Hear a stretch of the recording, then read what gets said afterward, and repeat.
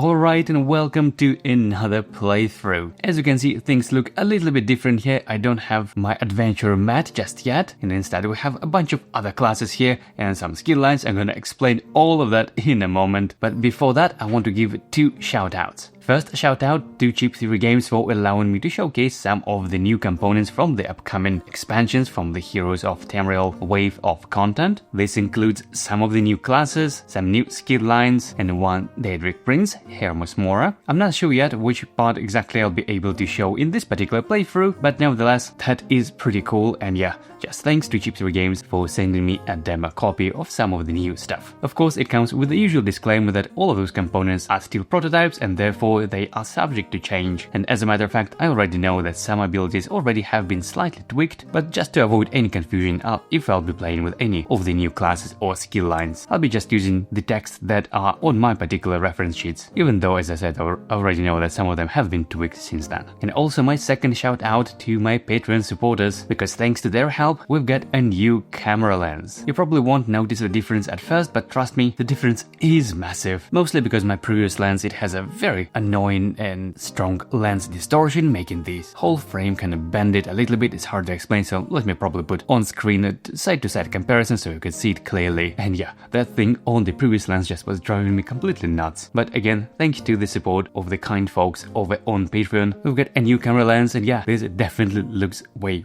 better, so thank you very much. Now, in this playthrough, we'll be playing in Skyrim, and frankly, the only reason I picked Skyrim because I posted a poll, and with over 200 votes, Skyrim was chosen as a number one, so apparently many folks are interested in seeing Skyrim in action, so there you have it. And my intention is to play all three sessions in Skyrim, so that would be session 1, session 2, and then the endgame, all within the same region. I think this gives just a little bit more time to really showcase the region, and also just a little bit easier setup-wise and everything. But I mentioned that it is my intention, and I'm not actually sure if I'll be able to do that, and that is simply because I'm playing true solo with just a single adventure on the expert difficulty, which is already the hardest way to play the game by far. But to spice things up even more, one of my viewers suggested me to do 3 extra things. First is to just pick a class randomly rather than choosing any of them, then select a race also randomly, and then also select a starting skill line, not a damage dealing one, so any of the kind of auxiliary secondary skill line, but not the one with 12 dice that deals damage. So once again,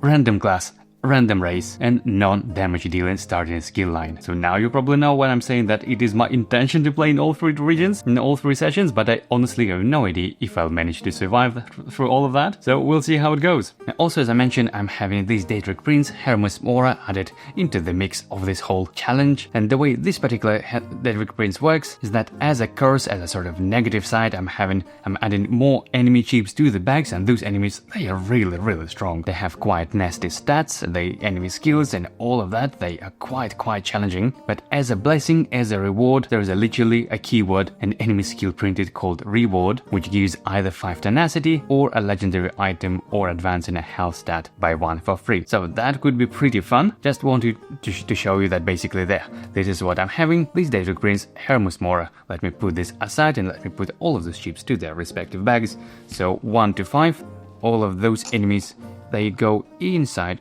over here, and the same of course is for 3 more enemy chips, level 10 and level 20. You just look at those stats, they are really strong. Okay, they go to these 2 bags, so yeah, that is done. Let me put this aside for now. And now let the dice decide which class I'll be playing today. As you can see, I have all classes sorted in 6 different piles. We have Warrior, Assassin, Knight and Warden, Thief, Mage, Berserker, Templar, Rogue, Sorcerer, Arcanist, Dragon Knight, Burglar, Chef, Nightblade, Acrobat, Pilgrim, Ranger, Healer, Bard, Scout, Spellsword, Archer and Necromancer. And I'll be rolling the dice in 2 kind of phases. Step 1, I'll be rolling a d6 just once, so we kind of know which exactly of these rows of these piles is selected first, and then I'm gonna roll a second time to choosing between those specific 4 inside each of those piles. The only class I did not include into this whole thing is Witch Hunter, simply because I already played Witch Hunter in my previous playthrough, and I thought it would be a little bit weird just in case you know, the die rolled on this particular class, and so I will be playing it twice again. I would rather showcase other classes, especially since we have such an amazing variety. So yep, 24 classes, even including the chef class, which I got on Christmas just a couple of weeks ago, as well as a couple of new classes from the Heroes of Tamriel expansions. We'll get a warrior and mage and thief and some other new classes, so I'm really excited about. Even though frankly, even the base game classes are awesome too, so I'm honestly happy to play any class, whatever it lands on. Alright, so I guess the moment of truth, let me roll the die and let's see what we get. And we've got number 3, which means it goes from left to right. 1, 2, 3. It's gonna be this pile, either Rogue, Sorcerer, Arcanist, and Dragon Knight. So let me play all of those 4 aside, all other 5 piles, because we're not gonna need them. Alright, so it's gonna be something from there. And let me place them this way, so the number of the dice will go again from left to right. It's going to be a 1, 2, 3, and 4, and if it lands on a 5 or 6, I'm going to reroll it, okay? So, phase 2, let's go. We've got a 6, but yeah, I'm rerolling this, as I said. And we've got number 1, that means I'm playing a rogue in this campaign. Alright, this is not too bad. Honestly, rogue is a pretty strong class. In fact, it might be a little bit too strong. Could it be a bit cheesy to play rogue? I don't know, although to be fair, there are some other classes that are equally strong or even stronger than that, so yeah, I think it's still fair play. Honestly, can't complain. Alright, let me put all of the classes aside, and now I'll be doing the same thing but for the races. So we have all the 20 race sheets here, including new race sheets from the Heroes of Tamriel expansion as well. So there's gonna be 20, let me put this in 5 stacks, I guess, like that. 1, 2, 3, yeah, by 4, so we're gonna have 5 stacks by 4. 1, 2, 3, 4. The next one, 1, 2, 3, 4, like that. 1, 2, 3, 4. The next one, just so you could see what's there.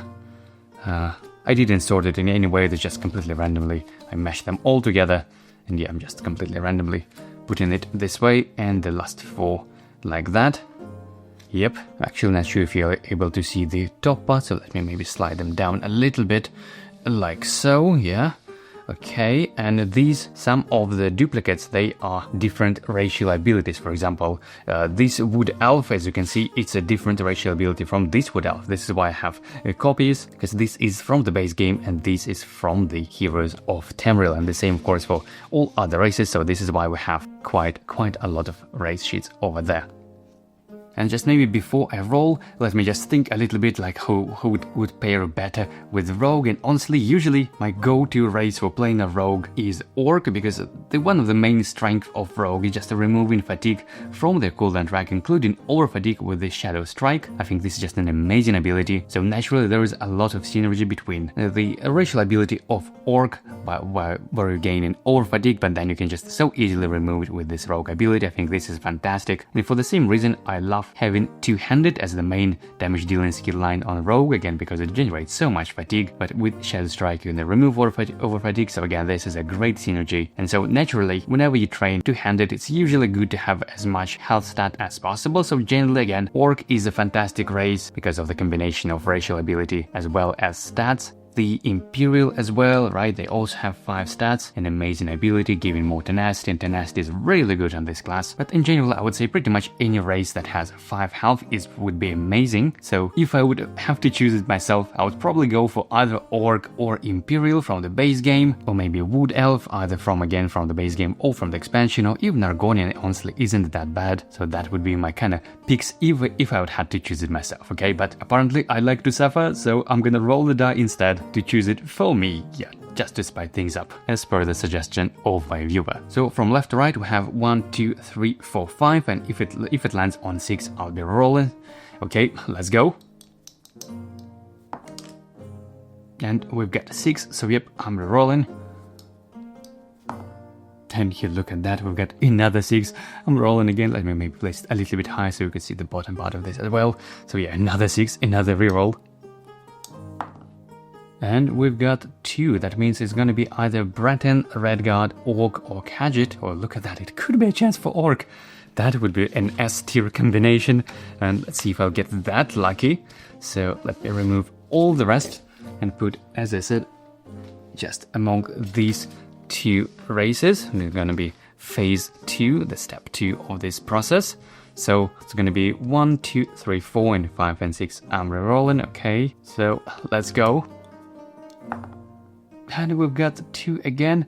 That means the red guard. And wow, I must say, just stats-wise, that is an absolutely horrible combination. 4 health is not as good for going for two-handed with this. In 3 combat, I definitely don't need that much on the rogue in 1 cooldown. Yeah. I mean, the racial ability is pretty good though, and it's a new one, it's a new red guard, and this racial ability says once per battle, when an enemy engages you, gain 1 tenacity. You may overattack and armor this engage without discarding it. So this is pretty good if we'll manage to find any armor. That could work pretty nicely, but yeah, stats-wise, this is an absolutely horrible combination, to be honest. But that makes things more interesting, isn't it, rather than doing completely optimal combinations every single time we go, just a little bit different today. So let me bring the adventurer mat, and we're gonna start allocating stats and all of that. So this is my mat and the follow. I usually go with the pair of the color. Whenever I play a warrior type class, I usually go for the red color, blue for the mages, and green for the thieves type constellation. But because I didn't know which one I'll get, I was waiting until this draft, so then I could place all of those things matching the color as I usually have. So let me slot all of this here inside the followers like that. Okay, we've got the race. Now let's do the class on the flip side. Now let's allocate these stats, which are the following. We've got 4, 3, 2, 3, 1. Let me place all of those stats like that. Okay, so let's see what we have. For health, usually place this in the top corner like so. Then stamina, usually underneath, because we're definitely going to need a lot of stamina. And as I think about it, I'm probably going to go for pure stamina build. I don't think I will have any magicka on the rogue, because yeah, in case you don't know, the upgrade requirements for rogue is to have a level 2 skill die trained in 2 different thief type skill lines. So this is definitely what I'm going to train, probably a bunch of them, to be honest. I think they're synergizing with the rogue pretty nicely, both thematically and mechanically. So combat, I'll just slot it probably here underneath the stamina, even though I don't care too much about it. And magicka, yeah, I think I'll slot this across combat, just knowing that I will be probably untraining this on the very first day anyway. And so we have no tenacity, no saved experience, and just 1 cooldown. How bad is that?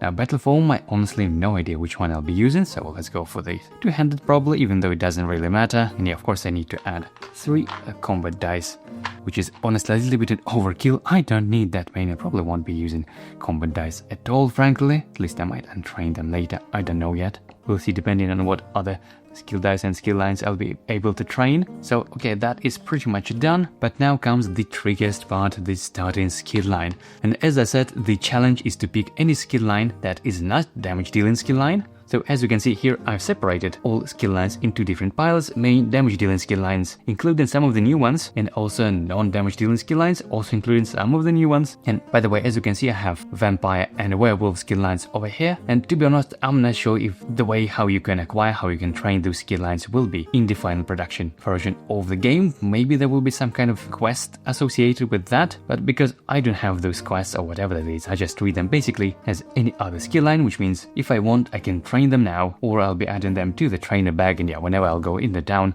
I'll be drawing them as normally as any other skill line for that matter. And so let me just share my thought process, I guess. As I said, I would love to go with the rogue with two-handed skill line ideally, and I was probably gonna train this over here.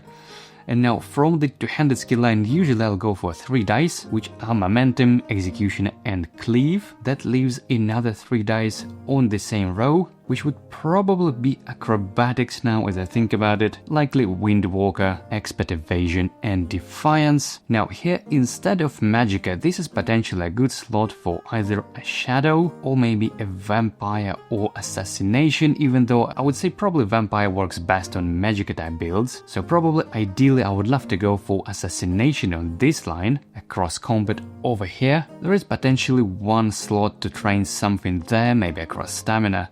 I mean, ideally I would love to go all 6 stamina, but not sure I'll be able to do that because it gets really expensive. So potentially as an alternative, this particular slot could be a pretty decent one for something like Leisure Domain. Just a single die, but a lot of value. I quite like that. Or I guess it also could be a cross health, because again I would love to go pretty much high on health as well to make Executioner and Cleave works. But that also could be pretty decent slot for a couple of Speech Authority dice, because yeah, this class definitely needs tenacity, because all of those class abilities, they are so awesome, especially Shadow Strike. I think this ability alone can honestly carry me throughout the whole first session, at least I have a feeling of that. And so if I were creating a character as normal, selecting from any skill line, I would probably go for two-handed over here. If I want to go as quick as I can to the master side, which actually really good for the rogue, so I want to do that as quick as I can. And from that perspective, I think starting with acrobatics would be really good, because for just one experience I can go for Windwalker pretty quickly. On the other hand, I could go straight for Assassination, which is pretty decent as well. But the problem with both acrobatics and Assassination is that they don't provide any damage on their own, and the same is for the Shadow. And yeah, I would say the only option from those skill lines that can actually help to deal some damage is a Speech die, the Authority specifically, but the downside of those is that there's no level 2 skill die. And remember, for the class ability for the Master upgrade, it says have a level 2 skill die trained in 2 different Thief type skill lines. So yeah, that is not gonna help me for the Master upgrade, but I think this is still the way to go. With this skill line, at least I should be able to handle couple of enemies maybe, or at least one enemy if I get lucky. So yeah, this is not too bad, I think. And yep, so this is what I'm gonna go for the Speech skill line across health, starting with 2 Authority dice. Let me grab them over there. Yeah, this is the way. That is how I set up my character, and now I'm gonna put all the remaining skill dice, the skill tokens, to the trainer bag, and yeah, fingers crossed I'll be able to train all the remaining skill dice that I want to train for this build. Okay, so I'm gonna place all of this over here, and of course I removed the duplicates, so these are the only skill tokens in this bag, because I'm playing through solo with a single adventurer, so that is how it goes. So let me maybe rearrange things just a little bit, so everything fit on the camera like that, and we move it even slightly. Okay, something like that, okay. And let me grab the clash tile. Maybe let's go for the snowy side since we're in Skyrim, huh? What do you see? Hope it's not too bright for the screen. Oh, and by the way, I shouldn't forget the character chip, which would be the red one, right from Redguard, from the new one. Yep, okay, and we have 4 starting health, which isn't too much, especially since we're playing in Skyrim and Delves have this frozen effect with icy build-up, so yeah, that is not as good. Alright. Now I guess let's talk a little bit about the quest that we're doing today. I've selected Undaunted Guild, and frankly the only reason I chose that because I think it's quite neutral. The guild kiosk effect of this guild is not as strong as, for example, on Mage, Thief or Warrior guilds, which just allows you to train any skill line from their respective constellation. I think that would be a little bit too strong and kind of defeat the purpose of starting with another skill line. Now the starting skill line, yeah, because yeah, that would probably be a little bit too easy. And also Undaunted Guild usually includes quite a lot of delves, and delves are pretty challenging overall, so I felt it would be just a little bit more balanced, a little bit an extra challenge way of start the game by selecting that particular guild. Now for the specific quest we're doing, so as I said again, Undaunted Guild, the session snapshot is to complete 2 delves, the second of which may be modified by taking a unique group town action. Our starting location is Riften, which is where I already placed the adventurer token over there. For the special instruction for the setup, we need to set aside level 1 this enemy Draugr, how you pronounce this, I honestly no idea. If you know how to pronounce this enemy, please do let me know in the comments.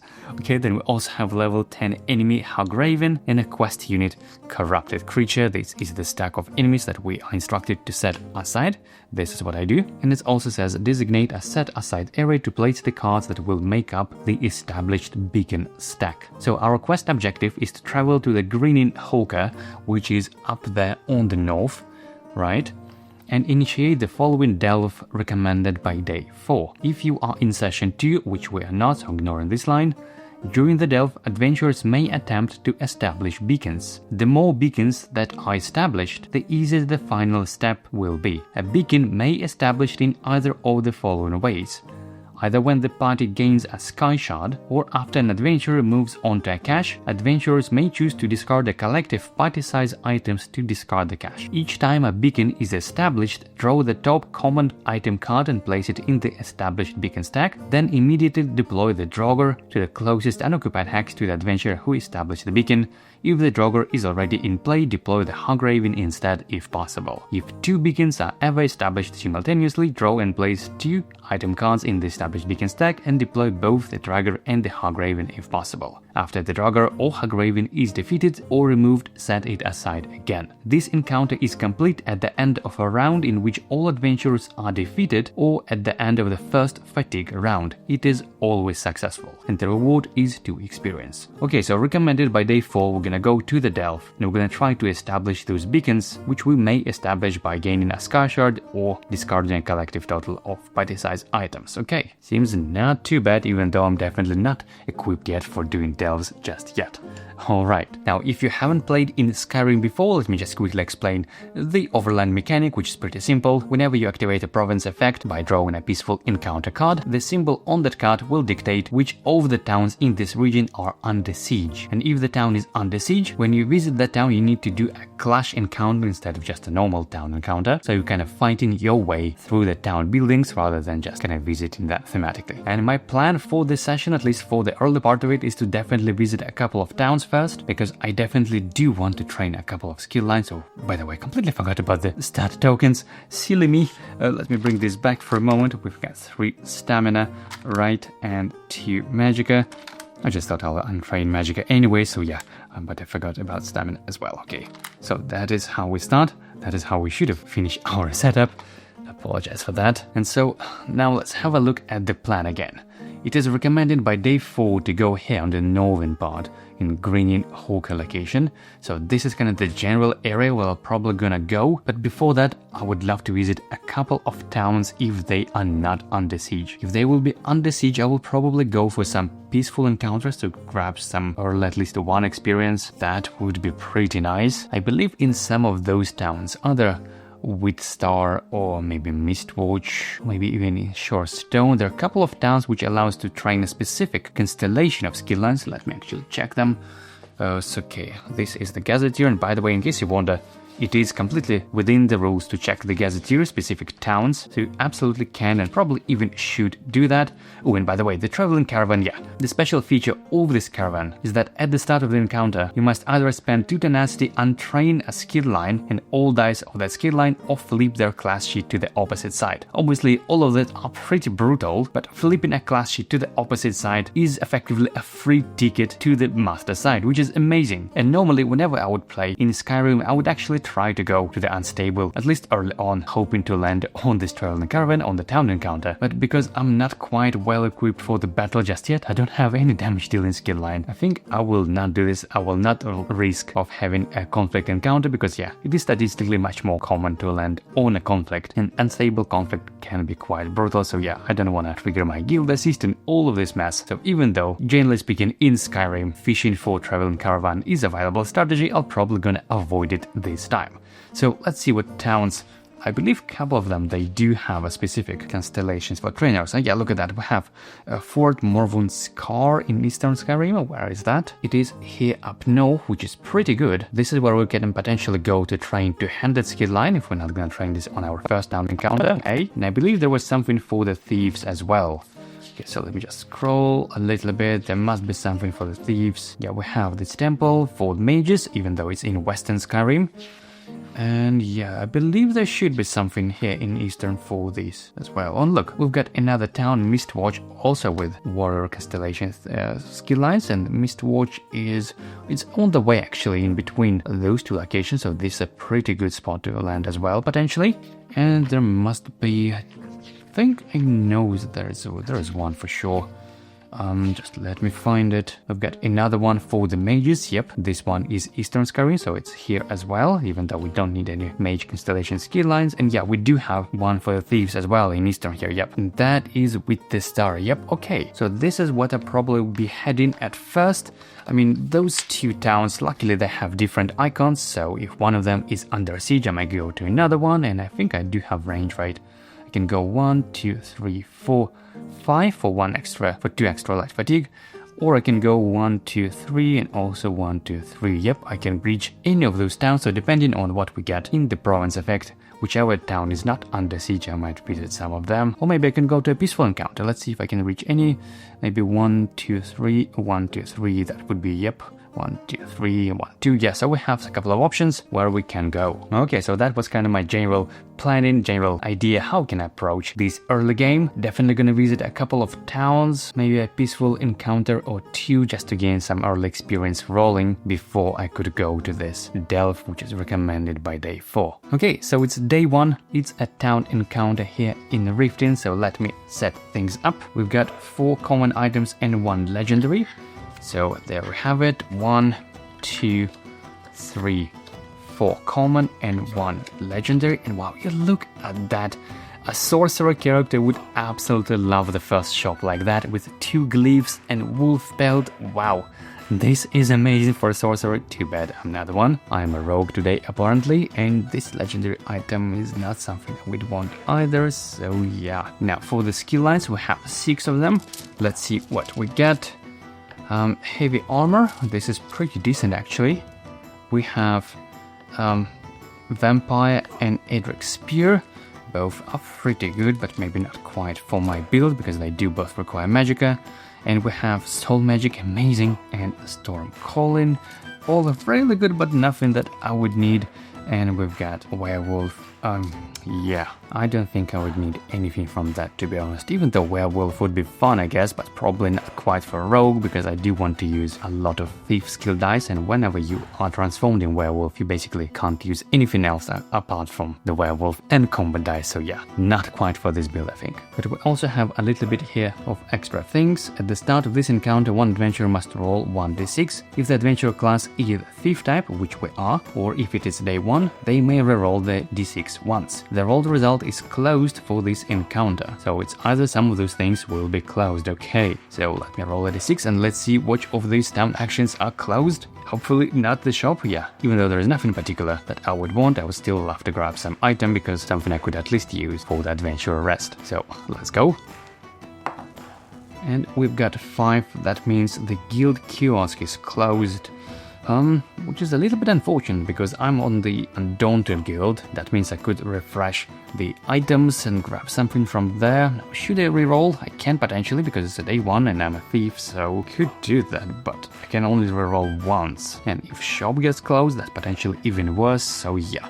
You know what, I'll stick to that. The guild kiosk is closed, so let's see what I can do. There's also a town square action which says draw the top 3 common item decks, choosing one to gain and discard the other. If you are on the Thief Guilds, draw from Legendary. Well, I'm not on the Thieves Guild, but I think I'll still use this anyway, just hoping for a little better items because yeah, there's nothing in particular I would want from this. So as my first turn action, I'm using a town square, so I'm drawing 3 more common items. Okay, we've got the underwear and the lightning stuff. You look at that! That would be an amazing start for a sorcerer. As I said, just absolutely ridiculous. Choosing between these 3, I'll take Fish's Stick probably. It's the reusable heal that might come in handy. Okay, so that was my first action of using a town square. And for the second town action, well, I just probably grab a random item. Oh, probably this one. Enchant the tile in play. All enemies that start their turn on this tile can only move 1 hex during the movement step. Discard this after the end of battle. Not quite what I needed, but yeah. I don't care too much about it, probably gonna discard this during the adventure rest step. Okay, so that was 2 actions, nothing too good, I'm afraid.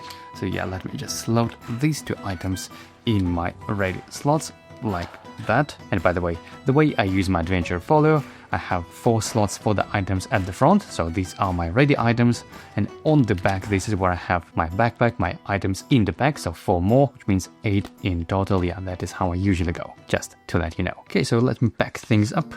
The legendary, nothing that I would want, I'm afraid. And all of those items, they would be an absolutely amazing for a spellcaster, especially a sorcerer, with all those enchantments. It's absolutely ridiculous start. Yep, not quite for me. I guess I like to suffer, so that is the end of the town encounter. I have no experience to train anything, but I will untrain before that my magicka completely. I honestly don't need this at all. I would rather to keep this slot open just in case I'll be able to train anything, something there, and it looks like I might be able to do this within the next couple of days if I land in this Wittestadr, I guess, right? Okay, so let me put this like that. We don't need those tokens. Now let me activate province effect to see which towns are under siege. And we've got the first symbol, which is like sunny weather, basically. That means Mistwatch is under siege, and this is where I believe we can train warrior type skill lines. So yeah, but in Wittestadr, this is where I think we can train thieves, right? This one is not under siege, which is good for us. All right, so now it's the beginning of day 2, and let me double check that this is exactly indeed the town that we can train thief skill lines with the star, right? It's on the W, so it must be at the end. With the star, once again, just to make sure this is exactly where we're landing. And yep, this is where we can train thief skill lines. Okay, fantastic. So this is where I'm gonna go, just to make sure.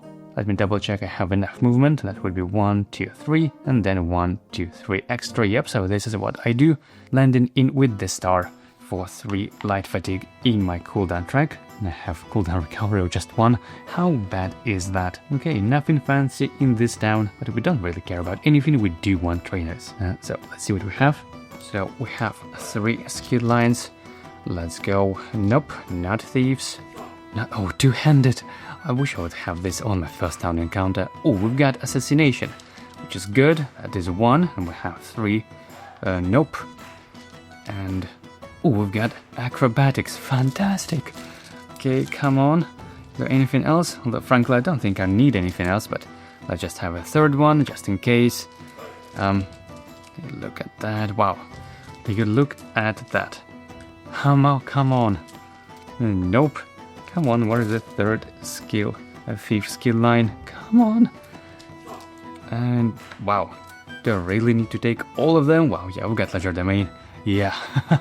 That is ridiculous, and this probably emphasizes the value of those type of trainers will have on a specific constellation. I think the value of them will get even more important once we get to the full expansions, and just potentially imagine in a wave 3 once we're gonna have maybe over 30 skill lines potentially in the trainer bag. It's gonna be so hard to train a specific skill line you want. This is why any effects that allow you to train a specific skill line, or in this case specific constellation, is a massive deal. Definitely don't sleep on those, and maybe already you can start getting in the habit of just knowing which towns or kind of what effects can provide you that thing. So well, yeah, definitely, as both of my town actions are just gonna train, I think, both actual Acrobatics and Assassination, because they both can go to level 2, and this is exactly what I need for my master upgrade. Unlike speech die that I choose as a starting skill line, all of those dice are level 1 only, so yeah. Now the question is, where should I place them if I train them? As I said, on this slot I would love to train two-handed, and from two-handed I want really only 3 dice, so that would be 1, 2, 3, leaving 3 more other room for other dice potentially. You know, for the Acrobatics there could be probably more than 4 potentially, even though I don't really need anything about the Windwalker, Expert Evasion and Defiance.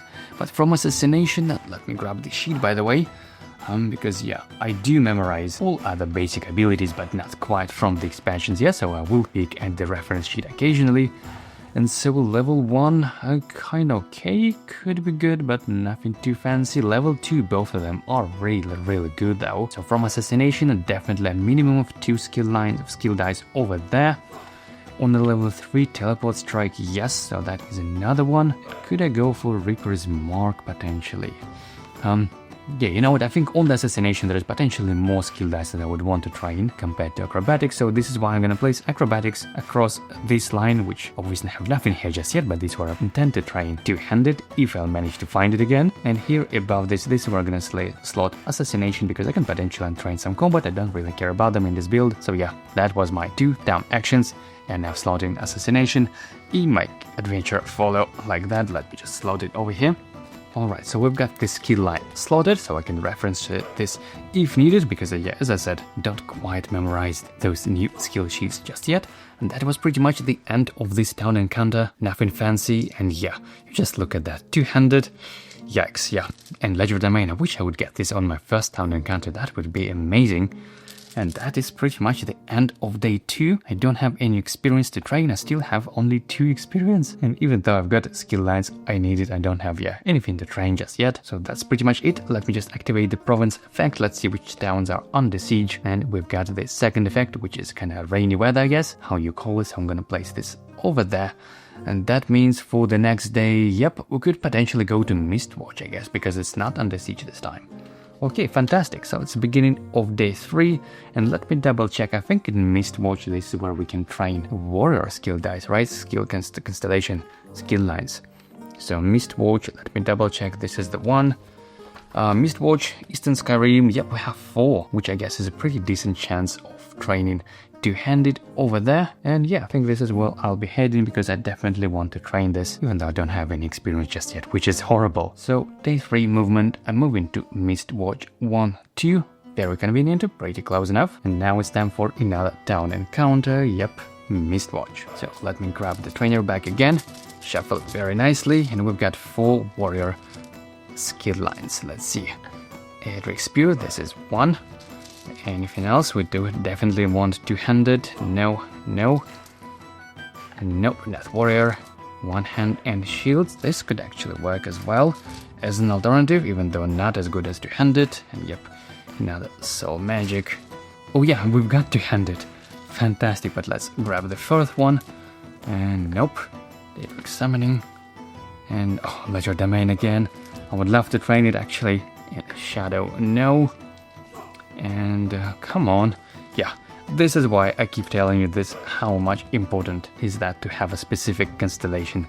Because yeah, otherwise you just look how tricky it is to find the exact skill line you want. And out of these 4, yeah, definitely two-handed is the way to go, even though Edric Spear is amazing too, but it does require quite a lot of magic, and so yeah, this would be a little bit different build, I guess. Would be pretty fun to try someday, but yeah, in this particular case I will definitely go for two-handed. Alright, this is my first time in action. Well, it looks like not much I could do here, although it says if the party is on a Sajic order or Undaunted quest, which I am actually on Undaunted, adventurers may take a guild kiosk town action. Fantastic.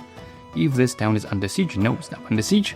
The first time this encounter that adventure takes an Undaunted guild kiosk town action, populate a shop with 4 common items. Okay, so that's what I'm gonna do. Since I'm on Undaunted, I'm gonna use my guild kiosk action with populating with 4 common items, and I can grab 1. Okay, let's see. We've got 1, 2, 3. Oh, we've got an armor and a bow.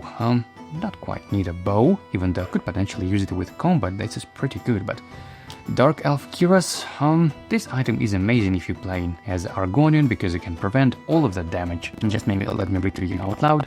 Add 1 enemy combat die to an enemy engage. After they engage, gain 1 tenacity for each damage the enemy dealt. So you're basically increasing the damage that the enemy is dealing you, because you added 1 extra enemy combat die, but that you gain that much tenacity. And the caveat is that you can still prevent the entire damage while gaining tenacity. So if you have ability like Argonian Resistance, again if you're playing Argonian, or maybe if you have something like Heavy Armor or Expert Evasion, this can work, I guess. So yeah, actually, hold on.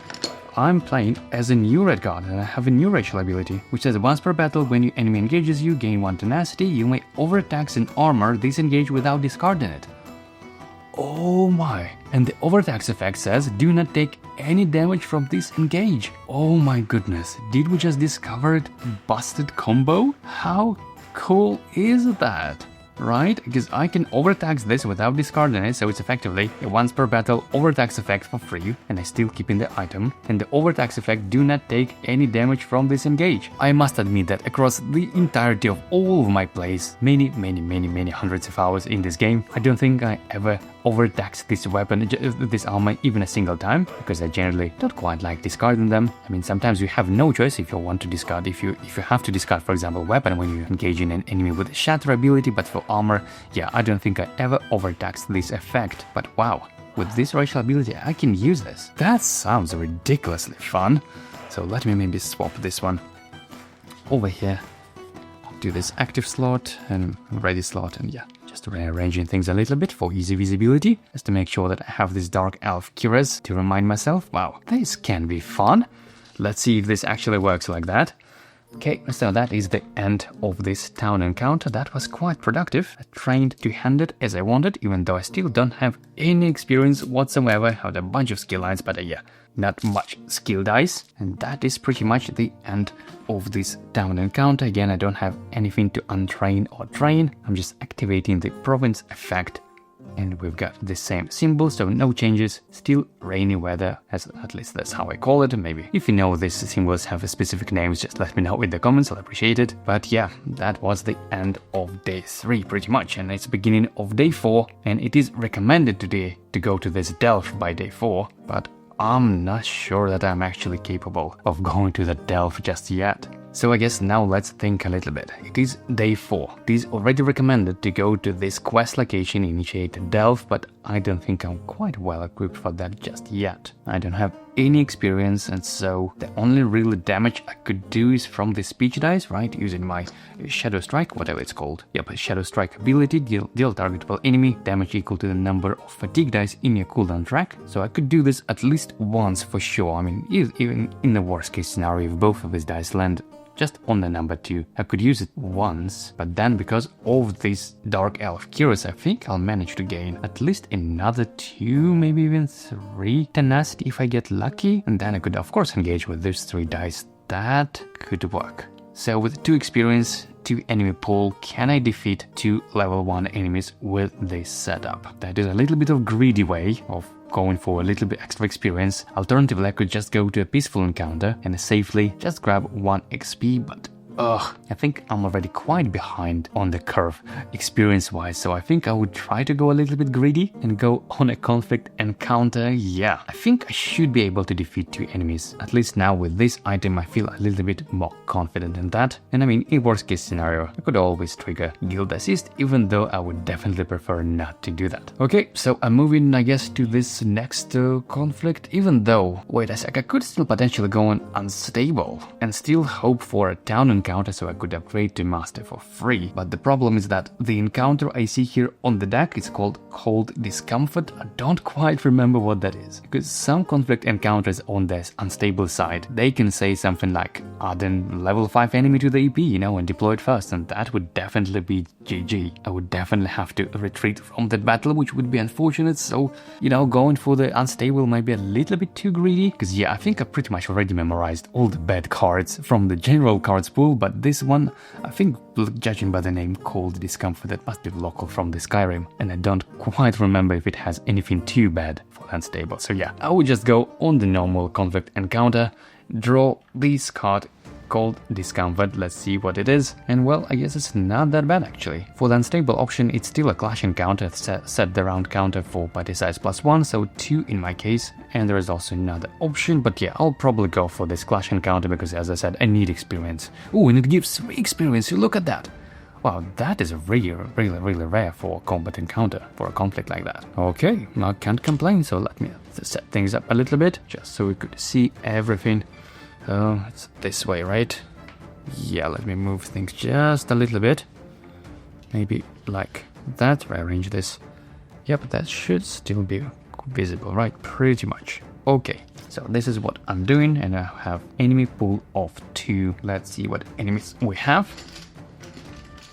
Oh, and first we have Watchling. It's that from the Daedric Princess. How bad is that? It has 5 health, but because of the enemy skill corner, it has 2 additional, so that is 7 health and 2 defense. Oh my goodness. Okay, so that is 4, 5, 6, 7. Okay, it is deployed on a hex number 1 like that, and another level 1 enemy would be a Gar Beast, which is colossal, and because I have 3 combat, I don't really need. It's gonna deploy with additional health as well. 6 health in total, yep, is spot number 2, which would be over here, and we also have 2 items, 1 common and 1 legendary over there. Okay, let me just move things a little bit over there like so. And well, I guess let me deploy over there. I definitely want to defeat this enemy as quick as I can, especially since it has the enemy skill retreat, so even if I use my Dark Elf Gears to prevent all damage, then this enemy will go to stealth and heal for 1, which is, yeah, I would rather try to avoid this and defeat this enemy as quick as I can. So I'm deploying over there as starting battle form. I think I would actually go with ranged battle form because I can use my Shadow Strike in any battle form, right? Yep, so that could include ranged as well, so I can deal targetable enemy up to my stamina, so that would be perfectly in range. Okay, so it's beginning of combat round 1, adventurer's turn. I'm recovering just a single fatigue. How bad is that? And now, the way this ability works, let me just read it again. Rogue, novice side, Shadow Strike for full tenacity.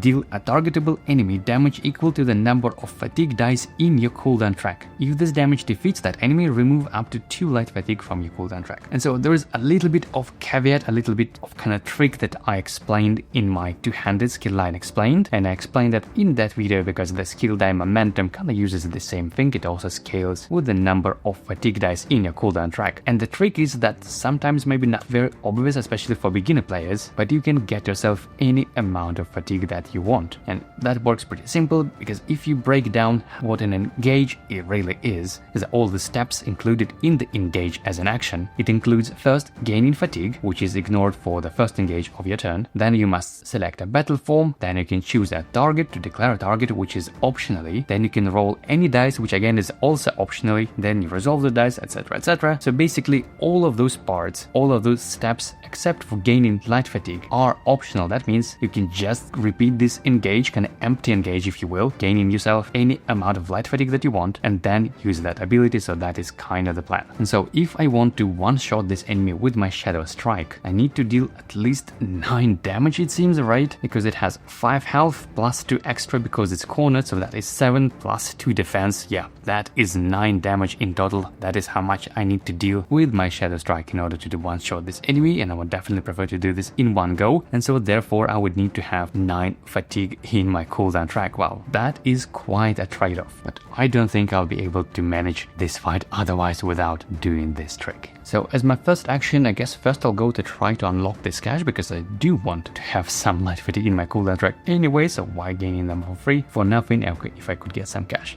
So I'm moving 1, 2, 3 and trying to do a lockpick on this item. We've got 4, 5, 1, 3 attempts. Let's go. Wow, this is too good. So we've got 4 and 5 and another 4, which I can turn into 1 for 3 light fatigue, and that is actually not that bad because I wanted to get an odd number of fatigue anyway, and yeah, this is a pretty good chance I think. So yeah, that is what I'm doing. I'm turning 4 into 1 for 3 light fatigue, so I have 5 now, which is not as bad, and I get the item. Let's see if there's anything useful. Snout pie, not quite, even though healing, I mean, yeah, heal might come in handy, so honestly I can't complain.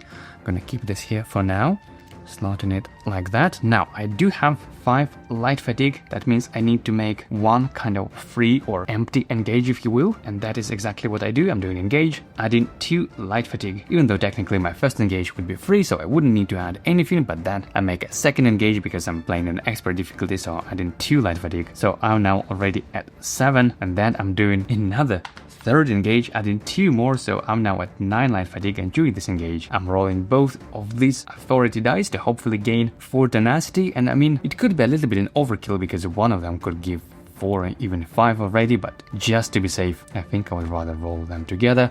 Okay, so that is my engage, a proper one this time with the rolling dice, and let's see what we get.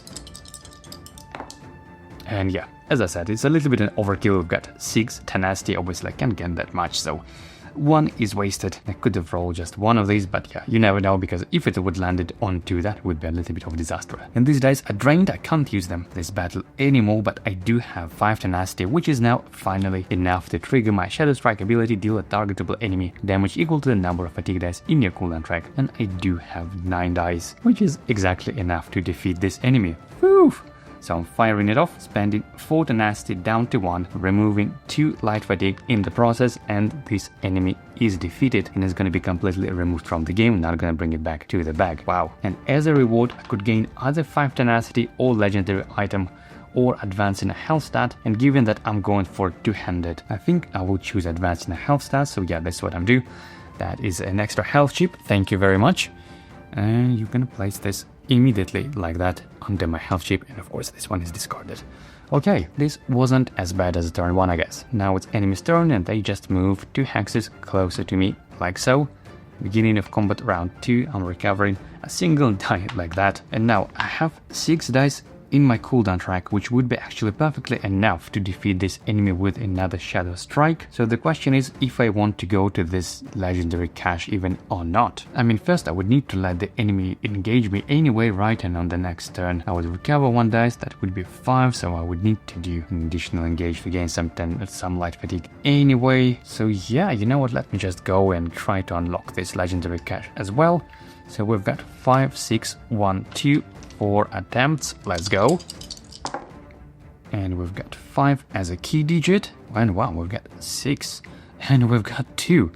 That is incredible, really. Now I have 3 more attempts to roll 1, let's go. 6, oh no, thank you.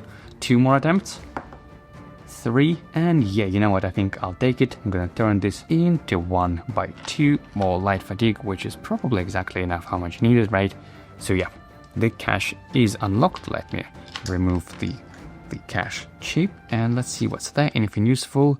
Tranquility Pale Ale. Discard this item and remove a collective total of 10 fatigue from cooldown track. Wow, this is a really good item. This is something I could probably potentially keep even all the way until the end game, because yeah, this item is really good. Removing 10 fatigue, including all fatigue, that could be a lifesaver. So I'm gonna place this in my pack like that. Definitely not something I will just waste in the early game. I'll probably keep this until all the way all the session 3. Okay, that is the end of my turn. Now enemy's turn, they just move 1 hex and engage me with 2 dice, but I choose to use my Dark Elf Cuirass, which says add 1 enemy combat die to the engage. Okay, so I'm gonna roll 3 dice instead, and I'm also gonna use my Red Guard's racial ability. Once per battle, when enemy engages you, gain 1 tenacity, and you may overattacks in armor without discarding it. Wow, so I'll gain 1 tenacity guarantee, plus whatever that rolls on this dice, and I'm not gonna take any damage. This is incredible, okay? So this is what I'm rolling. Let's see what we get. And we've got 3 damage, which means 3 more tenacity, plus 1 for free. This is all the way up to 5, and we're not taking any damage. This is incredible. And just to indicate that I've used my racial ability, I'm gonna place a health chip like that. Okay, even though it's probably not gonna need it.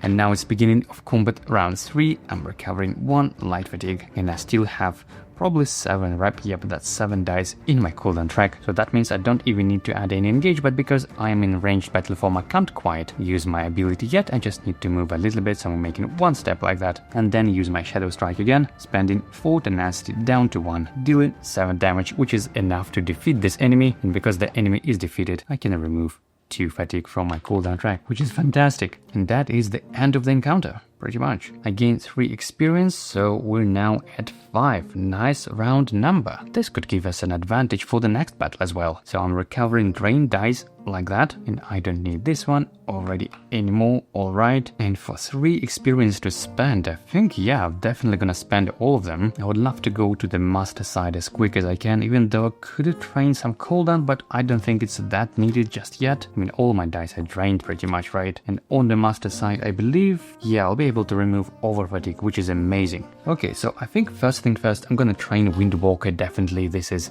absolutely the way to go. So I'm spending 1 experience to train Fleet Phantom, another experience to train Windwalker, and then the remaining 1 experience. Now I could either save it or now you know what, I think I'll go for training another Assassination, a level 1 die like that. Pretty sure it will come in handy, so let me grab this one as well. So pretty far away, and I believe level 1 is this, must be the one, right? As I said, I'm not quite sure how they look like just yet. Yeah, I think this is the one. So I'm spending the last remaining experience on that. Wow, that was really lucky to gain 3 experience from a clash tile. Oh, and of course I should have set the round counter for 1 extra party size +1, so you know what, I should have finished this encounter on combat round 4 instead of 3. Hopefully it's not a big deal, but in any case I apologize for the oversight. Alright, so that was the end of the reward phase. I don't really need healing, I don't need recovery. This enemy is completely removed from the game. This one's returned back to the bag. Now let me reset the round counter to 1 to get ready for the next battle. This goes away. Now let me activate Province effect. And we've got the flooding, the 3rd sign, which means, yeah, some of those nearby towns are now under siege. I'm probably not gonna go to the town anyway. Okay, now it's beginning of day 5. Now remember, our quest step says that we need to go to this Greening Hawker location and initiate a delve. But while I have 5 experience, I think that would be a pretty good opportunity to go for another conflict encounter instead. Because for 5 experience that would be just a single level 5 enemy, and I think I could just quite easily deal with that and gain 2 experience effectively with no big trouble. Even though we will be quite late, we're already 1 day behind the recommended day 4. Man, could I potentially reach this one? So that would be 1, 2, 3, 4, 5. Yeah, I could reach that for 2 light fatigue. So should I stay or should I go? And to be honest, I think I would rather stay while I have 5 experience. That is a nice round number, and that would allow me to gain another level 2 skill die from Assassination, and that would be the requirement for the master upgrade. And I could even train potentially Wrecking Below from 200k, yeah, because otherwise I pretty much have no melee damage whatsoever. Well, maybe I could save this to upgrade a cooldown track. I'll go then for another Assassination, yeah. Just more experience is better, I think, at this stage. I'm pretty sure I'll be able to catch up later. So yep, that's what I'm doing. I'm just triggering the same conflict encounter where I'm standing. I'm just not moving at all. And Compass of Cruelty, yeah, this is another one from Skyrim, and I honestly don't remember what is that. Well, let's see. Man, it is another clash indeed. If you are in Eastern Skyrim, which we are in Eastern Skyrim, all humanoid enemies gain quest unit skill Swift, and all Argonian, Nord, and Dark Elf enemies increase their combat stat by 1. If you are in Western Skyrim, all humanoid enemies, okay, we are not in Western Skyrim, okay. So this is not too bad because of my experience. Enemy pool is 5, so let me quickly set things up. Like that, we have 3 caches here, 1 legendary and 2 common, even though I'm not sure if I'll be able to grab many of them because yeah, I want to be mindful of my cooldown track because I need to make sure I have at least 2 space in my cooldown track, so on the next day I could finally go to that location, to Greening Hawker, which will require quite a lot of travel. And so for the level 5 enemy, because we have enemy pool of 5, we have... let's see, what's that? A Breton Marauder. Okay, not too bad, although quite beefy, 6 health, 1 defense. That means I would need to have at least 7 fatigue in my cooldown track if I want to one-shot it. Yep, that is 7 health, and it goes on this hex, I guess. So while I guess the same strategy, I'm just going to deploy over there, potentially collecting a cache and then shooting with the range. So I'm going to stay in ranged battle form. Okay, so it's the beginning of combat round 1, adventurous turn. I'm recovering 1 die. So I now have 4 light fatigue in my cooldown track. That means I need to have at least 3 more if I want to defeat this enemy in one go, which I definitely want. So yeah, as my first action, I'm just gonna move 1, 2, 3 towards this cache chip and trying to unlock this. 2, 3, 1, 3 attempts. Let's go. Wow, this is really, really good. We got 2, 3, and 3, which would be a little bit of extra, I guess, but you know what, I'll take it. Just for 2 extra light fatigue. I have now 6. Yeah, that means I would need to add 1 extra, which is, you know, a little bit unfortunate, but hey, can't complain. So this is unlocked, and let's see what's that. Steel Maul. If you roll on the single combat skill die disengage, sets the result to 2. This is actually not too bad, because it's in two-handed battle form, in heavy weapon battle form, and this is something I'm planning to use later anyway, when I'm gonna train enough of these dice. So let me swap those things a little bit, just to make sure I have all weapons and armor on one side, and all consumable items on the other. I still have that glyph, which I don't quite need anyway, so I'm just hoarding items basically. Okay. Now, I just only moved, I have not engaged yet, so this is what I'm gonna do. I'm gonna make a first engage, which is basically a free engage without any fatigue, which I'm skipping effectively, I'm doing nothing, but then I'm having another engage this time, proper. So this time I do add 2 light fatigue, and I'm gonna roll both of my authority dice alongside Windwalker, because yeah, I have 3 stamina. Let's go. And yeah, that was definitely an overkill tenacity-wise. I'll get 80, look at that. I'm at full 5, but now we have a juicy discount of 1 tenacity on our class abilities, so that is awesome. And that means I can fire off my Shadow Strike for only 3 tenacity. Yep, so that is what I'm doing in ranged battle form, spending 3 tenacity down to 2, and I have 1, 2, 3, 4, and another 4, so that is 8 damage, definitely enough to defeat this enemy. Pew! And because of that, I can remove 2 light fatigue from my cooldown track. Okay, and that is pretty much it. The battle is over, gaining 2 experience, so we're now at 7 not too bad. And as I said, I think I'm gonna spend 1 experience on level 2 Assassination, which would be now fulfilling my master requirement, which is awesome. Now, the way it looks, I'm definitely going for Green Focus, even though actually, maybe go for Killer's Blade first? No, I think still I'll go for Green Focus, just so I'll be able to reroll my Windwalker if needed. And the way it looks, I can't quite see it from that angle. Level 2 skill die is this one with the fist, right? Yep, that should be the one. And whenever I'm gonna roll this die, I'm gonna read you what it does, okay? But basically, that's how I spend my 1 experience. And now I have 2 level 2 skill dice trained across 2 different thief type skill lines, right? Yep, so now we are Master Rogue, yay! Which is fantastic. Now Shadow Strike can remove all fatigue, including over fatigue, and plus we've got a little bit better innate ability as well, and all of that. And even a new ability, I believe. Infamous was a new ability, right? So we can reduce, the cost of all social checks, even though we don't have any yet. And for the another saved experience that I have, well, not saved, that unspent experience, I think I'm just gonna go for Wrecking Blow, because yeah, I would need to start doing some physical damage as well, not just shooting my class ability, especially since I'm going to the Delph on the next day, and yeah, I simply won't have enough tenacity to deal with all of those damage, with all those enemies. So yep, another experience spent, and I'm training Wrecking Blow level 1. And that is it for this reward phase. Let me clean this up a little bit. Return the enemy, do like that. Activate the province effect.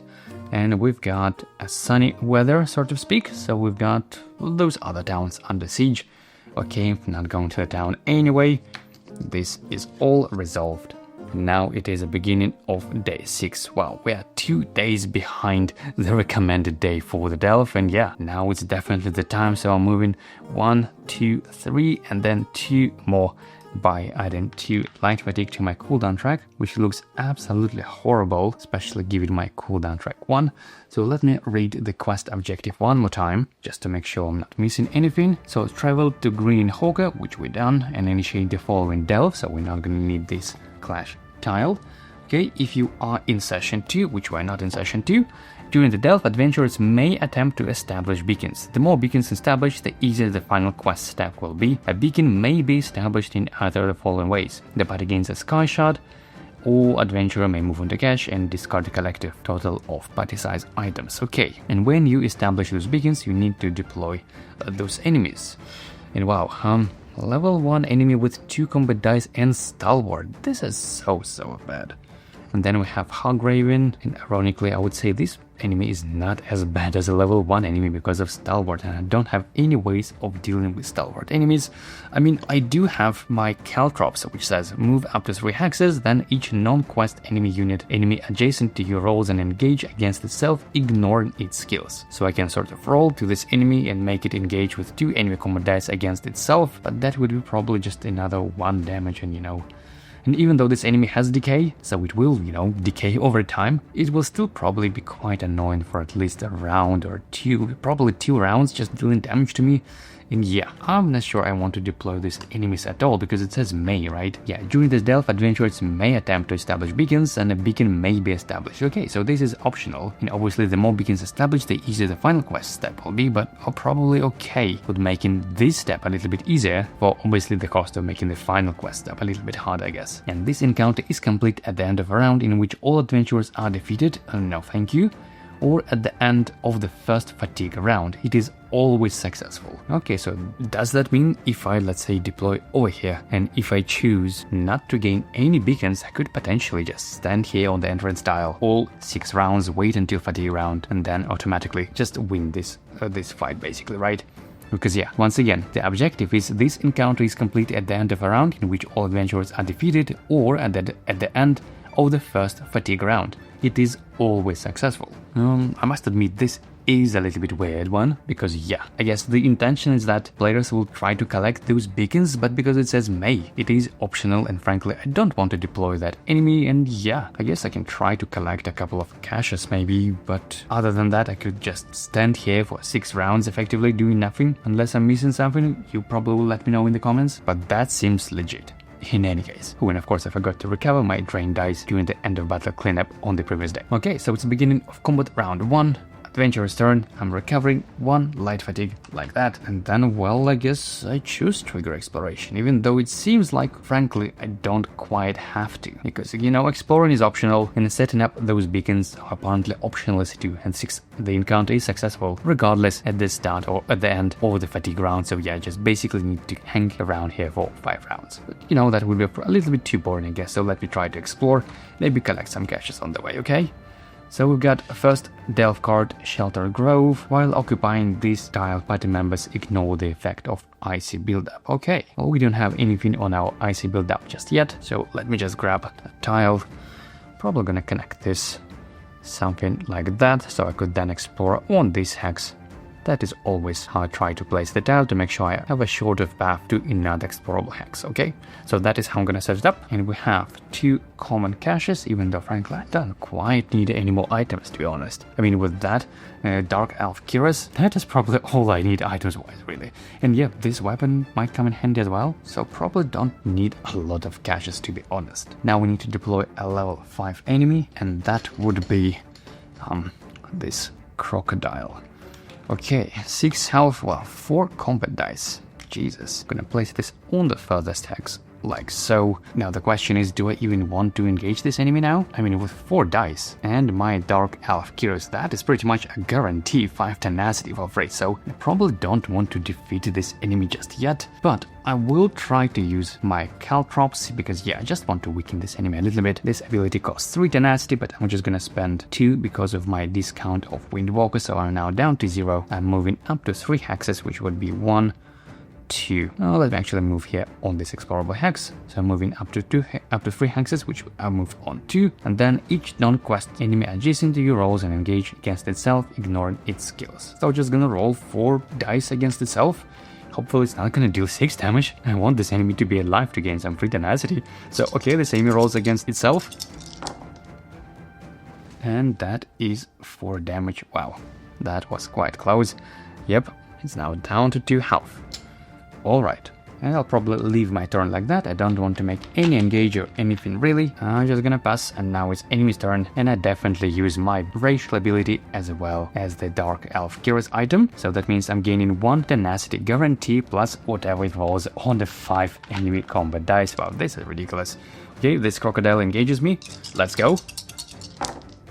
And yeah, that is full 5 tenacity, and I'm taking no damage. How good is that? Even though now I must drain 1 combat die because of this 1 snare, but yeah, a little bit annoying, but I probably wouldn't use my combat dice anyway. Okay, so that was the enemy's turn. Now it's the beginning of combat round 2. I'm recovering 1 die, and now all I really have to do is to just deal 2 damage to defeat this enemy, but I probably don't want to roll any of these dice, to be honest. Even though, I mean, on the other hand, I would rather use my once per turn Shadow Strike ability for somebody a little bit more healthier, so that might be actually a good chance to finish off this enemy exactly rolling these just dice. And I believe my weapon says, if you only roll a single combat skill die disengage, set the result to 2. Fantastic, so that is exactly what I'm gonna do. I'm doing my first engage targeting this enemy, switching to heavy weapon battle form, and I'm gonna engage it just with a single combat die, and because of my steel maul, I'm gonna just set its result to 2 instead of rolling, which means it's a guaranteed 2 damage, and this enemy has only 2 health left, which is fantastic. Yep, this enemy is defeated, and this is exhausted. Wow, this is a pretty decent weapon. Now I guess let me try to collect some cash, because yeah, I haven't triggered exploration at the beginning of this turn, so I'll just go 1, 2, and then 1 move back towards this hex, okay? Doing this lockpicking along the way, and the item combination, the code is 343. Let's go. We've got 3, and that is a bit too much probably. I'm gonna take 2 for 3 for 1 light fatigue, and I have 2 more attempts to roll a 4. Let's go. And yep, I'll take it for another light fatigue. Why not, even though I'm not really sure I need any items. As I said, I think I'm pretty much well equipped already with a decent weapon and definitely good armor. And yep, that is another stew. Discard this item, then remove up to 3 fatigue from your cooldown rack. This actually might come in handy in this delve, even though, yeah, I don't quite think so. So yeah, I'm just gonna place this in my pack as well. Have last 2 slots left. That is what I'm gonna do. And this item is discarded, this cash. And I'm gonna leave my turn like that. So that is the end of turn 3. Turn 2 and beginning of combat round 3. Now I'm recovering 1 die. And this time I'm moving to this explorable hex and triggering exploration. And let's see what we have. Okay, no sky shard. So it looks like even if I wanted to establish those beacons, I still wouldn't be able to do that because still no sky shard. Okay, got a small tile, which I'm probably gonna connect to something like that, so I could continue exploring from here. It has 1 cache item, which I probably don't need anyway, and just 1 level 1 enemy, which would be an orc bandit. 4 health, 1 defense, okay, to go to this hex. And once I step on this tile, there is a trap. Bitter winds, you need to roll 6 to 1 2 attempts. If unsuccessful, add 1 frostbite chip to the icy buildup, which I think I would rather try to avoid. Okay, so far I moved 1, that means I still have movement left, which I'm gonna continue my movement over here, and as soon as I do that, I need to roll 2 attempts on a 6 to 1, and I have only, it looks like 4 space left in my cooldown track, so I definitely need to be mindful about that. 2 attempts, 6 to 1, let's go. And wow, we've got 2 and 1. And this one is kind of stuck in the middle on the 5. Not sure if it counts. Let me reroll just for the sake of accuracy. So that didn't count. Reroll on this one. And we've got 6. That is pretty lucky indeed. Okay, 6 to 1 with no light fatigue at all. Okay, can't complain definitely, even though I wouldn't mind gaining some fatigue anyway, because yeah, I'm gonna remove some now. Because I will use my Shadow Strike ability for 3 tenacity, so I'm bringing myself down to 2 tenacity because of my Windwalker discount, dealing 1, 2, 3, 4, 5, 6, 7, more than needed damage to defeat this enemy in one go, and removing 2 light fatigue all over the way, even though probably I wouldn't mind keeping my Windwalker longer in the cooldown track. So I would rather remove these 2 from the end, or maybe these 2 in the middle, like that, yeah. These one, the 2 light fatigue I'm removing instead. And so I moved, I engaged, probably just gonna leave my turn like that. So that is beginning of combat round 4. I'm recovering 1 die, and then I can trigger another exploration over there. Let's see if we'll get any sky shard at all. Oh, not. You look at that, not a single one. So even if I wanted, probably wouldn't be able to establish any beacons at all. Even though there was another option, I believe, for discarding items, but yeah, since it's still optional, I'm just not gonna bother doing that, frankly. Okay, let me read it first. When adventurer moves or is placed onto this tile, they must end their turn immediately or add a frostbite chip to icy buildup. Okay, so as soon as I step in here, I must end my turn. So let me find a long tile. Okay, gonna place it probably this way so I could still explore, maybe over there. We've got 2 caches, which I don't really need, but there's only space for 1. And we've got a 1 level 1 enemy. So that would be, let's see, where's that? Argonian Bandit, okay. 4 HP, I mean 3 HP and 1 defense, yep, not as bad. I'm gonna place this over there. And well, as soon as I step in here, I will need to end my turn, which is, you know, a little bit unfortunate. I don't want to do that. I'll rather try to defeat this enemy with the ranged battle form, but I only have 2 tenacity. So you know what, let me engage, switch my battle form to ranged, and as part of this engage, I'm rolling this die. Authority, let's see if we get any tenacity. And we've got 2, the worst result as you can have, but that still should do it. We're now at 4 tenacity, and we have 4 life fatigue in the cooldown track, which means I can still use my Shadow Strike ability for 3 tenacity because of the discount, so I'm bringing this down to 1 and dealing 4 damage and defeating this enemy. Pew. Okay, and I'm gonna remove these 2 light fatigue. Okay, and honestly, I guess that's it. So I guess it's the beginning of combat round 5. Again, I'm recovering 1 die, and honestly, I don't want to do anything really. Let me just double check the rules. It says this encounter is complete at the end of the round in which all adventurers are defeated, or at the end of the first fatigue round, it is always successful. Well, I must say, it is a bit of a weird encounter, so you know what, let me just end my turn like that. Honestly, I don't want to continue exploring because it's kind of pointless really. So it is the beginning of the first fatigue round, which is like that, and therefore I'm gaining 1 or fatigue and immediately taking 1 true damage. Okay, then I'm recovering 1 die, and at the end of this round it will be a successful encounter. Wow. Maybe before doing that, let me engage and roll just 1 authority die, because yeah, why wasting it? I would rather try to end this encounter with a full tenacity if possible. So let's see what we have. Ooh, and we've got 4, which is exactly full 5 tenacity. Fantastic. I'm not doing anything else. That is the end of the first fatigue round, which means this encounter is successful. Wow, yeah. It is really an odd one, I must say. So let me clean this up, like that and like that. let me reshuffle the Delph deck. And yeah, it is a strange encounter, I must say, indeed. Let me just shuffle it again. Okay, I think that should do it.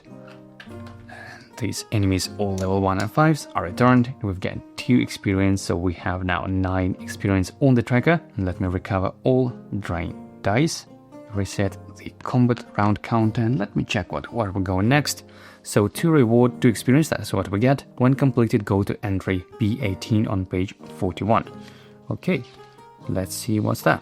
B18, page 41. Okay, so return those enemies level 1 and level 10 to their respective bags. Okay, so now I could encounter them, which is a little bit annoying, but alright. Then quest objective is to travel to either Jorunn's Stand or Shorestone or Skull's Retreat, which are 3 towns, I believe.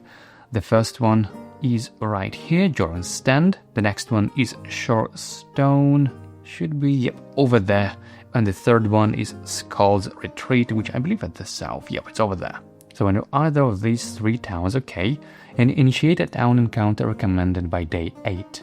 During this encounter, you must take a group town action to enchant your weapon. Depending on the town you are in, the following effect will activate during the final step of the quest. In the first town, after you engage using a weapon you have not already used this turn, heal for 1 HP. This is pretty nice.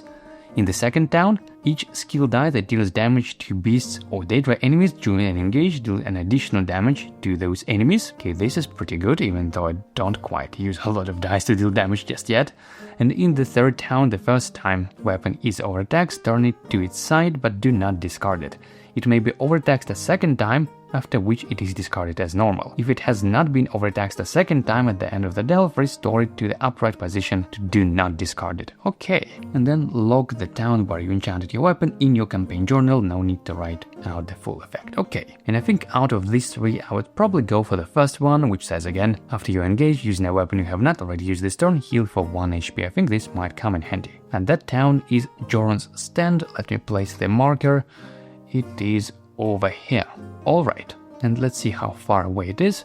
1, 2, 3, 1, 2, 3. Okay, so we could potentially even go there already on the next day, depending on whether it's under siege or not. Alright, but that is something we're gonna do on the next day, because we still have not quite finished this day yet. We'll get 2 experience to spend. And well, those 2 experience, that could be either another die from 2-handed, that could be Onslaught, and I could probably even untrain Fleet Phantom to then train a level 3 skill die Expert Evasion, also for just 1 experience. That is also pretty nice, but I also need some cooldown, I think. It's just not reasonable to go towards the middle and the end of session 1 with still 1 cooldown. Yeah. This is what I'm probably gonna do. I'm just gonna spend 2 experience to go for cooldown 2, because ideally on this character I would love to go at least on 4 or maybe even 5 towards the late game, just so I could recover my 2-handed dice quicker. Now, do I want to heal and activate Adventure Rest Step? Well, honestly, yeah, I think I don't mind. You and could remove this or fatigue in battle with thanks to my upgraded Shadow Strike, but I think I'll still do that. I will discard an item, and I'm doing this because I'm playing on expert difficulty, which does require to discard an item in order to activate Adventure Rest Step. So yeah, that is what I'm gonna do. Discarding this item, healing for 1 HP, and removing or fatigue, because yeah, why not? Okay, now we just need to activate Province effect, and let's see what's that. And it is sunny weather, so it stays like that. That means on the next day, this town is not under siege, so we can go in there and visit it. Fantastic. Okay, so it is the beginning of day 7, and you know what? I think that's what I'm actually gonna do, because we do need to travel to this town and initiate a town encounter recommended by day 8, so we're catching up pretty quickly. It is a day 7, and while it is not under siege, I think I'll use this opportunity to go there right away. So that would be 1, 2, 3, and then 3 more. 1, 2, 3. Yep, for 3 light fatigue, we traveled to this Jorunn's Stand, or whatever you pronounce this town. And let's initiate this town encounter. Let me find it. And there we go. Okay, first of all, if this town is under siege, which is not, so we're ignoring this part, but as a quest objective, I believe it was on page 41, we need to initiate a town encounter and then must take a group town action to enchant your weapon. Okay, so my first action is to enchant the weapon. Okay, that means in the final encounter I'll be able to heal using this weapon if I not use this engage yet, which is pretty awesome. But now let's see what we get with our items. We have 2 common items, and not something I would want. And for legendary, Potion of Heroism, wow, that's actually pretty decent. Gain 1 Aura Fatigue to defeat a targetable level 5 enemy. And Aura Fatigue is not a problem for Rogue in particular because we can so easily remove it. But now also let's check what trainers we're gonna have. So we've got 4 ones of any constellation, and we got Light Armor, which is fantastic but not quite for my build. And Leisure Domain, which is pretty nice. And Illusion, again, quite nice but not for my build. And Vampire, which is awesome but not quite for my build either. Okay, so I have 1 down action left because I spent 1 on that quest thingy. Do I want to grab this potion or train anything from that? Potentially Leisure Domain. I mean, it could fit quite nicely on the opposite side of stamina because, yeah, even though I don't probably need a lot of caches and items, that's still potentially a source of tenacity on the first diet lockpicking. And so, yeah, that's what I'm gonna do. I'm just gonna train Leisure Domain across my stamina like that. That was my second down action. That's it. Down encounter is complete. Let me reset things a bit, even though this potion is really good. Okay, this is all discarded, and I believe we get 1 experience. All right, and let me get back to the page 41, which is that. And yep, we get 1 experience, which is fantastic because our experience tracker now is at 10, which is a nice round number. Amazing. And when completed, go to entry C19 on page 46. Okay, page 46, C19. It's gonna be this one. Quest objective. Travel to Green Hogger, which is again the same delve where we were on the north up there. Travel there, initiate the following delve using the end of session difficulty EP recommended by day 12. After each time enemies are deployed, you may discard the top card from the established beacon stack to remove the lowest level enemy that was just deployed. Okay, now I see what I mean by making the final quest step easier because I don't have anything in my established beacon. I basically cannot do that. Oh well. And depending on the town you were enchanted your weapon in the previous step, the following modified during the action, engage action. Yeah, so after using a weapon you have not already used this turn, heal for 1 HP, which is fantastic. And let's see what's on the other side. After you have gained party size plus 2 Sky Shards, which is 3 Sky Shards in my case, deploy quest unit Corrupted Creature to the closest unoccupied hex to the weakest adventurer. If you're playing an apprentice, no, I'm not. If you're in session 2, I'm also not. And the battle objective is to eliminate Corrupted Creature. Okay, so all I have to do is to gain 3 Sky Shards, then spawn this Corrupted Creature and then defeat it. And it is something recommended by day 12, so we have 4 days before that. And look, because this is potentially something that will allow us to upgrade our cooldown to 4 in one go. That would be amazing. Alright, so that was the end of this town encounter. I got 1 experience to spend, and I think I will just save it, so for the next time I'll get 2 experience. I'll be able to go for 3 cooldown, which would be lovely. Now let me activate Province Effect. Let's see what's that. It's again sunny weather, so to speak, so no changes here. Alright, now it's the beginning of day 8, and as I said, it looks like we have 4 days to go before the final encounter, so honestly I don't really need to visit any towns anymore. I've trained all the skill lines I wanted thanks to those 2 towns, which allowed to grab a specific constellation of skill lines. I think this effect is just so powerful, and since that would be our final destination, I think I'll just hang around some conflict encounter, which I guess that won't be the closest one, right? Yeah, I don't think any other one, and obviously there are a bunch of unstable ones, but I definitely don't want to go there since I already promoted my class to master. That would be a downgrade and that would be horrible. So I think I'll just go 1, 2 on this encounter tile, I guess, the encounter hex, and I'm still within the reach potentially of this final destination, right? 1, 2, 3, 4, 5, yep. Okay, so this is where I'm moving and just drawing a conflict encounter. Let's see what's that. Okay, this is another one from Skyrim and don't quite recognize it. Good finds are hard to help. Okay, so yep, that is another clash. Let me remove those tiles for now. Oh, and you look at that. At the unstable encounter, that would be initiated the Traveling Caravan Town encounter. Phew, I'm glad I didn't go to the unstable one. So that would be something like that. I guess right at the bottom. The entrance tile is over here. Does it fit? Not quite, but I think that's still okay. And a special thing we have, so each time an adventurer defeats an enemy, they may draw 1 common item. You know, not that bad, even though I don't really need them probably. And my enemy pool is 10, so that's gonna be just a single enemy, frankly. So not much caches for me anyway. So level 10, let's see how we get. And we've got a troll come on, that is a bunch of experience and defense. If I want to one-shot it, I would need to have 10 fatigue in my cooldown track. That is horrible. Okay, so that is 4, 7, one more, that is 8 plus 2 defense. Yeah, that is effective less 10 health, and that is deployed over here. I'm gonna just deploy it right here, I think. And yeah, okay, so it's the beginning of combat round 1. I'm now recovering 2 dice. Yay! My Windwalker and combat die like that. I have full 5 tenacity, which is amazing, but I need to get 10 light fatigue if I want to one-shot this enemy effectively. And now let me read one more time properly. This time, how this actually die works. It's called Green Focus. It has 2 phases. On this particular phase, it's an active die, so you place this in your active slot, and it says, after rolling dice, you may exhaust this die to change a stamina-based skill die you rolled to this side of your choice. So this is almost like a power stone for magic users, but this time it's for stamina, and this is awesome. The only caveat is that, from my understanding, it says after rolling dice, you may exhaust this die to change. So does it mean it has to be already seated in your active slot, and only then as a second engage you roll it, which I guess that's how it should work timing-wise, because otherwise it would say probably change the dice you roll this engage. Yeah, I guess that's my understanding. And there is also another phase, which is this one, and it is a drain, and it says change the results of up to 2 other stamina skill dice rolled this engage to the side of your choice. Okay, but it does seem still a little bit risky to roll it alongside Windwalker, right? Just, I mean, if it lands on this side, let's say, on the drain side, which is very rare to roll, it has only 1 out of 6 chances, then I could indeed change Windwalker to the phase that I want for this number 2. But if Green Focus lands on this result, which is a much more common result, there are 4 sides, 4 faces with this particular side, then I would need to place this in my active slot, but it looks like I wouldn't be able to change the result of dice that I rolled alongside this die. That's at least my understanding. So yeah, that's at least how it seems to work, which is, you know, maybe not actually as good as Power Stone, but on the other hand, it still gives a flexibility whenever you want to use it from your active slot. So this is, I guess, the trade-off. So as my first engage, let me roll Grim Focus alongside Mark Target, and I think I probably haven't explained this one. It also has 2 phases,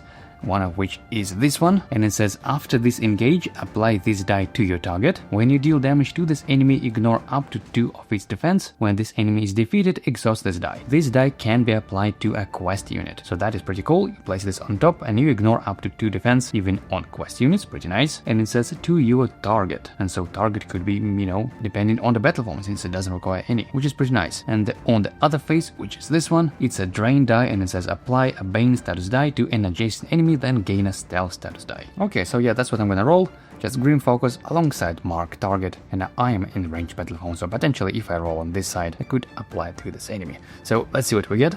Let's go. And wow, we've got a miss on our Mark Target, which is a little bit unfortunate because I'm at full 5 tenacity anyway, so yeah, that is a complete waste. And this goes to my active slot, and from my understanding, again, I cannot change this die right away because it says that after rolling dice, so yeah. Okay, so that was my first engage anyway, and now let's see how much actually dice, fatigue dice specifically, I need to have. There's gonna be 10, right? So that would be quite a lot of fatigue here, but I don't think I stand a chance otherwise. So yeah, that's what I'm gonna do, my usual shenanigans. Gonna add another engage, which is kind of empty engage. That is 2 more light fatigue. Then another free engage, empty engage, so 2 more. That is already 7, but that is quite not enough because yeah, 2 more. Now we've got 9, but even that is still not quite enough. But if I add 2 more, it looks like I won't be able to feed both Windwalker and that, which would be exhausted, right? It says, yep, exhaust this die to change. Okay, so it looks like I'll be 1 damage off, which is really annoying. But yeah, this time I do make an engage, rolling this Windwalker die just on its own, and let's see what we get. No, we've got a miss, but thankfully of Green Focus. Let me just read it again. After rolling dice, which we just did, you may exhaust this die to change a stamina-based skill die you rolled to the side of your choice. And that Windwalker is a stamina-based skill die, so I can exhaust my Green Focus to change this one to the side of my choice, which is number 2. Fantastic. Okay, I do like this Green Focus, even though it's a little bit more finicky than Power Stone, but it still works nicely, I guess. Okay, so let's see how much fatigue I have. That is 3, another 3, so that is 9. Yep, I'm 1 damage away from defeating that enemy, but now I have a juicy discount of 2 tenacity for my class abilities, and therefore my Shadow Strike costs only 2 tenacity. How good is that? Okay, so that's what I'm gonna do. I spend 2 tenacity down to 3 to deal 9 damage to this troll, which leaves him with just a single health chip.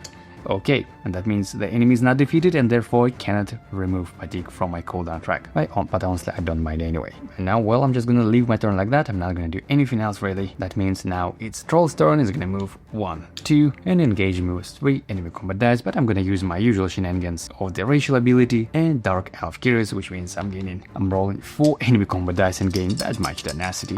This is ridiculous. Yeah, that is tenacity overflow. You just look at that result. I'm at full 5 tenacity and I'm taking no damage. Let me just read this again. If I overtax this weapon, it says do not take any damage from this engage. Yep, apparently it is how it's supposed to play. So this is all legit.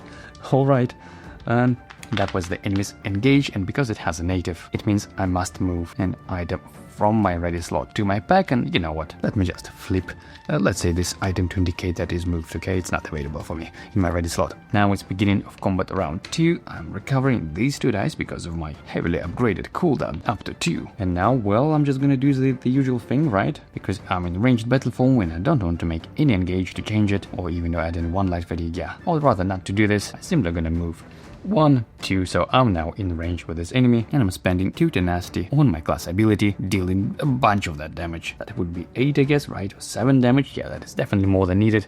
This enemy is down, and because it is defeated, I can remove 2 fatigue from my cooldown track, which is fantastic. And well, that is the end of this battle. This one is removed. Oh, and it says, each time an adventurer defeats an enemy, they may draw 1 common item. Sure, why not? Free item. We've got a maple bow. For this engage, increase your range by 1. Oh, not something I would need that much, but yeah, I'll take it. Sure, why not? And I still have 1 slot left, which, yeah, that is fine. And 2 experience as a reward, so we now have 12 XP on our tracker, and that is 2 experience to spend, yay! And since I have 1 experience saved, I think I'm gonna use this opportunity to just spend all of this 1 saved plus 2 that I just got from the encounter, to increase my cooldown up to 3, which is brilliant, because on the final quest step, which as we now know will give 4 experience, I'll be able to upgrade my cooldown all the way to 4. Fantastic.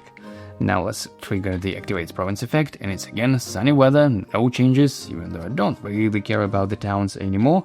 But hey, for the sake of accuracy, I should do this anyway. And now it's beginning of day 9. We have 3 days left. And should I just keep farming the same spot? I guess that feels a little bit lame, but I don't think there's anything else really I need to do. I don't want to go to any particular town, or peaceful, or unstable. I mean, if I were in Western Skyrim, there are definitely a couple of really good towns I would love to visit. I believe one of them allows you to effectively upgrade 1 die on the 1 level higher, and there is another, I believe in Dusktown. You can get a persistent effect for the rest of the campaign to completely ignore enemy skill Siphon, which definitely will come in handy in Session 3, but in Eastern Skyrim where I am, there is no such thing, so yeah, honestly I think I will just stay here and trigger another conflict encounter. I hope it's not too boring. And this time we've got a delve. At the start of the delve, each adventurer must choose to either add 1 frostbite chip to the icy buildup or gain 1 over fatigue. If you're occupying a chillblind peak, which I'm not, I'm in the old cave, then take this choice twice, okay. Or another option would be to take just a peaceful option, which would be each adventurer loses 5 tenacity or it's dealt 5 true damage. Well, no, you know what, I'll go for the delve. For experience, that is still pretty good.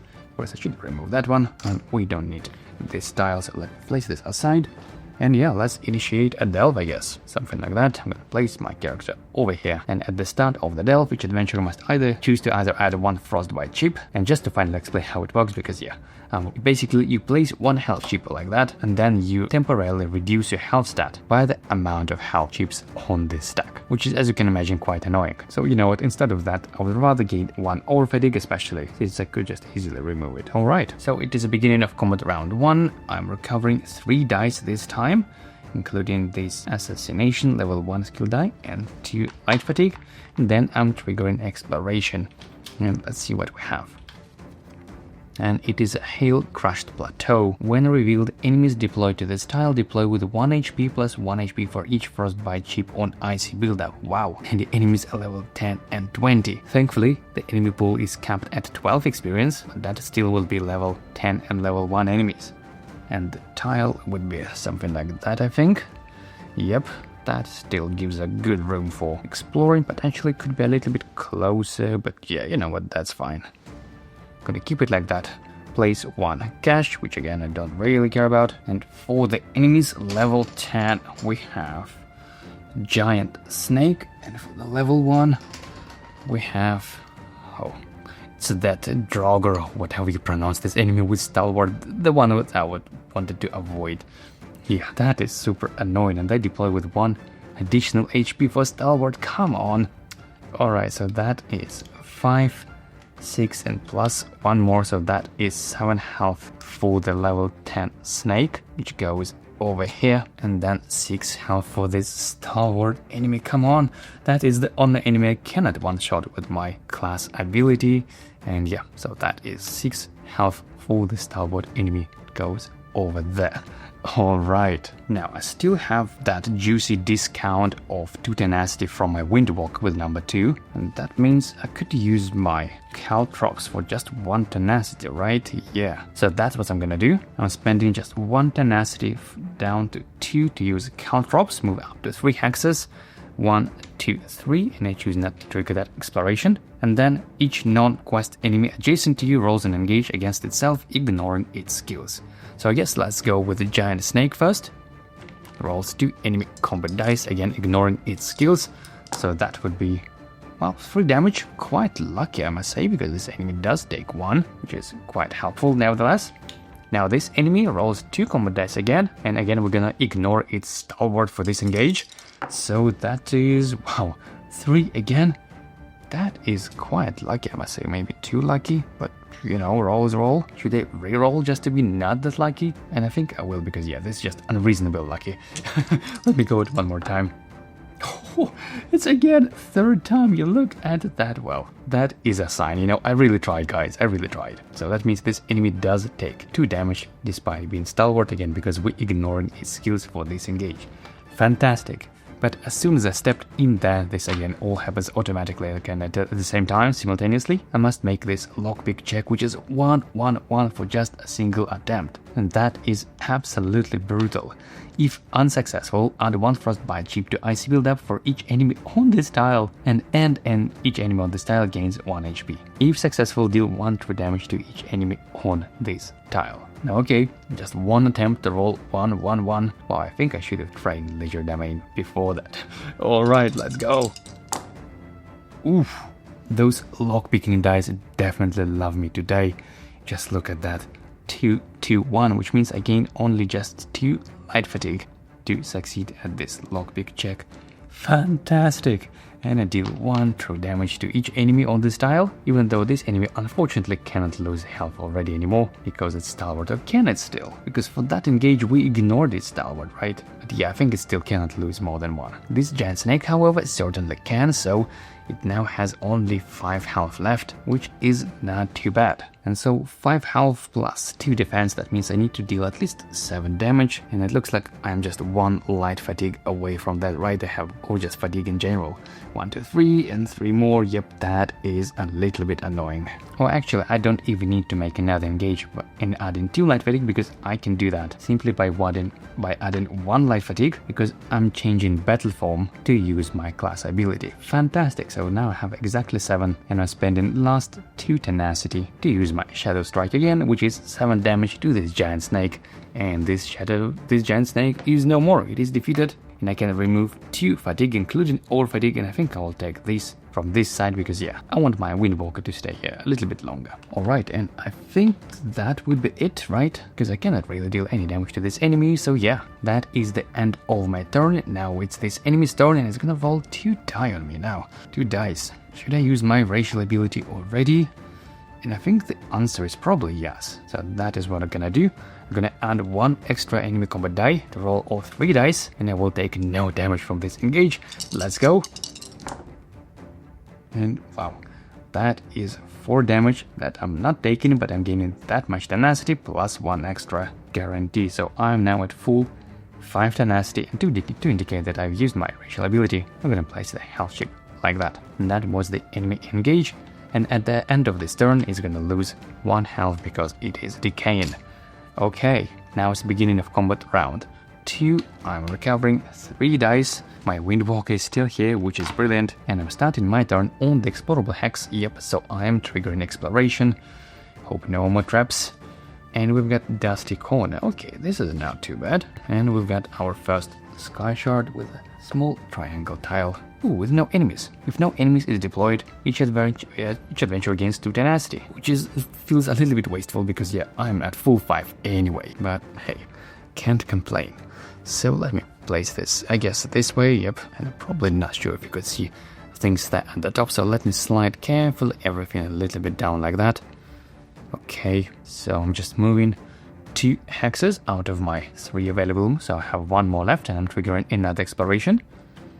Let's see what we have. And we've got another Sky Shard, which is fantastic. And by the way, on Dusty Corner, as soon as I step in there and collect the Sky Shard, we've got a Sky Shard effect. Deploy 1 level 5 enemy to any unoccupied hex on this tile and apply Daze status die on it. Okay, so 1 level 5 enemy with Daze, and that would be High Elf Marauder. Okay, so it has 5 health. Range 4, that is quite annoying. And a Daze status die. And I think I'm gonna place this over here, right? Because yeah, I moved this way and I'm playing a Daze status die. And this is a new tile that I just revealed. And come on, another. The party gains 3 tenacity to be divided among adventurers as they choose. Come on, I don't need that much tenacity. I would rather prefer to have this as maybe my 3rd Sky Shard, even though the Sky Shard effect is remove frostbite chips from the icy build-up, and on 3 that would be add 1. Okay, you know what, can't complain really. And I'm gonna place this long tile. Maybe something this way, so I could still continue exploring over there. And we've got 2 caches, but only 1 can be deployed. And we've got 2 enemies, level 1 and 5. And so we've got 2 chips, level 5 and level 1. Level 1 deployed first, according to this chart, with 4 health. That would be over here. And then another enemy with 5 health, which is Nasty Skewer with Rot. It goes to this hex. Alright, and I still have 1 step of my movement left because I only moved 1, 2. So I'm gonna finish my movement over here on this hex, even though this is not quite ideal. So you know what, let me maybe use my caltrops again. Yep, move up to 3 hexes. Well, I don't need to move, just want to do some damage to those enemies. So I'm spending 2 tenacity again because of my Windwalker. I'm using caltrops, and then each enemy deals in engage against themselves. So again, starting with the wolf, with rolling 2 enemy combat dice. Let's go. That is 2 damage. Not too bad. Next is for the skewer. 2 dice. Again, 2 damage, but because of 1 defense, only 1 goes through. And now this High Elf Marauder rolls a single enemy combat die. That is 1 damage. Well, still not too bad, can't complain. 4 damage, 4 health in total for this class ability. Now, given that this wolf has only 2 health left, I think I'm gonna engage it with just a single combat die, but remember, because of my weapon, if you roll a single combat die to disengage, set it result to 2, so I don't even need to roll it. That is my first engage this turn, that deals guaranteed 2 damage, which is exactly enough to defeat this wolf. Fantastic. And because it is defeated, I'm not taking the reflection back from this riposte, which is good. Now this skewer pup still has 4 health left with 1 defense. That means I would need 5 fatigue in my cooldown track to defeat it. And yeah, I think I'm gonna do that. I'm just gonna make 1 empty engage, effectively adding 2 light fatigue without rolling any dice. And then I'm gonna add 1 light fatigue to switch my battle form to, let's say, light weapon, to use my racial ability, my class ability, sorry. So I'm spending 2 tenacity down to 1, using my shadow strike again, which deals 5 damage, which is enough to defeat the skewer. So this enemy is down. And I'm gaining 1 over fatigue because of its enemy skill rot, but I can remove 2 fatigue dice from my cooldown track because I defeated this enemy. Even though I believe this one is placed after my full ability is resolved, so I must remove some fatigue first, and only then I'm placing this over fatigue from rot. I think that is the correct timing. Okay, so I'm leaving my turn like that. Now it's enemy's activation, starting with level 5, even though it is dazed, but yeah, that doesn't really help me that much. It's just gonna still roll one enemy combat die against me. That is 1 damage that I'm taking, because I have no ways of preventing damage, unfortunately. And now this level 1 enemy just moves 2 hexes closer and then loses 1 health, because again, it is decaying. So that was the end of the enemy's turn. Now beginning of combat round 3. I'm recovering 3 dice and I don't have that discount anymore on my Windwalker. I would need to roll all of those combos again. But first, let me trigger another exploration, so I'm moving 1 like that. I still have 2 steps left out of my movement. And let's see if there is any Sky Shard, please. No. In another trap. Okay, after revealing, after deploying, enemies place cache in each unoccupied hex on this tile, which is in last small tile like that. And yep, I'll just place this over here like so. And we have a single level 5 enemy, which is thankfully not blocking the way. And let's see who is that. It is a Nord Marauder. Oh my goodness, 7 health with 1 defense. Yeah, that is 6. And 1 more, and that is 7. Like that, and then after deploying enemies, place cache chip on each unoccupied hex on this tile. Okay, now I still have 2 steps left out of my movement 3, so I think I'm just gonna move towards this hex. 1, 2 to trigger another exploration, but as soon as I step in, I need to make this trap lockpick check. 3 attempts on 3, 4, 5. If unsuccessful, discard all items in your ready slots. Wow, that is really brutal. So 3 attempts, 3, 4, 5. And then we've got 3. 2 more attempts. Oh, yeah, I think I'm gonna roll again. 4 and 5. Oh, yes. 4 and 5. Not too shabby. Check. Done. So I'm not losing items. Fantastic, but I do trigger exploration. Well, hopefully another Sky Shard. No.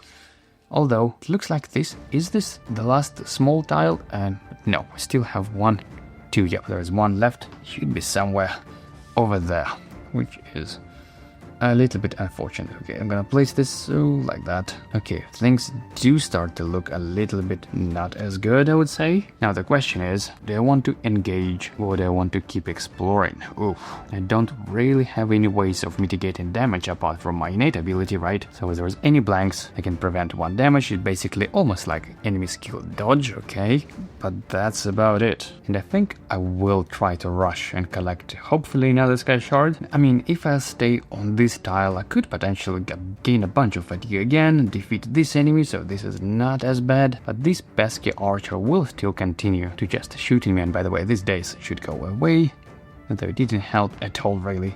It could move just 1 hex closer, so that would be inside, and yeah, it will continue dealing 1 damage, which is super annoying really. So you know what, I think I'm gonna try to rush at least further away from those enemies, even though there's probably gonna be deployed at least 1 enemy, potentially 2. I mean, with 4 health, can I survive that? I should have rolled my Fleet Phantom so I'd have more movement. Yeah, that I definitely overlooked this die, and I should have definitely used that. Because yeah, okay, so I'm using the second movement instead of engage. That is 1, 2, and I still have 1 more left. And I'm triggering another exploration, and let's see. Yes, it is a Sky Shard. Gain 5 tenacity. Whoo! Saved. When revealed, gain 5 tenacity.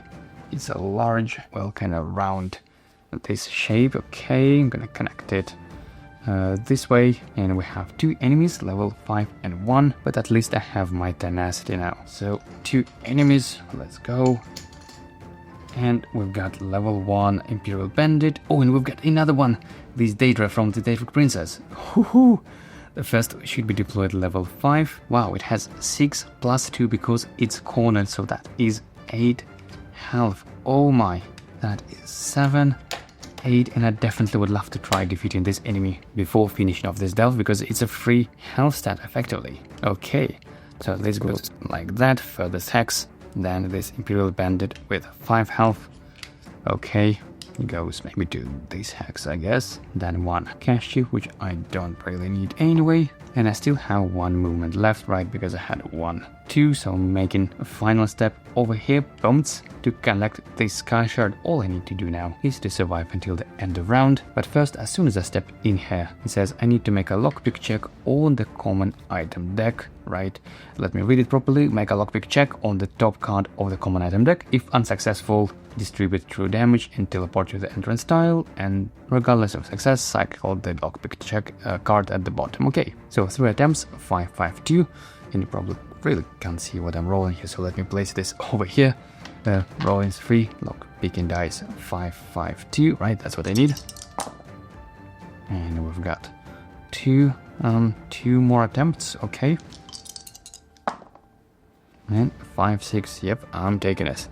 For 1, light fatigue, turn this into 5, and now this item is cycled back to the bottom of this deck.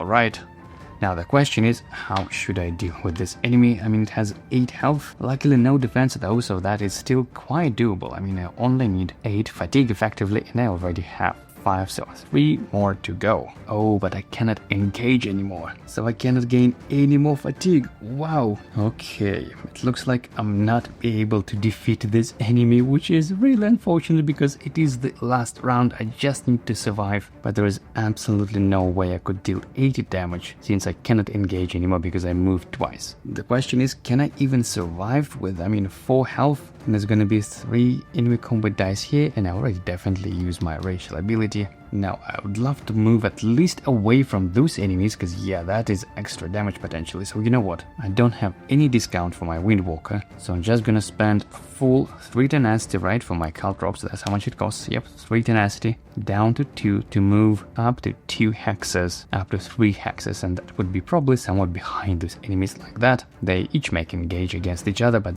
I don't really care about that, so I guess we can just skip this part for the sake of saving some time. And it looks like not much else I could do. I don't have tenacity and I cannot engage. Yep, that is the end of my turn. Like that, I just need to survive. So I guess starting with this level 5 Daedra enemy, which rolls 2 enemy combat dice, and yeah, let me place this like that so we could see that. There's I'm rolling 2 enemy combat dice, let's go. And that is 2 damage. I am now down to 2 health. Ooh, that is so close. Now another level 5 enemy, it moves 1, 2, but it still cannot engage me because we are not inside. This tile is not adjacent, so I'm saved. This enemy, it has a rush, it's gonna move 1, 2, and then another move because again of the rush, but it's not gonna engage me. And just last enemy Imperial Bandit just engage me with a single enemy combat die. 1 damage. Whew, saved. And of course, because it's native, I should have moved 1 item from my pack, from my ready slot to my pack. So yeah, to indicate this, I'm gonna do this like that. But I should probably rearrange items a little bit at the start of the next encounter. But yeah, in any case, I did manage to collect all 3 Sky Shards and survived until the end of round. So yeah, that is a victory indeed. Gain 4 juicy experience, right? 1 from this and 3 from each Sky Shard because it is uncover. So we're now at 16 experience. Wow, I have 4 experience to spend. But before that, let me clean things up a little bit. All of the Delph cards, I'm gonna shuffle them again. That wasn't too bad, even though very close. I think that last move action was definitely risky, so yeah. Last health chip, this one is removed. Unfortunately, I didn't have a chance to defeat this enemy, which is so unfortunate. Really hope I'll manage to find this again. To see this again in my next encounters. This okay, a level 10 enemy returned, and all those giant health stacks. All that. Okay, and all of the caches. And let me clean up the Delph tiles as well. All of them. Something like that. Alright. So, 4 experience to spend. Should I go straight for the cooldown? No, I think I should more dice, honestly. But before spending experience, I think first I'm gonna untrain Fleet Phantom, because yeah, there's probably just gonna not enough space to train everything I want if I keep this dice, so I'm gonna train this rather now anyway. Then I'm gonna spend 1 experience to train Expert Evasion.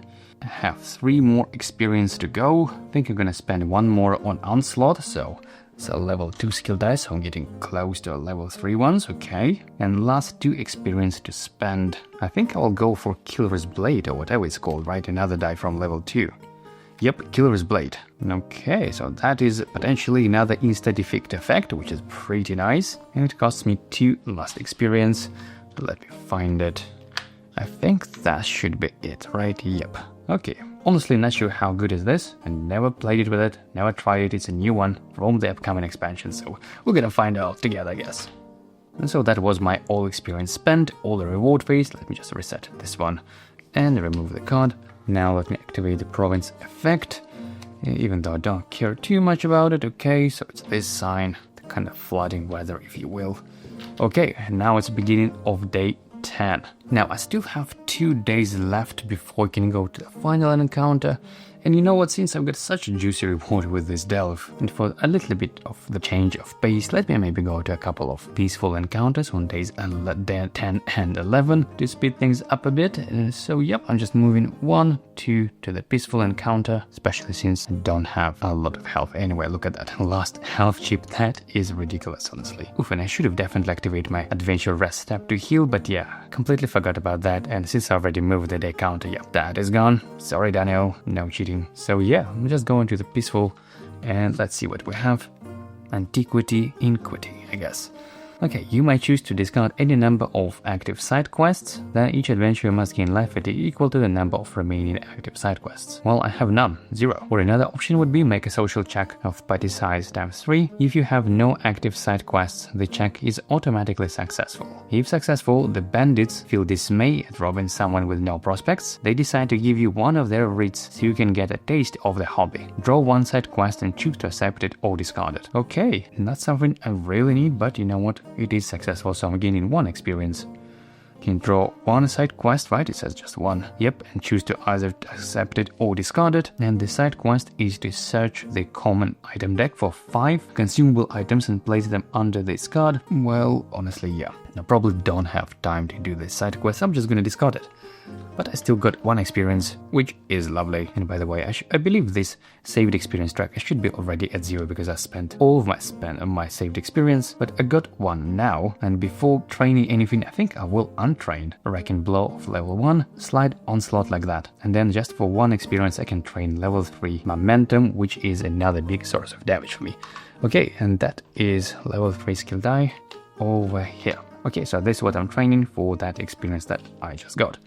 Fantastic. But before ending the day like that, this time I will spend some item. And by the way, let me rearrange my pack a little bit. So that is a fishy stick or something I can heal. Oh, and I can heal over there as well. Oh yeah, you know what, let me just discard this item and heal in the process. Discard this item, then heal for 4 HP. So I'm now at full 5, which is fantastic. Okay, and because I discarded the item, I could also remove a fatigue from my cooldown track, which I'll choose this one. Okay, and for the province effect, we have this rainy weather, I guess, whatever you call it. And that is the beginning of day 11. And I think I'll just do the same thing, right, because I'm still within the reach of my final destination, so I'm just going to trigger another peaceful encounter. And let's see what we have. Either draw a side quest and place this card within it. After the side quest is completed, gain 3 experience. Wow, that is really juicy. Unfortunately, I just don't have enough time to complete any side quest really. So I'll just take this reward, which is 1 experience for literally nothing. When I believe I haven't added the previous experience to the experience tracker. So that was 17 on the previous day, and now with this one that should be 18. Okay, I hope I'm not mistaken. And now over the reward phase, again, same strategy. First I'm gonna untrain this one, Onslaught to slide momentum like that, and then I can spend 1 experience to train either Executioner or Cleave. And I mean, I don't have a lot of HP or stamina to do crazy things with those dice, but that is at least some damage, and I'll probably go for Cleave on level 4, and then I will train Executioner a little bit later once I advance my health stat a little higher. So yeah, that is 1 experience I'm spending, train Cleave, and untrained Onslaught. Okay, and for the province effect, again we have sunny weather, which doesn't really do anything for us. And finally, it is a day 12, and this time I am moving to the final destination of this Grinning Hawker location. And let me just double check the rules, the quest objective one more time. It is on this side, the Undaunted quest. Travel to this location, initiate the following delve using end of session difficulty EP, okay. Ooh, and my weapon is enchanted, right? And after each time an enemy is deployed, you may discard the top card from the established beacon stack, yep, which I don't have any. So basically all I need to do, just after you gain party size +1, so that is 3 sky shards, deploy quest unit corrupted creature to the closest hack to the weakest adventurer. If you played an apprentice, nope. If you're in sessions 2, nope. And yep, just eliminate this corrupted creature for 4 experience. So final delve of session 1, let's go. So let me move the entrance tile a little bit like that. deploy my adventure with full 5 health on this hex. Beginning of combat round 1, I'm recovering 3 dice and trigger exploration. Oh, maybe before that, actually, let me just double check I have all the items I need. Could potentially move this either stew or yeah, I think I'll put this item in my ready slot just in case if I need anything. Need to discard any fatigue, you know, from unfortunate trap or something. Okay, so now it's a proper beginning of my turn, and I'm triggering exploration, and it is a small tile with no sky shard but a trap. So let me grab this one. Oh, and it has no enemies. Fantastic. Okay, no enemies, no caches, but as soon as I step in there, there is a trap, which is, yeah, not ideal to say the least. But hey, I'm moving 1, 2, and then I'm making a lockpick check on 6, 2, 1, 2 attempts.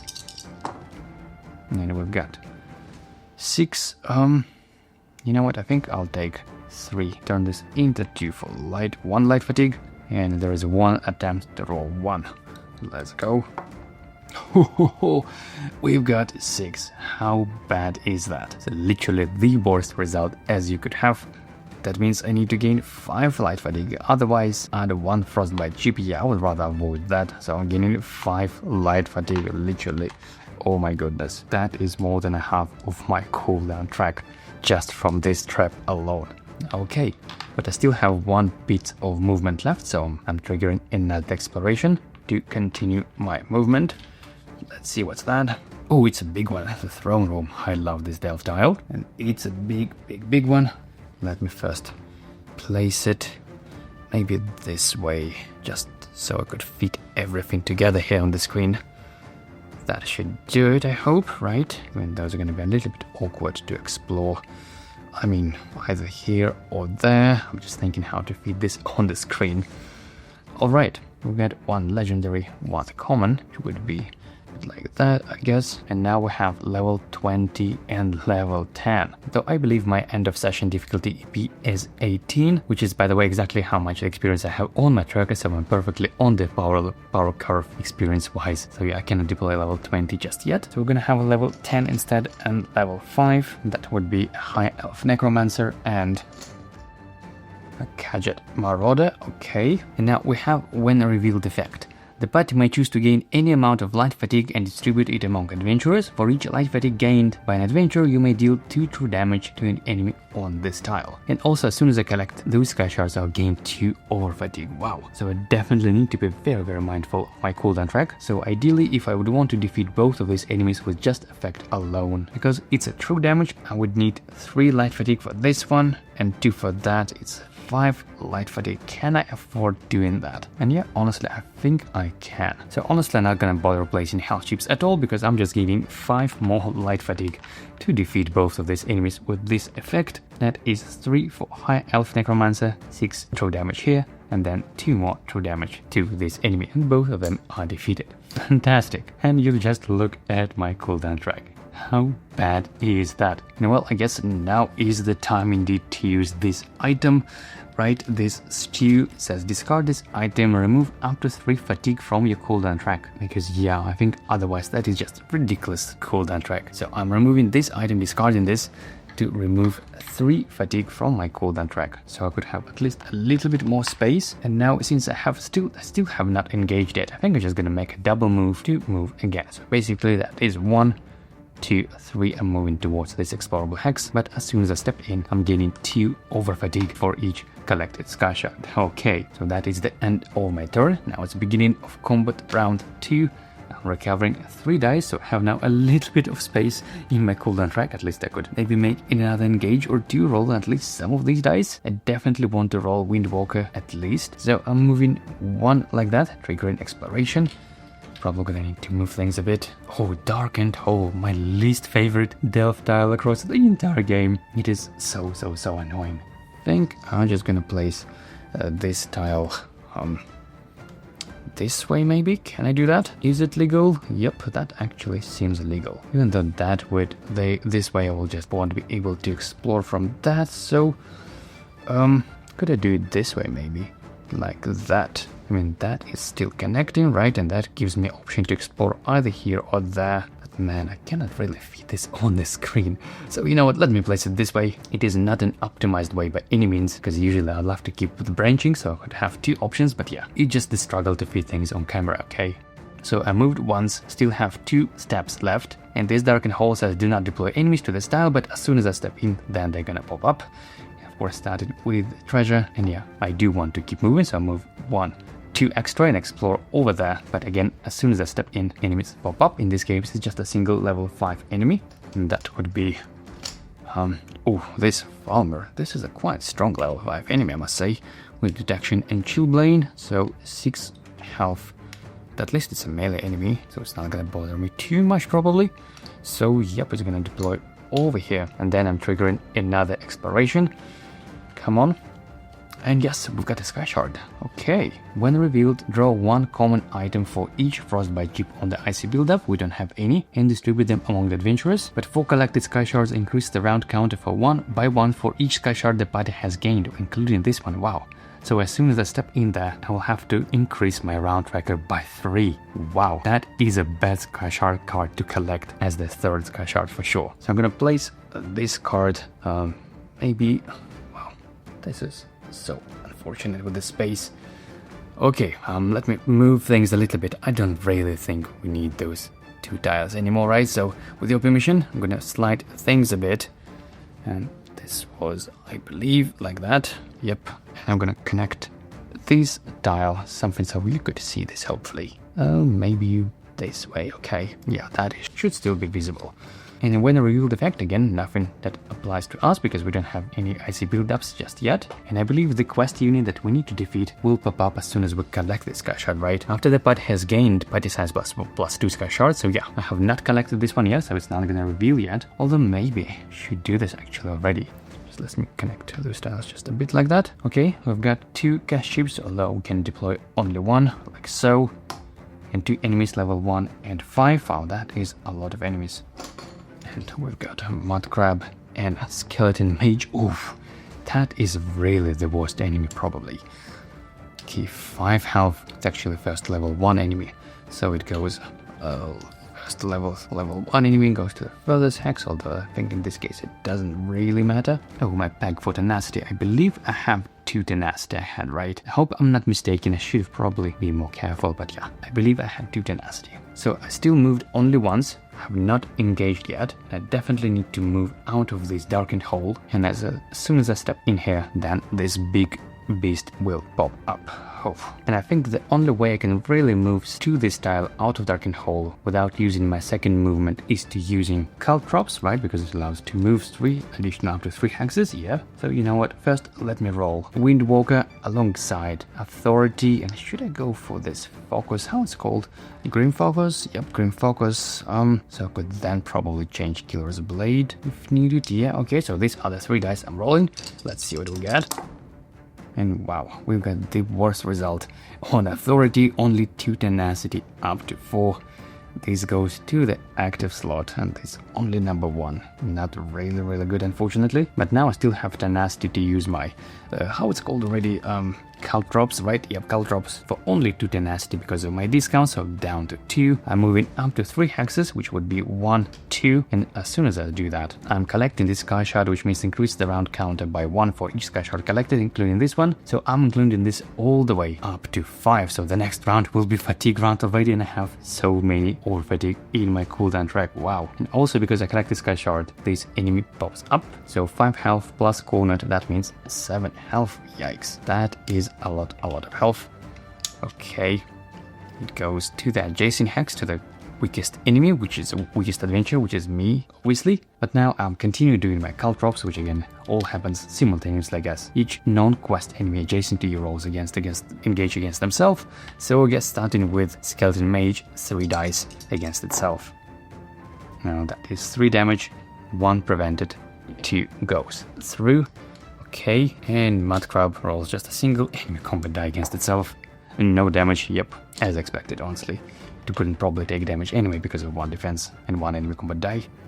But yeah, okay, so now at least I summoned the creature. I need to deal at least 8 damage if I want to defeat it. And I think that actually should be doable, right? Because I already have That is 4 and 4. Yep, that is exactly 8 damage. I could deal with my Shadow Strike, and just to triple check, I can do this even on quest enemies, right? Yep, to any targetable enemy. Fantastic. Okay, so I'm just gonna roll Executioner, another Authority, and Killer Blade as my second engage. So I'm of course adding 2 light fatigue and switching battle form in the process to heavy weapon and declaring corrupted creature as my target. So let's go. Wow, how bad is that? Well, first I'm gaining 2 tenacity, again the worst result as you can probably have. Now I still have the ability to reroll to change the die that I want using Grim Focus. Honestly, I think I would rather change the result of Killer Blade to the number 3. Yep, that's what I'm doing, exhausting this one to change Killer's Blade with the number 3. And this one is also exhausted with 1 tenacity in the process. Look at my cooldown track. Okay, at least now I have full 5 tenacity, so I'm spending 3 of them because of my Windwalker discount down to 2 to deal that much crazy amount of damage to this corrupted creature, which is definitely more than needed. And this enemy is totally dead. And in the process, I'm removing 2 fatigue, which in this case I definitely choose over fatigue, and I have even a little bit of space now in my cooldown track, which means I can at any moment just freely exhaust this die to defeat an enemy which has exactly 3 HP. Is it exhaust or drain? I believe it is exhaust, right? On your turn, exhaust this die to defeat an adjacent enemy with exactly X HP, and that is exactly how much health this skeleton mage has, and because it's insta-defeat effect, it even bypasses divert and all of that, which is fantastic. Phew! So I think we're good. We defeated the quest unit that we needed. We just need to survive, but that is not a problem. So the enemy moves just 1, 2, and engages me with 2 dice, but I can even use my combo shenanigans, so I'm adding extra die. Even though I don't really need it, I just need to survive. Yep, I'm just gaining 2 tenacity in the process and taking no damage. And then Mud Grub engages me with a single die. That is 1 damage. I'm taken, but this doesn't really matter because that's it really, right? Let me double check, triple check. The battle objective is eliminate corrupted creature. Done, which summoned after we collected 3 sky shards. Done. Yep, well that's it. And we've got 4 experience. That wasn't too bad, to be honest. Definitely was quite lucky with this draw of this big tile. Things could have gone much worse. Even though this tile is definitely a really tricky one to increase the round counter up to 3. Yeah, this is quite brutal, honestly. Okay, so with 4 experience to spend, we now have 22 on our experience tracker. And as I said, I'm just gonna upgrade my cooldown all the way up to 4 for exactly the amount of experience that we just got. And when completed, go to entry E20 on page 52 to let's see what keyword we get. Okay. E20 on page 52, yep, Undaunted. In session 1, choose one of the following. If you further investigate and want to stay in Skyrim, we're gonna do Psychic Order for session 2. This is what we're gonna do. And we've gained a keyword Ruin Experiment. Alright, and this is pretty much it for session 1, I guess. It was a little bit odd, I must say. So I'm gonna clean things up a bit, and we'll see you in session 2 in just a moment. Alright, welcome back to session 2 of our Redguard Rogue playthrough. We are still in Eastern Skyrim, although this time we're doing a Psychic Order questline. So let me quickly give you a snapshot. It says visit 3 under siege cities and then bind a creature in a dungeon. So if in session 1 we were kind of trying to avoid all these under siege towns, this time it's the other way around. We must visit a couple of under siege cities this time. And our starting location is Windhelm, which is over there up north. For special setup instructions, it said set aside a quest unit, Pale Fingers. This is the one. I'm gonna set this aside for now and designate a set aside area to place the cards that will make up the Farmer Research stack. So our session objectives is that at the end of any encounter phase, have a party size times 3 items in the Farmer Research stack, which is recommended by day 8. So we must collect 3 items in that Farmer's Research stack. And how to get them? Well, let's read the ongoing step effect. Each time Pale Fingers is defeated, log it in your campaign journal. Each time you initiate a town encounter in Under Siege town, add Pale Fingers to the EP and deploy him first. He deploys with additional HP equal to party size plus the number of times he has been defeated. Then place legendary caches equal to party size in unoccupied hexes adjacent to the town square. After an adventurer successfully unlocks one of these caches, the gained item is placed in the Farmer Research stack. These items are only for quest tracking purposes and cannot be used by adventurers. If an adventurer's cooldown track has 7 or more fatigue in it after the lockpick check is complete, the check is unsuccessful. These caches are not removed when a lockpick check is unsuccessful. At the end of an Under Siege town encounter, if Pale Fingers was defeated, gain 1 XP during the day's reward phase. So basically we need to initiate 3 Under Siege town encounters, which are played effectively as a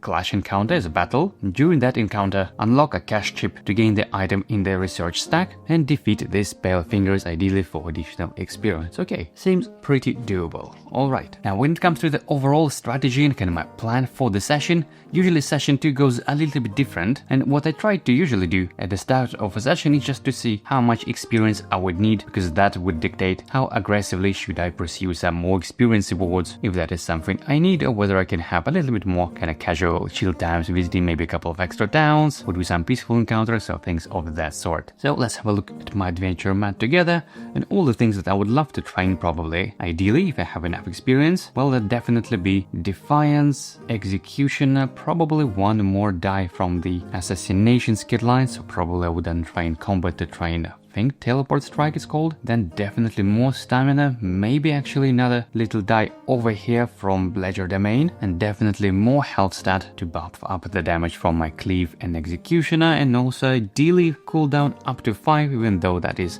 not sure how feasible that would be. So let's count how much experience that would cost in order to advance my character, do all of those things that I would ideally would love to do, okay? So that would be 2, 4, 6, 9, 10, 11, 13, 15, and with the 1 additional cooldown that would be 20 if I'm not mistaken. And that actually is not that much. It looks like I was pretty lucky experience-wise in session 1, because I got 1 Del for 4 experience, and the end of session encounter was also rewarded with 4 experience, so that was, you know, quite juicy experience-wise. And also because I'm not advancing a single skill line all the way to 6 dice, you know, for example, if I would train something like Bow or One Hand and Shield skill line, which usually does require investing a lot of experience going from, you know, one side of the mat all the way to another, which does get very expensive, because the last 2 dice they cost 3 experience each, but because I'm advancing my character slightly differently, kind of from 2 different directions coming towards the middle, this isn't as expensive. So, you know, having 20 more experience, or even 15 if you don't count the extra cooldown, I think that is more than doable, especially since this quest reward, it gives us 3 reward for this quest step alone, plus 1 experience each time we defeat this fellow, right, Pale Fingers. Yep, so that is, we know for sure, will be at least 6 experience. Plus, I can assume that the final quest will give at least 2 more, so that would be 8 already. And yeah, without cooldown, I would need just around 7 more experience in order to get pretty much everything I want. And so I think I can afford myself just a little bit more peaceful encounters that I usually take, maybe a couple of more extra towns. So yeah, this will likely be quite a short session. At least that's kind of my general planning, what I'm expecting to do this time. Okay, so first things first, it is a day 1 on our day counter. Let's play a town encounter, and our start location is Windhelm. So let me find those. It's on W, so must be at the end. Yep, that is Windhelm. And we've got a special effect that at the start of this encounter, each adventurer must discard all consumable items, but this effect is ignored on day 1. Alright, so let's see what items we're gonna have. 4 common, 2 legendaries, 6 trainers, even though frankly I don't need anything from the trainers, so we're probably not gonna bother even opening them just to save some time. And yep, so that is 4 common. This isn't too bad actually. I mean, this feather gives effectively 1 extra tenacity for the cost of 1 light fatigue whenever you roll a speech die. And this sugar skull is pretty good. That is a lot of bonus experience, something that I might need for the final encounter. So let me double check if I actually have some space. Because yeah, I have 2 items in my ready slots, so this I definitely want to keep. And not much else I have here. And plus I do have some space, so yeah, you know what, I'll just take both of these legendaries. These feathers, something I could increase the value of a rolled speech die for the cost of gaining 1 life fatigue, which isn't too bad for me. And this is something I'll probably keep for the end game alongside this Tranquility Pale Ale. Okay, so these are my 2 town actions. I don't want to do anything else really, so yep, that's it. That is the end of this town encounter. Now let's activate the Province effect and let's see which town will be under siege, because this time we didn't want to visit under siege towns. Okay, and we've got the second icon, which is kind of like a rainy weather. So this one I'm gonna place it over here, and that was the end of day 1. Now it's beginning of day 2. And let's see, it looks like actually this town where we are standing is under siege. So shall we go there right away, I guess? I mean, I don't see any reason to not to go there, right? And there is any special effects when this is under siege. Okay, so at the start of this encounter, each adventurer must discard all consumable items in their inventory, which would be really bad for me. But this effect is ignored on day 1 or if the town is under siege, which is right now. Also for the town square action, we have if the town is under siege, search the legendary deck and gain the first weapon or armor. Then shuffle the deck. If town is not under siege, search the common item deck for consumable item. Okay, now the question is there anything I would want from the legendary deck? Any weapon or armor? Now, as I think about it, there are probably only 2 weapons that match my battle form. I believe a Claimer of the Crucible, right, would deal an area damage with combat dice, but I'm probably gonna untrain them anyway. And then there is another weapon that ignores defense, depending on the number of rolled combat dice, which I'm probably gonna untrain them anyway. So yeah, I don't think I need any of those weapons. And for the armor, well, usually I would say the best item, the best armor you can have, especially for a tenacity hungry class like my rogue, would be House Hex's Cuirass, but because I have my Dark Elf Cuirass, I think this actually might be better, or at least almost as good as House Hex's Cuirass. So you know what, I think I'm probably not gonna bother too much with this town square action, but I still will initiate this town encounter under siege. And in case you don't know, let me just go to the page 2 in the Gazetteer, which shows how to set things up. Yep, it's gonna be this orientation. I'm gonna place the town square action in the middle hex, like that. And then we have shops, trainers, guild kiosk in a shop. All of that, wow, don't quite have a space. You know what, maybe with your permission, I'm not gonna set up those wings, but if I want to go to any of those buildings, I'll just go outside a little bit of the clash, simply because, yeah, the space is a little bit an issue here, as you can see. And so the thing with those town encounters under siege, they are effectively clash battles, but they don't have any objective, which means you can decide to end this battle at the end of any round. So this is probably something I'm gonna utilize in this particular case, because all we really need is to defeat a quest enemy to gain 1 experience, and this enemy will be deployed on number 1 hex because it's added to the EP and deployed first. Then loot a legendary cache and then basically declare it's an end. Just survive until the end of round and that's it. And that's what probably I'm gonna do. Just let me double check on the rule. Actually, let me first set things up, okay? So we have enemy pool of 22 and we're adding this quest unit to the EP. So we have this quest unit alongside 3 other units of level 20, 1 and 1. So for level 20 we have Storm Atronak. How bad is that? I was hoping I would avoid taking damage this time again, but not sure I'll be able to do that. Okay, so 7 HP is going to be deployed on this hex and alongside 2 level 1 enemies. Let's see who we have.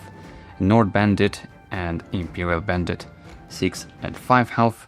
Not sure I actually need them, but hey, it is what it is. That is level 3. And enemy number 3, and then we have 4, which would be with 5 health over there. Alright, when this quest unit, I believe it deploys with 1 additional health because it's extra party size modifier plus the number of times you already defeated. So it's going to be deployed with 8 health for now. Let me just double check this right. I'm going to my quest step. So let me double check again. Each time Pale Fingers is defeated, log it in your campaign journal. Each time you initiate a town encounter in an under siege town, add Pale Fingers to the EP and deploy him first. He deploys with additional HP equal to party size plus the number of times he has been defeated. Yep, so this time it is deployed with only 1 additional HP. Then place legendary caches equal to party size, which means just 1, in an unoccupied hex adjacent to the town square. And this thing in the middle is a building, effectively is a town square. I'm gonna place probably somewhere right here. And after an adventurer successfully unlocks one of these caches, the gained item is placed in the Farmer's research stack. These items are only for tracking purposes, alright. If an adventurer's cooldown track has 7 or more fatigue in it after the lockpick check is complete, the check is unsuccessful. Yeah, this one is a tricky part. At the end of an under siege town encounter, if Pale Fingers was defeated, gain 1 experience during the day's reward phase. And as a reminder, I need to do this 3 times effectively. Alright, and since it is a town encounter effectively, even though it is a battle, I still need to set up the shop and other things, so let me find again this town. There's how many? It has 4 common and 2 legendaries, and again I'm not gonna bother with trainers since I simply don't have a space to train them anyway. So 4 and 2, let me open them up. They would be over here in the shop area. So we've got 1, 2, 3, 4, just to see if there's anything I would want from these items, and actually not really. Oh, this one is good. No, actually I don't really need anything from these items, but if I choose to do so, I could potentially loot them or take my town action over there, okay? Alright, so let me put this aside for now.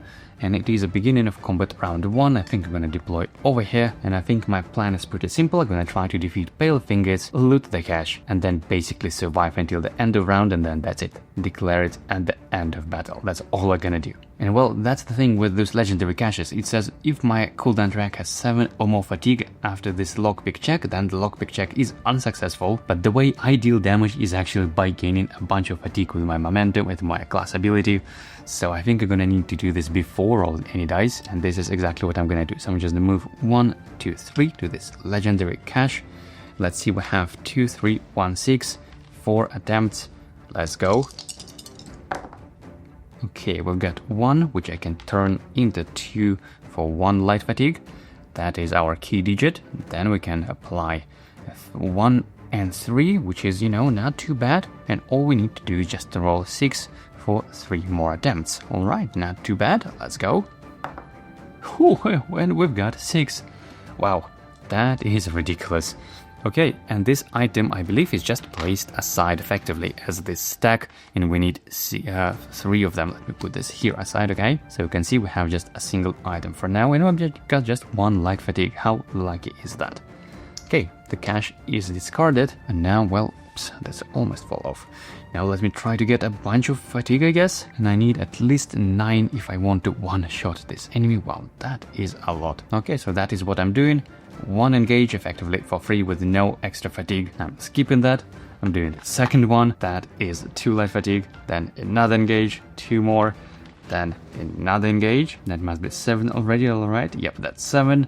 And then I'm doing another engage. This time actually I will roll some dice. And I definitely need my speech die alongside Windwalker.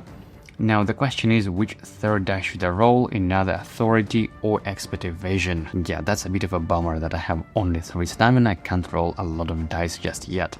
And I think I'll go with expert evasion, especially since I can increase the value of my rolled die by 1, right? Because I have this feather now with this instrument, yep. After any adventure roll speech dice, they may gain 1 light fatigue to increase the value of any one of the speech dice by 1. Okay, so even if it lands on the complete worst result on 2, then I can increase it by 3, and then that should do it alongside Windwalker. But maybe I don't even need this if it lands on 4 or 5, even 3, yeah. Okay, so that should do it. That's what I'm rolling. Let's see what we got. Oh, and we've got all 5, so yeah, we definitely don't need that. And so this is drained. I gain all 5 tenacity. I'm gonna place those dice in this order. Okay, so first I'm spending 3 tenacity to my Shadow Strike, down to 2 because of my Windwalker, right? Just to double check. Yep, it costs 4, -1, 3, and boom. This enemy is defeated. 8 HP plus 1 defense, 9 damage. Done. And because it is defeated, I can remove 2 light fatigue from my cooldown track. Oops, yep, like that. And I guess that's pretty much it. I could use another ability or another engage, but frankly, I don't really need anything, so I'm just leaving it like that. Now it's enemy's turn, starting with Storm Atronach, and I think I'm gonna use my usual shenanigan again, my Racial ability and my Dark Elf Curious. So I'm increasing its combat by 1, rolling 5 dice, gaining that much tenacity and taking no damage. How good is that? Okay, yep, I'm definitely at full 5 tenacity again, and taking no damage. This is resolved. Okay, but because it is native, I believe I must move all items from my ready slots to the back. Or actually wait, now as I think about it, I think this effect happens before they can engage me, right? It's only when as soon as they declare a target, basically. Yeah, that must be right. And that means effectively as soon as they declared me as a target, I had to move all of my ready items to their pack, which means I effectively have no items and therefore I cannot use this ability. Wow. Okay, rolling back, so I'm not gaining any tenacity. Obviously, I can still use 1, still at least, you know, 1 for free. So yep, I'm just rolling 4 normal combat dice as I normally do, and let's see how much damage I get. Wow, I have only 5 health. Will I be able to survive? And I think I will, because yeah, I'm glad that I rolled expert evasion at least. Okay, let's go. Wow, that is 4 damage, but you know what, I think I'm gonna add 2 light fatigue to change the result of those 2 rolled, 2 blanks, like that, And because of my innate ability, which I think I have actually never read this, so let me read it. When engaged by an enemy, prevent 1 damage dealt to you for each missed rolled. So I changed the result of these 2 dice using my expert evasion by gaining light fatigue. And so now because we have 2 blanks, each of them effectively prevent 1 damage, so I'm taking no damage. Phew!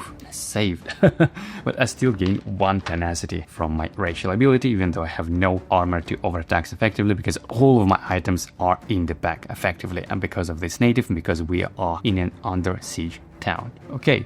So now this enemy moves 1, 2, when it has enemy skill steal. That means it's first gonna roll a d6 to see if it can steal anything, and the only option it can steal if it lands on a 6, because that is greater than my current HP, or it's equal or greater. Anyway, let's roll first. And we've got 4, so I'm saved. Nothing is stolen. Phew! And now the enemy engages me with a single die. Let's go.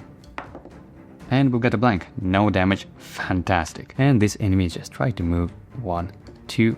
That's it. And well, I'm declaring this as the end of battle, because it's a town encounter effectively, even though it's still a battle. I can declare this at any time, which is exactly what I do. Alright, so we're done, and I'm gaining 1 experience because during this encounter I managed to defeat Pale Fingers.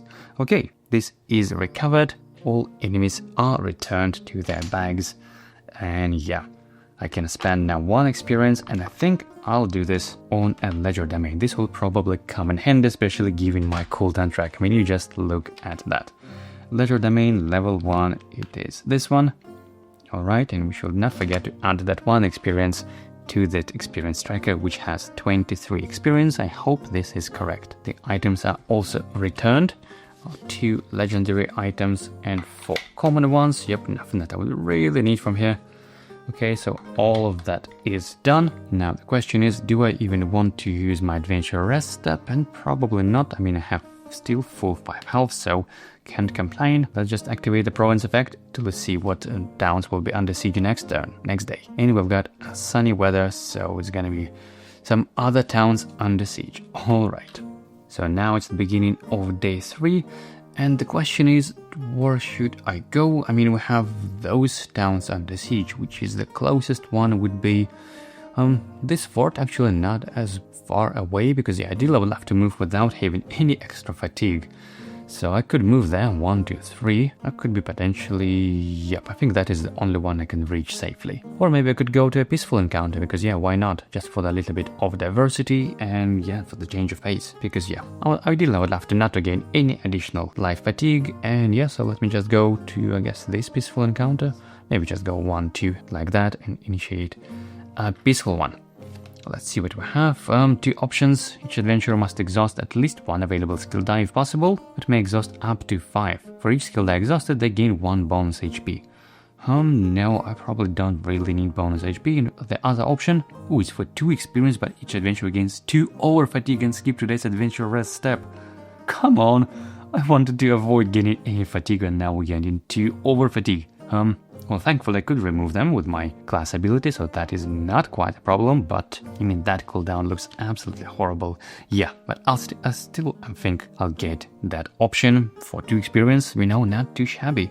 I'm gaining 2 over fatigue and 2 experience, so we're now at 25 on our tracker, and I think I'll go for another stamina just so I could roll more dice if needed. Yep, that's what I'm spending, 2 experience right away, which is awesome. Now I'm gonna skip today adventurer step, even though I wouldn't probably do this anyway. And for the province effect, again, we have the same symbol, so no changes compared to the day before. Okay, that was quite quick. Yep, so that's beginning of day 4. Now, I think while my enemy pool is 25, which is a nice round number, I would probably go for a conflict encounter, because yep, just 2 enemies, that should be nice and quick to experience. That shouldn't be too bad, right? Let's see if there is any conflict. Yep, we've got 2 from just 2 overland hexes. Yep, that's what I'm gonna do. Just gonna move 1, 2 like that. And by standing here in the middle, you could potentially then reach any under siege town, which is lovely. Okay, so that's what I'm doing and initiating this town encounter. I'm not really sure what's that. Maniacal Monolith. Okay. Place a stack of HP equal to party size times 5 on a hex A. This is the monolith. Party members treat the monolith as an enemy. This encounter is successful at the end of round 5. as long as at least one undefeated adventurer remains. After the monolith is defeated, each adventurer draws 1 legendary and gains 5 tenacity. Oh, this is not bad. Okay, so we don't need that one. And we have 2 legendary caches, even though, as I said, I probably don't really need anything from this deck. I would rather prefer some common items, to be frankly. Okay, but we've got this monolith, which has 5 HP, and if I defeat this, I'll gain some extra tenacity and items, right?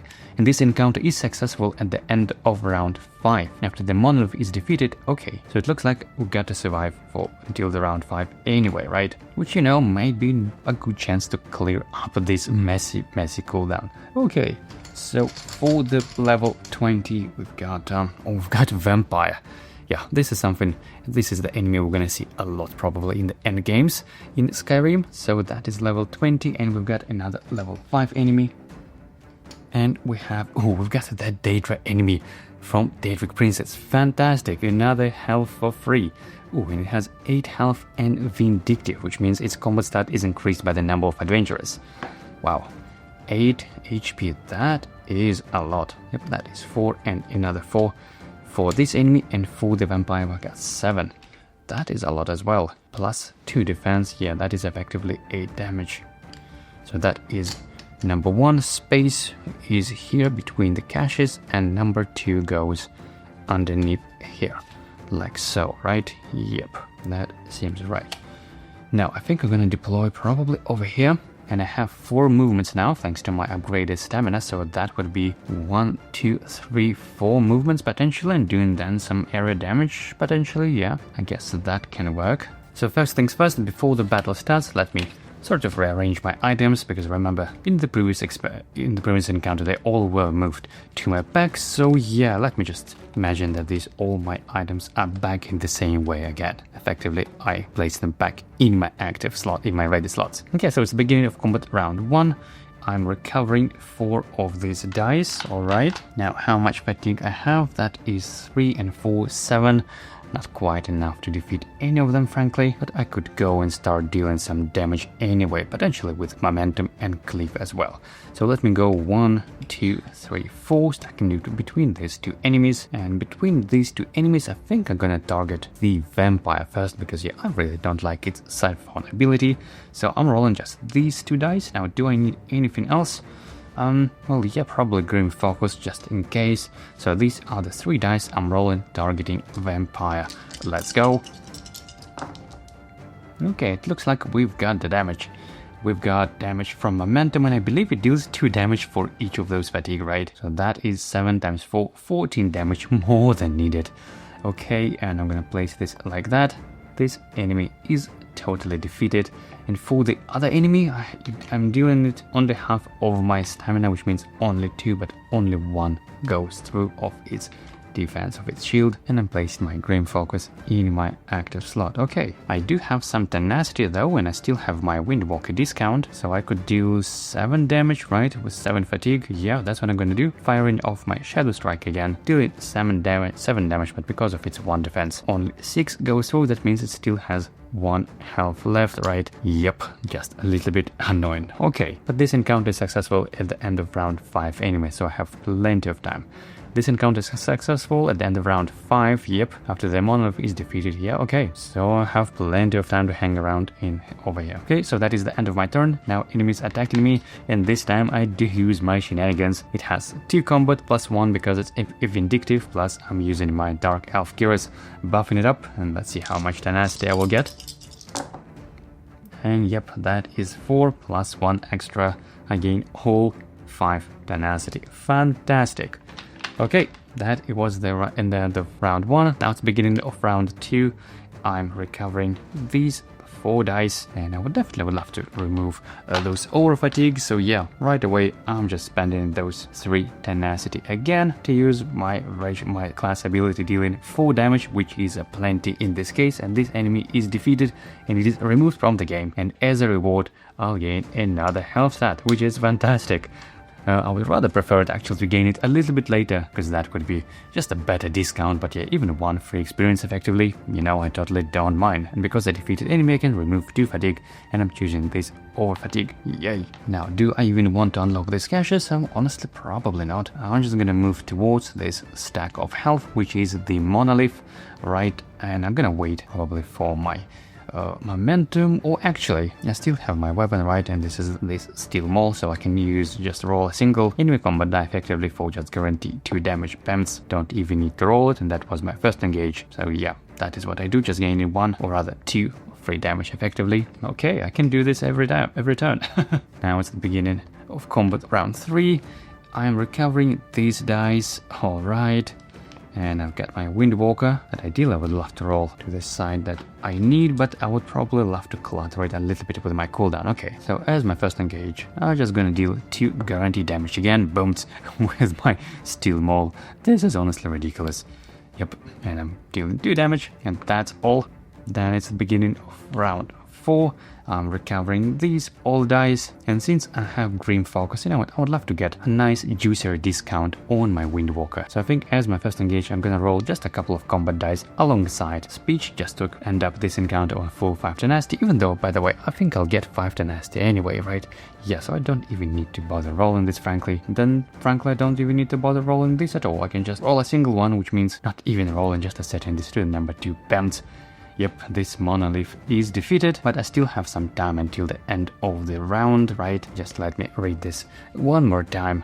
This encounter is successful at the end of round 5, as long as at least 1 undefeated adventure remains, and yep, after the monolith is defeated, each adventurer draws 1 legendary and gains 5 tenacity. Okay, monolith is defeated, so I'm gaining all 5 tenacity and draw 1 legendary.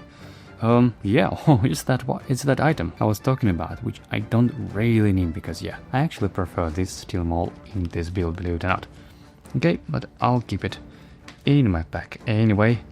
Okay, now it's the beginning of combat round 5, I'm recovering this, and now before finishing off this encounter, I think I actually will gain probably 6 light fatigue at least, right? So I'm making effectively 4 engages, as you can count, right? 1 free, and then 3 additional engages for 2 light fatigue each, and during my last engage I'm rolling just a single Windwalker. Yep, let's see what we get.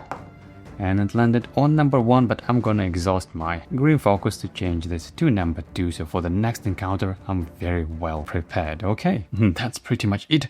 A little bit cheesy, frankly, but hey, you know, it says wait until the end of round 5. I wouldn't normally do that, but hey, man, we've got only 1 experience, unfortunately. Not as good as I was hoping for, so we now at 26. And now 1 XP, I don't think I could do anything for it, so I'll probably just save it as 1 saved experience, and that's it really. Okay, that was the end of this encounter. Now on the reward phase, you know what, I think I'm probably gonna untrain my combat, because on the next day I will probably gonna train a teleport strike from Assassination. So this is what I'm doing, I'm just untraining a die, and I don't need to do anything for the adventure rest step. So that's it, I'm just drawing a peaceful encounter to see what we have, and it is a rainy weather, so to speak. Okay, so yep, I've got a bunch of towns nearby that are under siege, and that is beginning of day 5, and it is recommended by day 8 that we gain all 3 of those items. Okay, so we still have plenty of time. Just resetting this die, it's a day 5, and yeah, I think now choosing between these 2, let's see if there is anything good or bad for us, which of these towns to go. It's either Jorunn's stand or Wittestadr. I think in one of them the shop is closed, probably. I think it's in Wittestadr, right? Yep, the shop is closed, so I'm probably not gonna go to that town. Let's see what's in Jorunn's stand. Maybe there was a couple of items. Yep, we've got 2 commons. Well, if the town is under siege, add level 1 enemy to TP and deploy them last. Honestly, no, you know what, I don't really want to do that. But what about Windhelm, where we started? I think it's 1, 2, 3, 4. We can go there, right? And I think there was a little bit more items actually in Windhelm. Yep, there are 4 commons and 2 legendaries. So you know what? I'll just go to that town instead. So that's what I'm moving. 1, 2, 3, 4. And I'm gaining 1 light fatigue for that extra movement. We don't need those items. And now I'm just initiating a under siege town encounter, which goes like that. with the enemy. It has 1 additional HP for party size plus 1 for how many times we defeated it. So this time we're going to deploy with 9 health.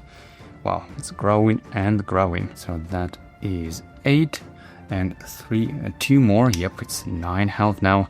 It's going to be a beefy health stack. I'm going to place a legendary cache maybe over here adjacent to this town square action. And then we have enemy pool of 26. So that would be 3 enemies.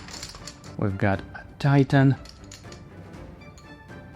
a Wood Elf Marauder, and a Skeleton. Okay, so let me just double check how all the numbers on this clash. I believe number 1 goes... yep, this is number 1, 2, 3, and 4. Okay, so wow, 10 health for this giant, for this Titan. That is 7, 3 more. That is a lot of health. Goes over here. Then 5 for the Wood Elf. Right here. And then 2 more for the Skelly Boy, which is here. Alright, 1, 2, 3, 4. Triple checking. Yes, that is correct. And we've got 4 common items and 2 legendary, which I could potentially, if I want to, acquire in this shop area. So 4 items, 1, 2, 3, 4. Recovery drain dice is actually pretty good. This is a really good meatballs. And sweet roll. And 2 items. Ooh, this is a nice chest. But I have another one that is probably even better than that for with my setup. So should I go for this meatballs? Oh, well, actually I might. Adventure may recover a collective total of 2 drained skill dice. That would be amazing for recovering my speech. Even though I probably don't have already that much space. Yeah, I think I should be fine, okay? So I'm gonna deploy over here. It is beginning of combat round 1. I don't need to rearrange my items or anything like that. And first things first, I'm recovering 4 light fatigue according to my cooldown track. And now I'm gonna make a lockpick check. So I'm going 1, 2, 3, making a lockpick check on 3, 2, 1, 6. And this time I do have my ledger domain die. So let's see if I get any tenacity, even though I don't need any tenacity. So yeah, anyway. Okay, we've got 3. Yep, I'm gonna use my ledger domain die to turn this into 3 for free without any light fatigue. This is 1, and this again turn into 6 for 1 light fatigue. Chick, like that. Okay, so I have now 3 more attempts to roll number 2. That should be doable. We've got 4, and you know what? I'm turning this into 3 for free, and then into 2 for 1 light fatigue, and that is fine because it says the lockpicking is not successful if I have 7 or more. Is it says a dice or fatigue dice specifically? Let me double check. I think it refers to fatigue only. It was on the quest step right over there. If the adventurer's cooldown track has 7 or more fatigue. Okay, so I have only 5, so I'm still safe. And this is returned back to my adventurer mat. It is not exhausted, which is fantastic. I love it so much.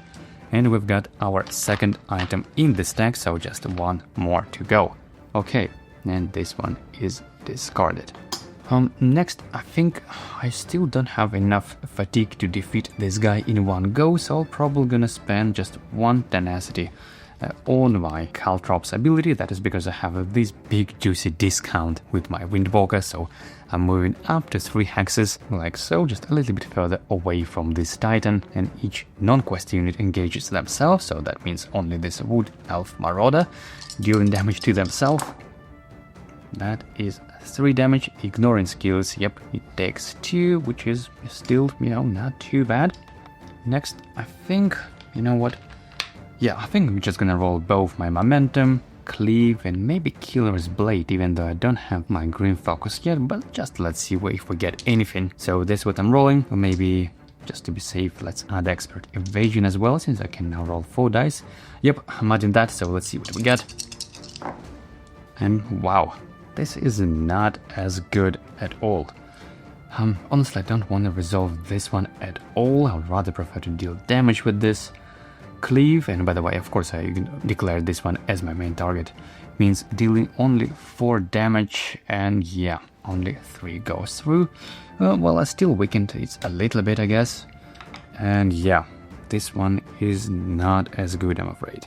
Still 1 tenacity, okay. And it looks like there is no way I could defeat this Pale Fingers this turn, right? It still has plenty, 7 HP plus 1 defense. That means I would need 8 fatigue. Yeah, I'm 1 fatigue missing. No, actually, wait, I do have 1, 2, 3 more, that is 5. Yep, I'm 1 fatigue away, which is a little bit unfortunate, but hey, you know what, I think I'm just gonna spend 2 tenacity on my Shadow Strike to at least defeat this Wood Elf Marauder, because yeah, otherwise, with all those dodges, it's really, really annoying. So, bounce. The enemy is defeated. Oh, and by the way, I forgot to remove this, put this enemy back to the bag from the previous encounter, apologize for that. Okay, the enemy is defeated, and I'm removing 2 light fatigue, so at least that enemy won't be attacking me that turn. So now it's those quest enemies. It's enemy's turn, starting with Pale Fingers, and it is a native enemy, which means again I'm effectively losing all of my items for this encounter as soon as it targets me, which is super annoying. And actually we just realized that this enemy has a dodge skill as well. And because 3 of my dice I rolled together didn't deal any damage, it basically shouldn't lose any health at all. Yep. Again, I apologize for the oversight, and basically it's back to full health. Wow, that is so huge health stack, and it's gonna engage me with 2 combat dice. That is 2 damage, but I'm not taking any because of my expert evasion. Now this Titan moves 2 hexes closer, 1, 2, and this Skelly Boy moves 1, 2 and engages me with a single die, and that is, yep, 1 damage I'm taking. Yikes.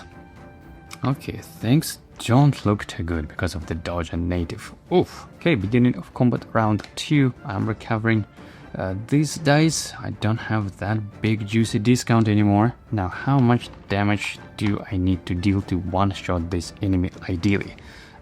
That is 9 health, so 10 damage. Can I have that much? Probably yes, but only if I get that much fatigue. That basically my entire cooldown track, right? It has 13 spaces if I'm not mistaken, and I have 3 dice. That means I can have that much space exactly, right? Yeah, I think that would be the play. A bit ridiculous, so I'm making first engage. Oh, let me roll this. Authority die is my first free engage effectively. Wow, I've got just 2 tenacity. How bad is that? Luckily, I'm still at full 5. Okay, I'm making my second engage, which I'm gaining 2 tenacity, 2 light fatigue, sorry. Then another one, another 2, then another 2, and another 2, and I have space for only 1 light fatigue, which I'm gonna have by switching my battle form. Let's say to a melee one, like that. And now I do have 10 of them, right? 1, 2, 3, 4, 5, 6, 7, 8, 9, 10. Yay! And I'm spending 4 tenacity because I don't have any discount, no Windwalker in my cooldown track, and I'm dealing 10 damage. Boom! This enemy is down. Yikes. Look at my cooldown track, and I'm gonna remove 2 light fatigue like that.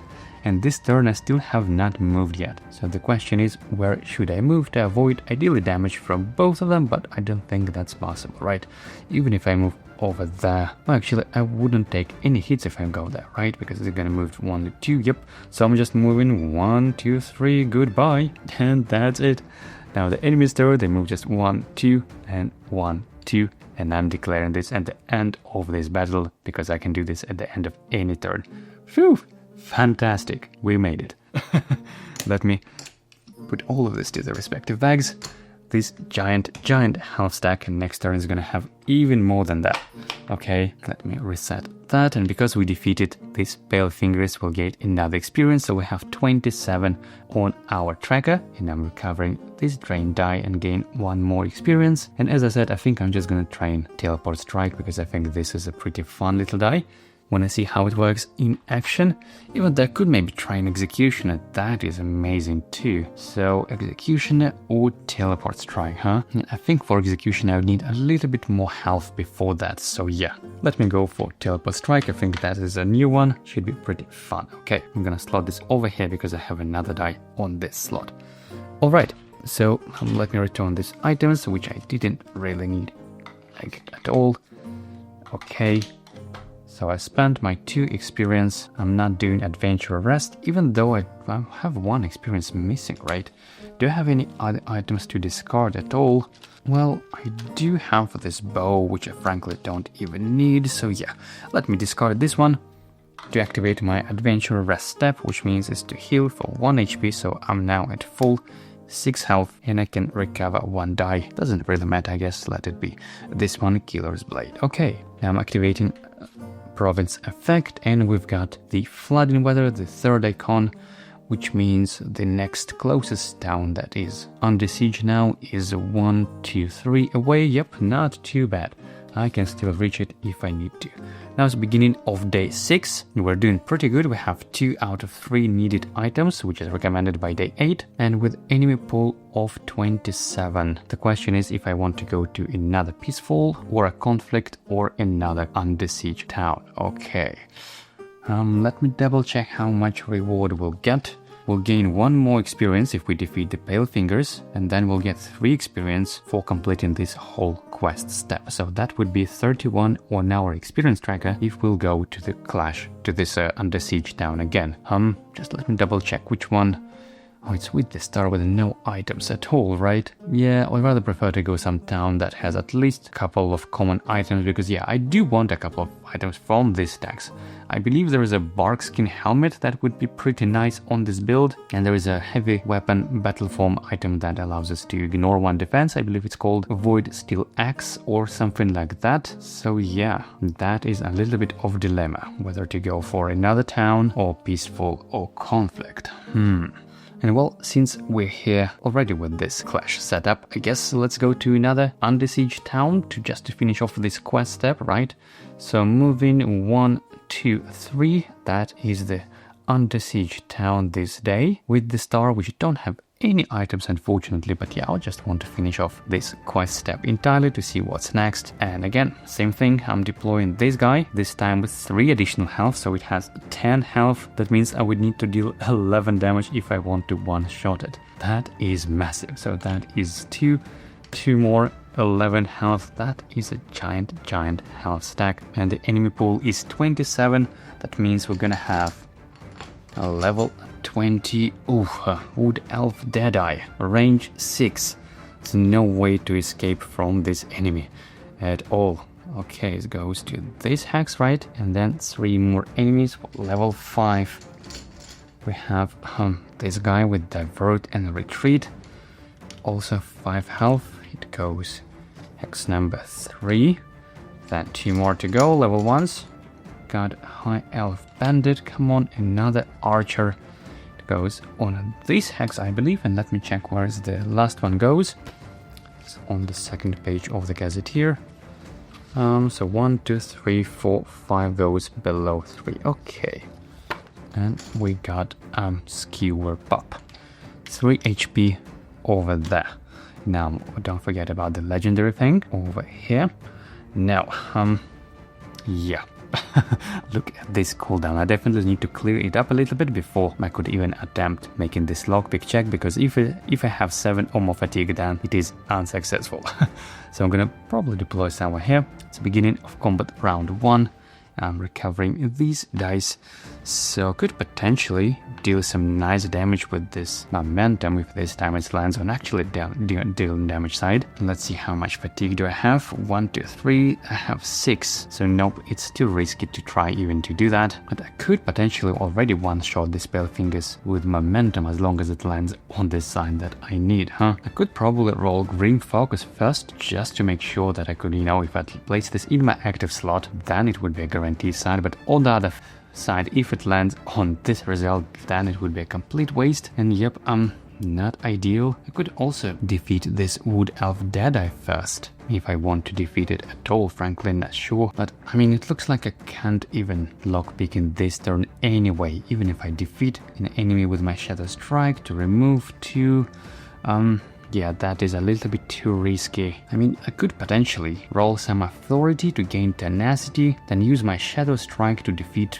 maybe, let's say, this enemy or deal some damage. Yeah, I think I would need to defeat actually an enemy. Let's say this one to clear my cooldown track just a little bit. Then I would still have my movement, so I could move and lockpick, probably gain a couple of additional light fatigue in the process, and then try to defeat Pale Fingers with a combination of cleave and momentum. Yeah, I think this is the way. So my first engage, I'm rolling authority, definitely Windwalker, and I think I'll roll green focus as well, just to make sure my momentum will actually land on this particular side. I think in this case is more important even than Windwalker. So yeah, that is what I'm gonna roll. Should I add expert evasion just to evade this attack? Yeah, I would prefer not to lose any health. So this was a 4 dice I'm rolling, so let's go. You look at that, Windwalker missed. This one is only 2, but oh, Grey Fox, hold on, this one I believe is a drain sign, right? Yep, change the result of up to 2 other stamina-based skill dice rolled disengaged to the side of your choice. Whew, this means I won't be able to use this for momentum, obviously, but at least I can change my Windwalker to number 2 and gain all 5 tenacity with that one. That honestly is not too bad. So this is drained, and again 5 tenacity. Can I place Windwalker like that? Okay, perfect. Now because of this juicy discount, I'm gonna spend just 2 tenacity on my shadow strike to defeat this enemy in one go. Booms. Oh, hold on, it is a divert enemy. Wow, how annoying is that? I can't do that. And the whole point of me doing that is so I could actually defeat an enemy. But obviously I cannot defeat a divert enemy with that ability. Oh my goodness, wait a second. So I still have 5 tenacity, right? I haven't used my ability yet. Reverse in just a second. I really missed that divert enemy skill here. But I mean, all I really need is just to bring it down to 0 health to 1 health, right? And then use that ability. So I think first I'm just gonna spend 1 tenacity for my Caltrops, moving 1 hex, and now each adjacent enemy makes engage against themselves. Starting with this one, 2 dice, and yep, 2 damage. Not too bad. And then the Skewer Pup also rolls engage against itself.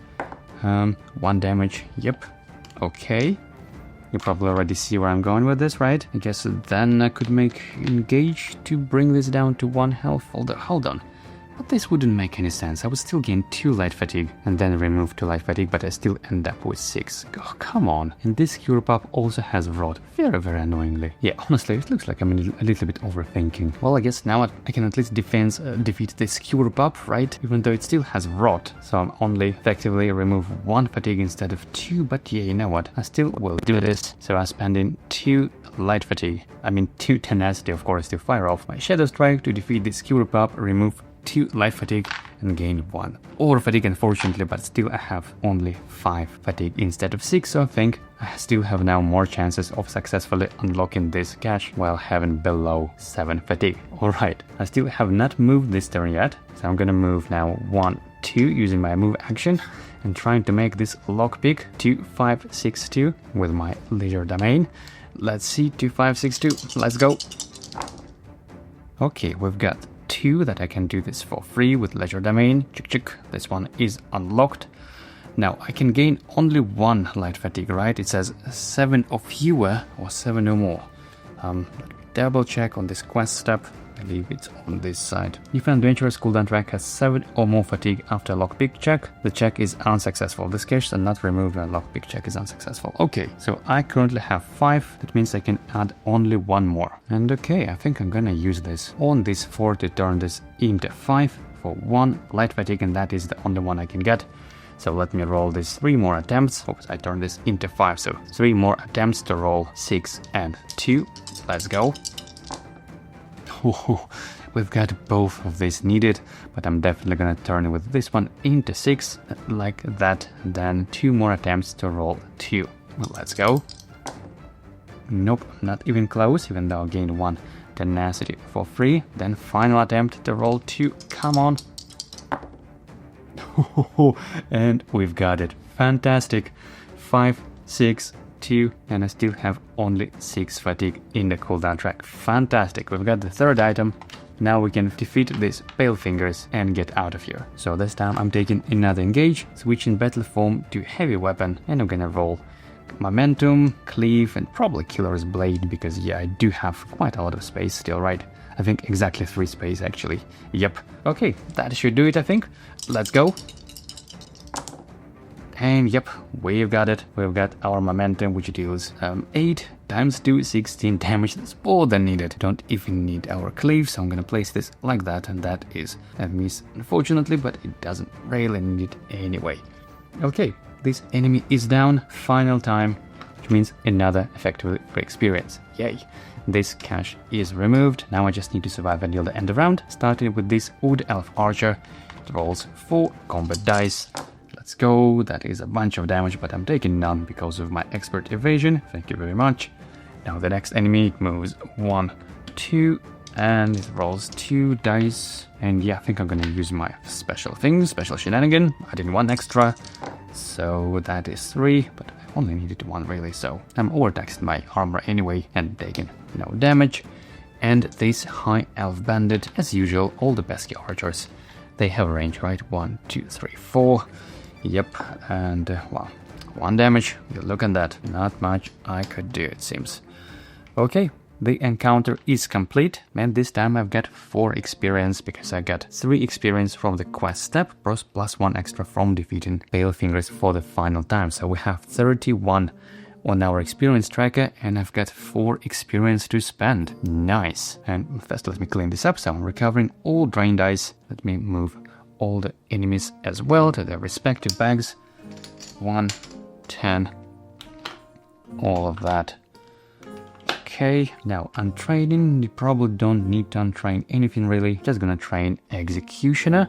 I think now we're getting time, now it is the time to do that, so Executioner for 2 experience and then another health stat for another 2 experience, so I have no saved experience after that. And by training another experience, I'm gaining 1 health stat immediately like that. Okay, now it says when completed, go to entry B24 on page 41. Let's see what our next quest objective will be. Page 41, but we need to flip it to page 42. Right, because yeah, it is Surgic Order page B24, but it's continue on page 42. Quest objective, travel to Green Hawker. It's here up north. Let me place a marker like that and initiate the Greymore Keep dungeon using the end of session difficulty to be recommended by day 12. Okay, and we're gonna deploy these Pale Fingers again with additional HP. And yep, so it's gonna be a dungeon with a vampire. I'm gonna read all of that once we'll get to it. Okay, in the meantime, we're a little bit ahead of the curve days-wise. I think we've done a pretty good job on that. I've already done with my reward phase. Now let me just see the adventure, the province effect. And we've got this symbol in the middle. Okay, probably don't need to go to any towns after that, really. Since I spent half of this section fighting already in the towns. Yeah, probably not gonna do this after that. And now it's beginning of day 7. We have 5 days to go before the final encounter, and honestly, I don't need a lot of experience. I mean, I would love to have 3 more, right, for these, another stamina, 2 more for health, that is 5, and 5 more ideally for cooldown. That's all I probably really need. And by the way, let me check how much experience I will have from this quest step. It's 3 experience, which again gives information, so I could potentially save up to 2 before going to that encounter, so I could then, with that 3 extra, upgrade my cooldown. Okay, and so you know what, I have 5 days to spend. How about we're just gonna go to a couple of peaceful encounters? Do we have anything here really? Yep, we have 1. So I'm just gonna move 1 overland move hex like that and initiate a peaceful encounter. Exiled Healer. Make a social check, party size ×5. Adventurers may discard items to reduce the difficulty of this check by 1. Okay, if successful. If unsuccessful, each adventurer must lose 1 saved XP if possible. Regardless of success, each adventurer may heal to full HP and remove all dice from the cooldown track. This is actually not too bad, but it says regardless of success. Okay, what's the point of doing the social check then? Okay, so let me read again. Make a social check. Adventurers may discard items to reduce difficulty of social check. If unsuccessful, each adventurer must lose 1 saved experience if possible. Well, I don't have saved experience anyway. And regardless of success, each adventurer may heal to full HP and remove all dice from the cooldown track. And honestly, yeah, you know what, I think I'll take it. And we have another option, each adventure gains 1 light fatigue. No thank you, and skip rest. So I'm gonna take the first option. I basically just need to make a social check to avoid losing saved XP, but I don't have any anyway. And regardless of success, each adventure may heal to full HP. Yes, thank you. I think I have 1 experience missing, right? Yep, now I have full 7 experience. Fantastic. And remove all dice from the cooldown track. Alright, even though it's a little bit unfortunate to lose Windwalker 2, but I think it is worth it in this case because, yeah, that is too messy over here. Look at that light fatigue and over fatigue and all those dice that were too far ahead on the end. So yeah, I'm gonna recover it all like that. I'm gaining 1 experience though, so we now have 32 on the experience tracker and 1 XP. Yeah, I'm just gonna save it. That's the one that I just got. And that's it really. We've got these under siege for the next day. And yep, that was the end of day 7, now beginning of day 8. And well, we're still so close to this final dungeon encounter. And we still have 4 days, right, or 3 days. So we have full day 8, 9, 10, 11, so potentially 4 more encounters. And I want to save 2 at least. And you know what, I think let me just farm a little bit of peaceful encounters. So another peaceful. That's what I'm doing here. Yowl or the Jorunn. Each adventurer draws 1 common item. Move the party token to the closest town. You must spend your next day in the town. Oh no, thank you. I don't really need this. And the other option is each adventurer draws 1 common item. Set aside level 5 Node Marauder. 1 unstable don't gain item and persistent during the next clash. Add the Node Marauder to the EP and deploy it last. Well, I don't want to escort this fellow to the town and don't want to spend the next day in the town. So I'm definitely choosing this option, which is to draw 1 common item. Potion. Okay, I'm gonna place this here for now. Gain 1 experience, so we're now at 33 on the tracker. And I think I'm gonna spend my saved experience plus this one that I just got to train either another Hellstat or Defiance. I'll probably go with Defiance actually. So that is what I'm gonna do. Level 4 skill die, really love it as a source of tenacity, as a rerolling. So yeah, I'll spend just 2 my experience. And now I'm gonna keep this thing and I'm gonna deploy this on the next clash. Nord Marauder, which is level 5 enemy, I believe. Yep, this is the one. I'm gonna keep it here. And for the province effect, we have this sign again, even though it doesn't really matter about this. Don't really care about this. Now it's the beginning of day 9 and we have 33 on the experience track. So I think I'm gonna spend day 9 and day 10 on 2 more peaceful encounters. Then on day 11 I'll go to conflict because it's gonna be 35 on the experience tracker, which is pretty nice and we should be pretty doable clash. Okay, so another peaceful, just standing here where I'm standing.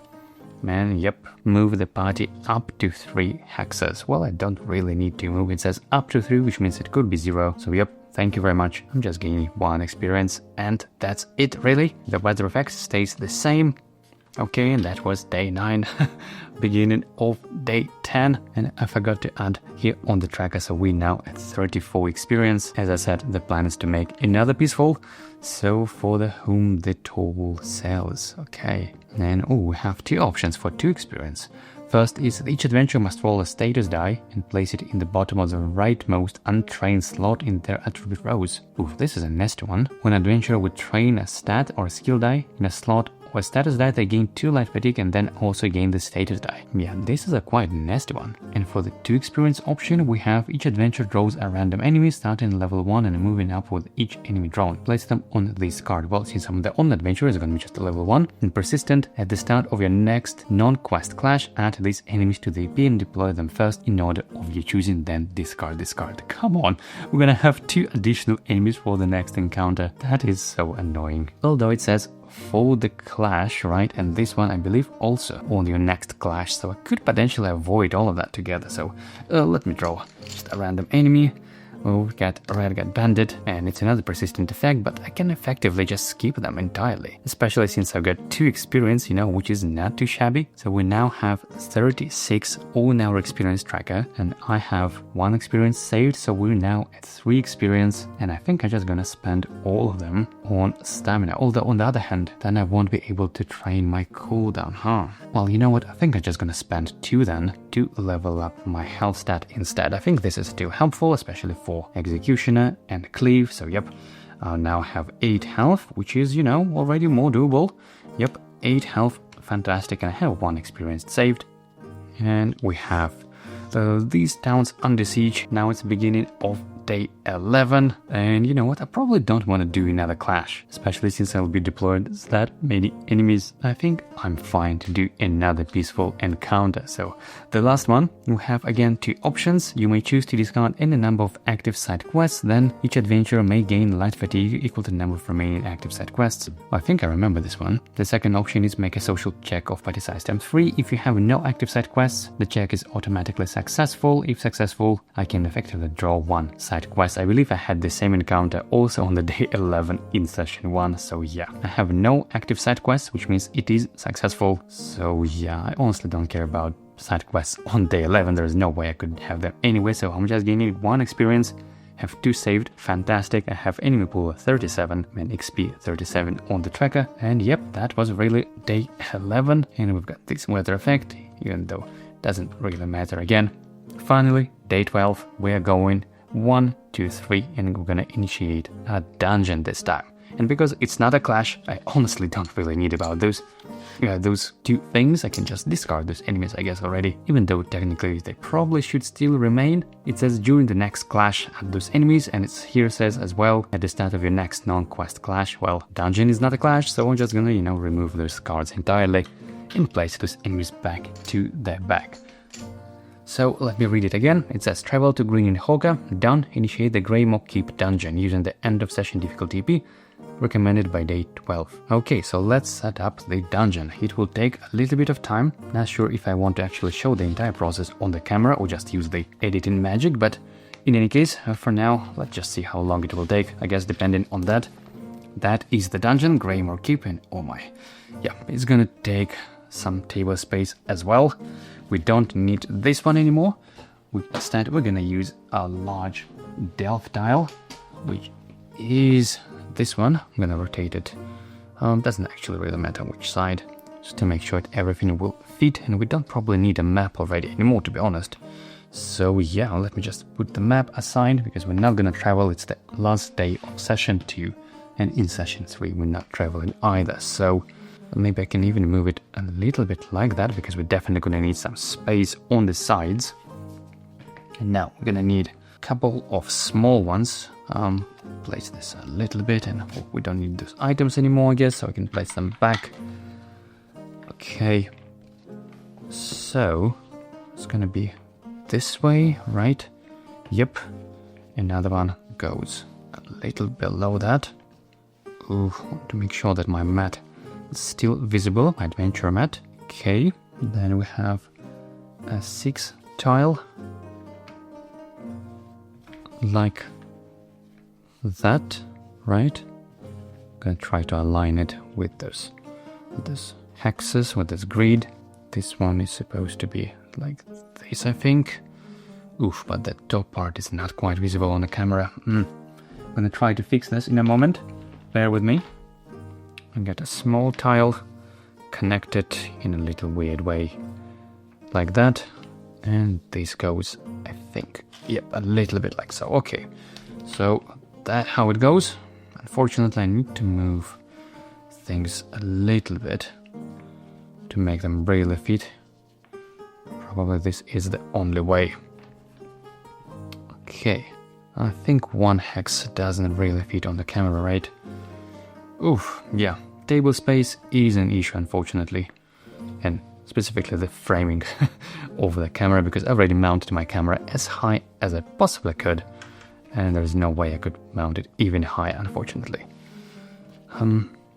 So I guess that is the way,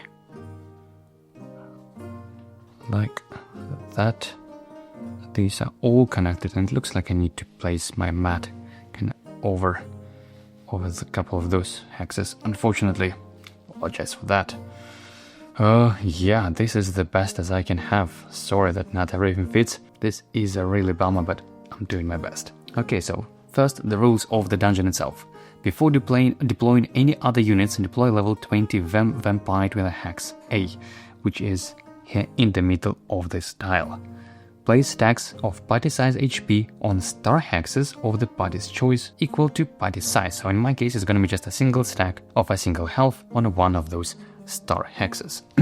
Next, these are blood nexuses and they may be targeted and damaged like enemies. While blood nexuses are active, the vampire cannot lose HP, be defeated or otherwise be removed from play. So first let's find vampire.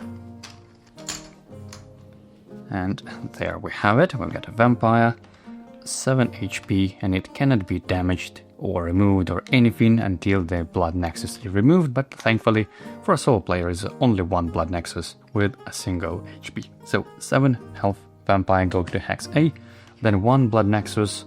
It doesn't really matter. Let me put this here at the bottom like so. This is the blood nexus. Now we can go to the quest of our actual quest line. That was page 42 if I'm not mistaken. Let's see, initiate a dungeon using end of session difficulty EP, and my end of session difficulty EP is 33 for session 2 if I'm not mistaken. So with 37 we're a little bit above the curve of the power level, I guess. And first we need to add quest unit Pale Fingers. He's back again. Deploy him first. He deploys with additional HP equal to party size plus the number of times he has been defeated. So 4 additional HP. Oh my goodness. That is 11 health for this gentleman. Come on, that is 6 and 5 more. Oh my, 11 health. Wow, let's find, by the way, where all the numbered hexes are.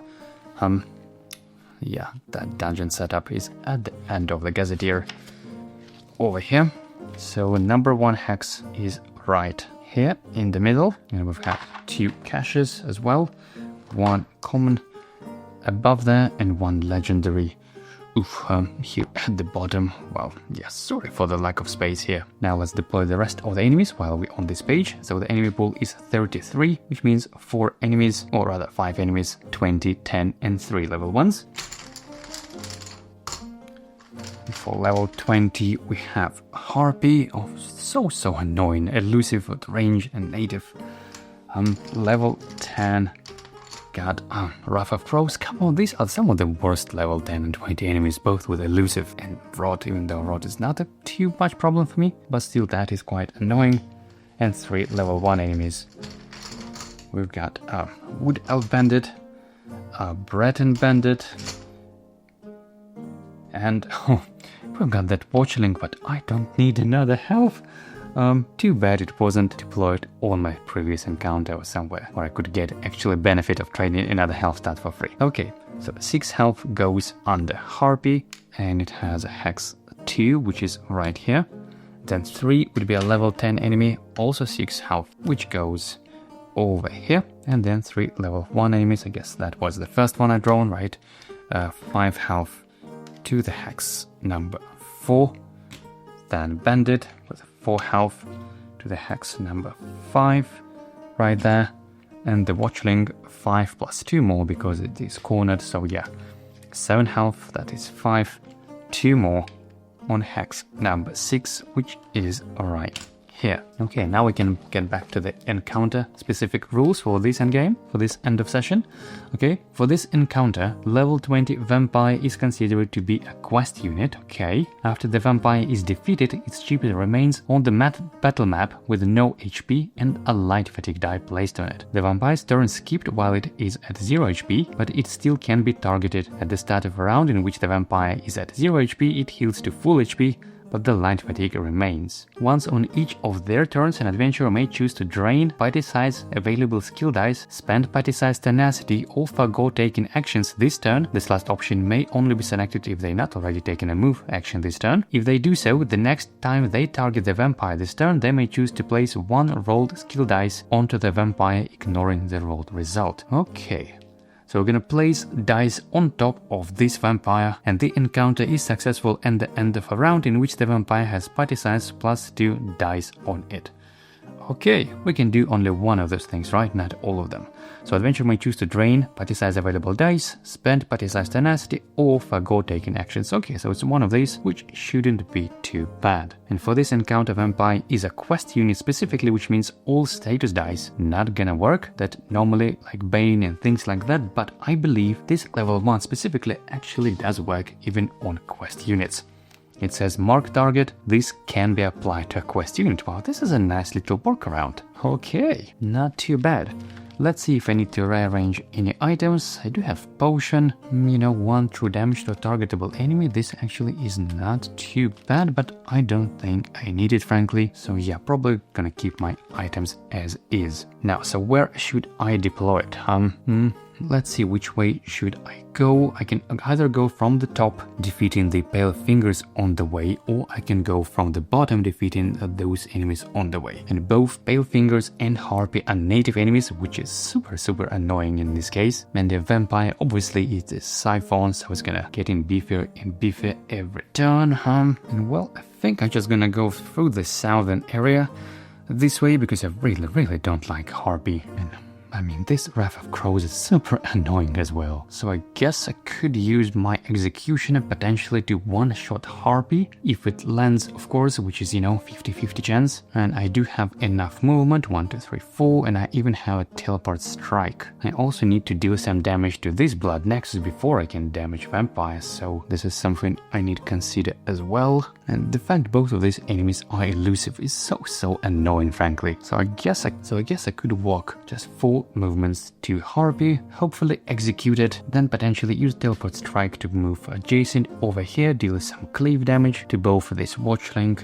and the Blood Nexus. Yeah, obviously Vampire will still siphon from me if I move that close, which is, a little bit annoying, but I still think that should do it okay. Although, on the second thought, another option would be to just end in my first turn on this hex, because if I keep it here, then the vampire probably would not siphon me, right? But yeah, you know what, I'll try to finish this. Ideally before fatigue rounds, and by the way, let me put this maybe in the middle, since I have this nice space. Okay, so it's beginning of combat round 1. My cooldown track is clean, which is, could be a good thing or not really, but I still have at least full 5 tenacity, which is fantastic. So as my first action, I'm gonna move 1, 2, 3 like that, or maybe even 4, just so I could be in sight with that enemy as well. And I'm in heavy weapon battle form. I'm gonna roll Executioner, Defiance, and I don't really want to roll other acrobatics dice just yet. I would rather deal some damage first and then roll them. I think that would be the play, but I certainly don't mind rolling Grim Focus as well, just to make sure to either help those dice land, or maybe this just to place this in my active slot again. So yeah, just a little bit of safety measures, basically, to make sure Executioner lands, because I really need that. Okay, first engage, let's go.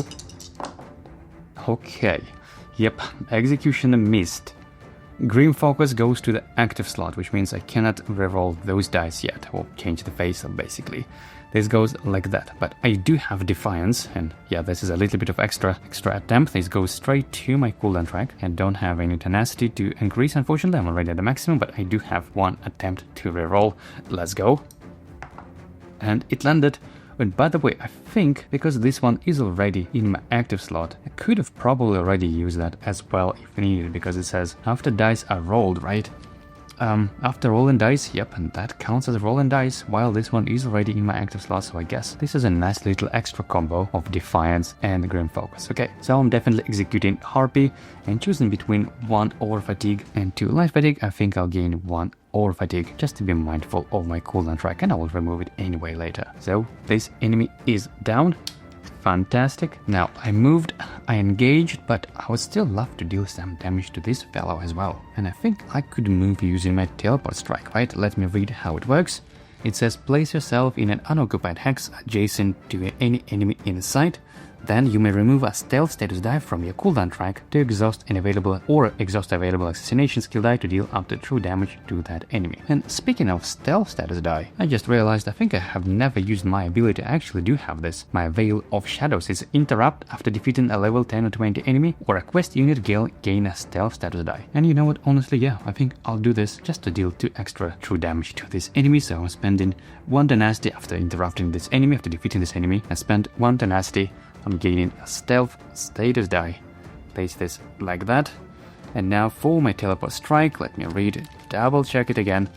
I can place yourself in any unoccupied hex adjacent to any enemy in sight. And I do have sight with this Watchling. And then you may remove a stealth status die to deal 2 true damage to that enemy. Okay, so that is what I'm gonna do. I'm gonna make another engage. I did 2 Light Fatigue. This time I'm gonna roll Teleport Strike alongside Cleave, and maybe this time I'm gonna add Windwalker and Expert Evasion as well. And just, I want to be super clear how this Teleport Strike works when you also add some dice that deal damage. Now, because I'm currently not in range, in my melee range with this enemy, I cannot deal, for example, I cannot roll this momentum to teleport and also deal damage with that, because I cannot declare this enemy as my target while I'm not adjacent to it if this is in my battle form. However, Cleave is a quite unique one because it deals damage to your target up to your stat, but also it deals damage, half of that to non-target, basically to all adjacent enemies. So by using Cleave with Teleport Strike, I'm effectively skipping the first part because I'm not declaring any target and I'll be dealing only adjacent damage. That's how it works. I hope it makes sense. If not, let me know in the comments. I'm happy to elaborate. I'm just trying not to go too deep into the rules in this playthrough videos. Okay, so these are the dice I'm rolling. Let's go. Okay, everything landed. Can't complain. Now we have Windwalker on number 1. The question is, should I change this to 2? And yeah, honestly, I think I will. So first, let me resolve Teleport Strike. So I'm placing myself zip, like that. This die is exhausted, right? It is not drain, I believe. Let me double check because I never used it before. Yep, it is instant effect, it is exhausted. Then I can remove a status die, my stealth, to deal 2 true damage to this enemy.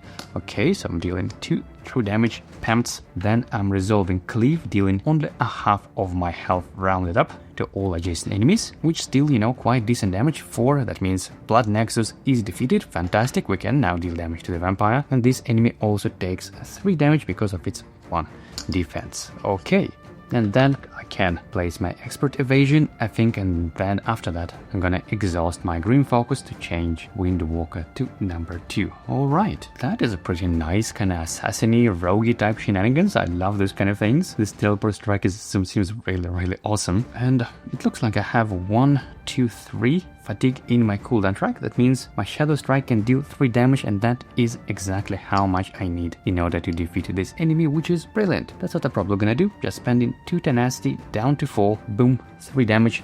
Enemy is defeated and is completely removed from play, and I get a reward, which unfortunately I cannot have more health, so I'm choosing to gain 5 tenacity instead. And because I defeated that enemy with my ability, I can remove 2 fatigue, so I'm choosing 1 over fatigue and 1 light fatigue, and I still have full 5 tenacity. Fantastic.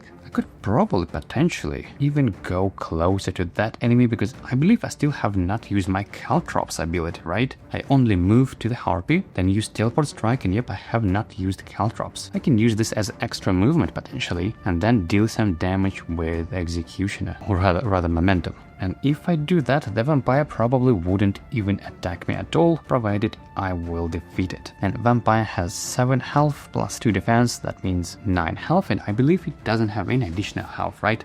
Just to make sure I haven't missed it, we're not deploying with additional health. Yep, only this fellow goes with additional HP. And the same is true for the dungeon setup itself. Again, just double checking that. I believe the vampire just goes with a normal, it's 7 health. Yep. Okay, so that is what I do. I spend only 1 tenacity on my Caltrops, which means move up to 3 hexes. I'm gonna move 1, 2, 3. Then I'm gonna take another engage, add in 2 more light fatigue, and let's see how much space do I have. I'm just thinking if I can roll this die to apply to the enemy. I mean, it's pretty finicky. It has only 30% chance of doing that, right? Only 2 out of 6 chances of applying that particular result. And if I want to have one-shot this enemy, 9 damage means I need to have at least 5 fatigue in my cooldown track. So yeah, probably not gonna roll this one. Instead, I'm having another engage, so 2 more light fatigue. Now I have 5, so now I can deal 10 damage, and this is what I'm doing, rolling just a single momentum targeting vampire. Let's go. And yep, it is landed. Fantastic. Boom, place this final die in my cooldown track like that, and the enemy, the vampire, is defeated. But I'm gonna keep this with no HP, right? Instead, I'm gonna place light fatigue on top of this enemy. Just let me read it one more time. I believe we need to do this a couple of more times. After the vampire is defeated, its chip remains on the battle map with no HP and a light fatigue die placed on it. The vampire's turn is skipped while it's at 0 HP, but it still can be targeted. At the start of a round in which vampire is at 0 HP, it heals to full HP. Okay, but the light fatigue remains. And we need to do this basically a couple more times until the vampire has body size plus 2 dice on it. Okay, so I think we're good. That was quite a nice turn. I mean, you just look at that. Now it's enemy's turn, starting with the quest unit. It moves 1, 2, then level 10, 1, 2, and those two fellows, 1, 2, and 1, 2. Okay, now it's beginning of combat round 2. I'm recovering these dice. Alright, goes like that. Defiance, Executioner, Light Fatigue, and Vampire. At the start of this round, heals to full 7 health again, so have 4, 3, 7 HP. Okay, but this time there is quite a lot of enemies, which is honestly not as good, because that means if I not defeat this Vampire this turn, is gonna suck a lot of health and it's gonna increase its health stack more and more. And my momentum is already on cooldowns, probably not gonna be able to deal a bunch of damage this turn, and my cleave in on cooldown as well. Oof. Okay, so I guess the question is, how much damage can I even deal potentially this turn at all, if any at all? I mean, with my Shadow Strike, that potentially could be 1, 2, 3, 4, and probably 4 more, right? So that would be 8 damage, which is 1 damage away from that. Oof. I mean, it is such a shame that the Caltrops doesn't work on quest units, and specifically for this encounter, Vampire is a quest unit. My Caltrops, yep, each non-quest unit rolls against engage against itself, so I cannot do that. And my Executioner not gonna work either, right? It's also non-quest units. Yep, I believe so. I mean, I could probably just move away this turn to just wait for my cooldown track to clean up a little bit to gain the cleave at least, because yeah, it's getting a little bit crowded here. So with 4 movements, I think I could go 1, 2, 3, 4, trying to defeat at least this enemy with Executioner. And if I stand here, yeah, I'll still be within the range of Vampire, unfortunately, even though I could probably move a little bit further with my Caltrops. Okay, yep, I think this is the play. I'm really not probably capable of dealing a lot of damage this turn anyway, and I don't want to stand here. It's getting too crowded. So I'm moving 1, 2, 3, 4 to this elusive enemy, and I'm gonna roll Executioner alongside Defiance, and maybe let me place Killer's Blade as well, just to make sure I have it if I need it in my active slot whenever I need it. So these are the 3 dice I'm rolling with Ref Crows. Let's go. Ho, we've got everything pretty much we wanted, except Killer's Blade could be a little bit better with number 3, but you know what, I'll definitely take it with 2. Can't complain. That means this enemy is defeated. I'm placing 1 over Fatigue. I'm defeating this enemy, then place Defiance, and this goes to my active slot. Alright, another enemy down at least. Okay, and now I think we're gonna spend 1 Tenacity to just move 3 hexes away with my Caltrops. Right, it says move up to 3 hexes. Yep, probably don't want to move too far, so you know, the Vampire gonna go 1, 2 with its range 2, so up to this hex. So all I really need is just to move 1 hex away, right? And this way I won't be in its range and sight and everything. Okay, I guess that should do it. I'm gonna leave my turn like that. Now it's enemy's turn, starting with Vampire because it is a quest unit this time. It's gonna move 1, 2, oops, sorry, towards me, and then it's gonna use its Siphon, but there is no one to Siphon from, because this Pale Fingers is also a quest unit, and Siphon doesn't work on quest units. Fantastic. Now, Pale Fingers moves 1, 2, this Bandit moves 1, 2, and for this Hood Elf Bandit, I guess now this would be the shortest way, right? So we're gonna move 1, 2, like that. Okay, beginning of combat round 3. I'm recovering 4 dice. Don't have that juicy big discount on my class abilities anymore, but you know what, at least I have a little bit of damage with my cleave now. And now the way they stand in is, I think, is definitely the way to go for cleave. Can I move that actually? 1, 2, 3, 4, yep, I can move and cleave and then deal some damage, probably with my class ability if needed. Now, I'm not sure if this Killer Blades works on quest units or not, and actually it looks like it does. On your turn, exhaust desire to defeat an adjacent enemy with exactly X HP. Woohoo! This is pretty nice. Okay, so I'm moving 1, 2, 3, 4 like that. Now this turn, do I need my Expert Evasion? Probably not, because I still have not used my racial ability yet. And with my weapon, as long as I have rolled only a single enemy combat die, that is basically guaranteed 2 damage, right? If I target Vampire plus my cleave. So yeah, I think that should do it. So that is what I'm rolling, probably alongside Windwalker, because yeah, I do love that discount. So I'm targeting Vampire as my target, declaring it, and rolling these 3 dice, even though I technically don't even need to roll this one as a guarantee 2 damage. Let's go. And well, it's 1 and it's a damage, yep, not too shabby. This goes to my cooldown track, and that is 8 damage. plus 2 more, yep, that is 10 damage. Wow, this vampire is totally defeated with another die on top of it, like that. And all other enemies, they take half of that damage, which is 4 from my health, yep, just 4. So Breton Bandit is at 1 health, and Pale Fingers takes 3 damage as well. Okay, not too shabby. This goes like that. I'm probably gonna keep it like so. Now, how much health does he still have? Is it worth even spending my ability on that? I mean, I could use my Shadow Strike to either weaken Pale Fingers a little bit, or I could potentially defeat Breton Bandit, so it's, you know, another enemy defeated, and then I would remove these dice. It means my momentum would be recovered next turn, and I think that would actually be better. Oh, and I do apologize. That again, because this Pale Fingers, it has dodge, and one of my dice didn't deal any damage. It means it should have prevented 1, so it loses only 2 health instead of 3. Okay, so yep, now I'm spending all my remaining tenacity down to 0 to use my Shadow Strike, defeating Breton Bandit, so Pierce, another enemy down. But because I defeated enemy, I can remove 2 fatigue, and I choose these 2, okay? 1 ore fatigue, 1 life fatigue, and that is the end of my turn. Now it's enemy's turn, starting with Pale Fingers. First, because it is native, I must move 1 item to my pack. And well, I'm probably not gonna use this one anyway, so let me just imagine that it is in my pack now, it's not usable. Okay, now it's gonna roll 2 enemy combat dice, and I think, you know what, let me do my usual shenanigans. So I'm increasing its combat by 1 to roll those 3 dice and get that much tenacity. Let's go. And we've got 5 tenacity. You know what, is this a little bit too much? Yeah, I think this is just too lucky. Let me re-roll this one. It's just a bit too much. Yep, 3, that is more like it. Yeah, that is how it usually goes.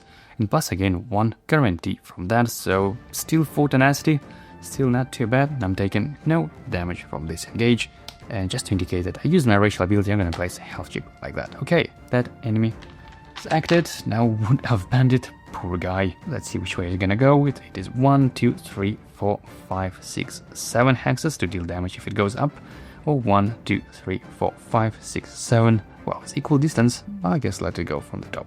1, 2. Okay, beginning of combat round 4. The vampire resurrects again with a full stack of 7 health. And like that. Okay. Took full 7 health, but it has 2 light fatigue on it already, so it means just last time defeating this enemy and we're good. So I'm recovering these dice. I do have my momentum ready, so there's potentially a big burst of damage, which hopefully should do it actually. Thankfully, I still have my Defiance in the cooldown track, so that is a little bit of a safer option. But just to make sure, I think I'm gonna roll this alongside my Grim Focus, just to make sure. But before that, I need to clutter my cooldown track to clog my fatigue with life fatigue. So again, 9 health, right? 7 health plus 2 defense, that means I need 5 light fatigue. And it looks like I can gain 6, right, from 3 engages. So 1 engage, 2 engage, and then another engage, because I still need to finish it off with my appropriate battle forms. So yeah, I've done a bunch of engages. Now final time, this is what I'm gonna roll, and let's go. And we've got momentum landed, yay. But even if it didn't, we still have this backup option, which is a drain side, but it's a guaranteed change to the side of your choice, basically like a power stone. But yeah, I'm choosing not to resolve it, just gonna place it like that, and this enemy is totally defeated, and it got its 3rd light fatigue on top of it, like that. So yeah, I think we just need to survive until the end of round, right? Let me read it again. The encounter is successful, and the end of round in which the vampire has party size plus 2 dice on it. Yep, all we just need to do is survive. Okay, that's it. I'm not doing anything. Now it's Pale Finger's turn. Again, it's native. I'm gonna place 1 item in my pack, let's say this one, like so, and yeah, it's gonna roll 2 dice, and that is 2 damage. I have no way of preventing that, unfortunately, even though I actually do have tenacity, and I think we have not used that ability just yet, right? It's an enduring ability for 3 tenacity, enduring if you are in light or heavy weapon battle forms. Once per turn, you may reroll enemy engage that targets you. Let's see, let's just, for the sake of fun, roll this one more time. Same result. Okay, yeah, that is how it usually goes. 2 damage, unfortunately. Okay, and this enemy just moves 1, 2. That's it. It's end of round. The vampire has 3 dice on it, and it is a victory. Ta-da! Yep, we successfully completed session 2 Yay, not too shabby, I must say. And we've got 3 experience, and because we have 2 saved, we can now train 5 cooldown. Yay! And let's increase this one up to 40. We have 40 experience on our tracker. Fantastic. Now let's go to the, when completed, go to entry E25 on page 53. Okay, page 53. The previous one. Over here, E25 on page 43. The keyword that we gained is block operative. Ta-da! Okay, I'm gonna clean things up a little bit, and then we'll see you in a moment in session 3. Alright guys, welcome to the final session 3, the end game of Skyrim. Now we're still in the same dungeon because that is what we instructed to set up. Set up the Greymoor Keep dungeon using the end of session difficulty EP. My end of session difficulty EP is 37 on expert for 1 adventurer. The rules and everything here is a little bit different compared to the previous encounter we had at the end of session 2. And let me just go quickly over them. So encounter setup, set up the dungeon, done. Add a level 20 Brian Heart to the EP and deploy it first, so this is why we have another level 20 enemy over there. Then set aside 1 unused 7-hex delve tile along with quest units. Pale Fingers, Vampiric Dislanderer, Break the Bloody and Corrupted Creature. Here we have the unused tile and the stack of quest enemies, which we don't need at the moment. Then set the XP dial to the following number depending on your difficulty. This is used for quest tracking purposes for expert, party size +6. So this is why I have 7 on my experience tracker. Then the encounter rules: initiate the dungeon. Done. After level 20 vampire is defeated, place legendary caches in hexes 7 and 8. These are these 2 hexes, 7 and 8, on top of this, at the size of this tile. Then you may choose to set the round counter to party size. At the end of a round, if the vampire is not in play, redeploy the vampire and blood nexuses. Redeploy the blood nexuses with party size HP to star hexes if there are not enough. Then redeploy the vampire to hex A again or to the closest unoccupied hex. Finally, deploy an enemy of the following level based on your difficulty level to the closest unoccupied hex to each blood nexus. Luckily we have only 1, again because it scales with party size. And the level that we're going to be deploying is, on our case, on expert, is a level 5 enemy. Now, when an adventurer gains light fatigue from a lockpick check, they must also increase the XP dial by 1 for each light fatigue gained. The higher the dial is, the more penalized you will be in your next quest step. When a cache is successfully unlocked, set the cache chip aside. After party size +1 cache chips have been set aside, deploy Pale Fingers to hex B. This is the hex B, defeating any units occupying the hex if needed, and place the set aside level 7 hex delve tile in the open space over here. So this is going to be the secret room that we're trying to get into. The encounter is successful at the end of a round in which all undefeated adventurers are occupying the secret room and Pale Fingers is not in play. All companions not occupying the secret room at the end of encounter are defeated, and we're gonna have 3 experience for that. So basically, here's what we need to do. First, we need to defeat the blood nexuses, so with that could we deal some damage to the vampire. Then once we defeat the vampire, we're gonna spawn those legendary caches, 2 of them, 1 and 2, and once we loot 2 of these caches, then we're gonna deploy the Pale Fingers alongside the secret room, and then we're gonna need to defeat the Pale Fingers and get inside the treasure room, the secret room.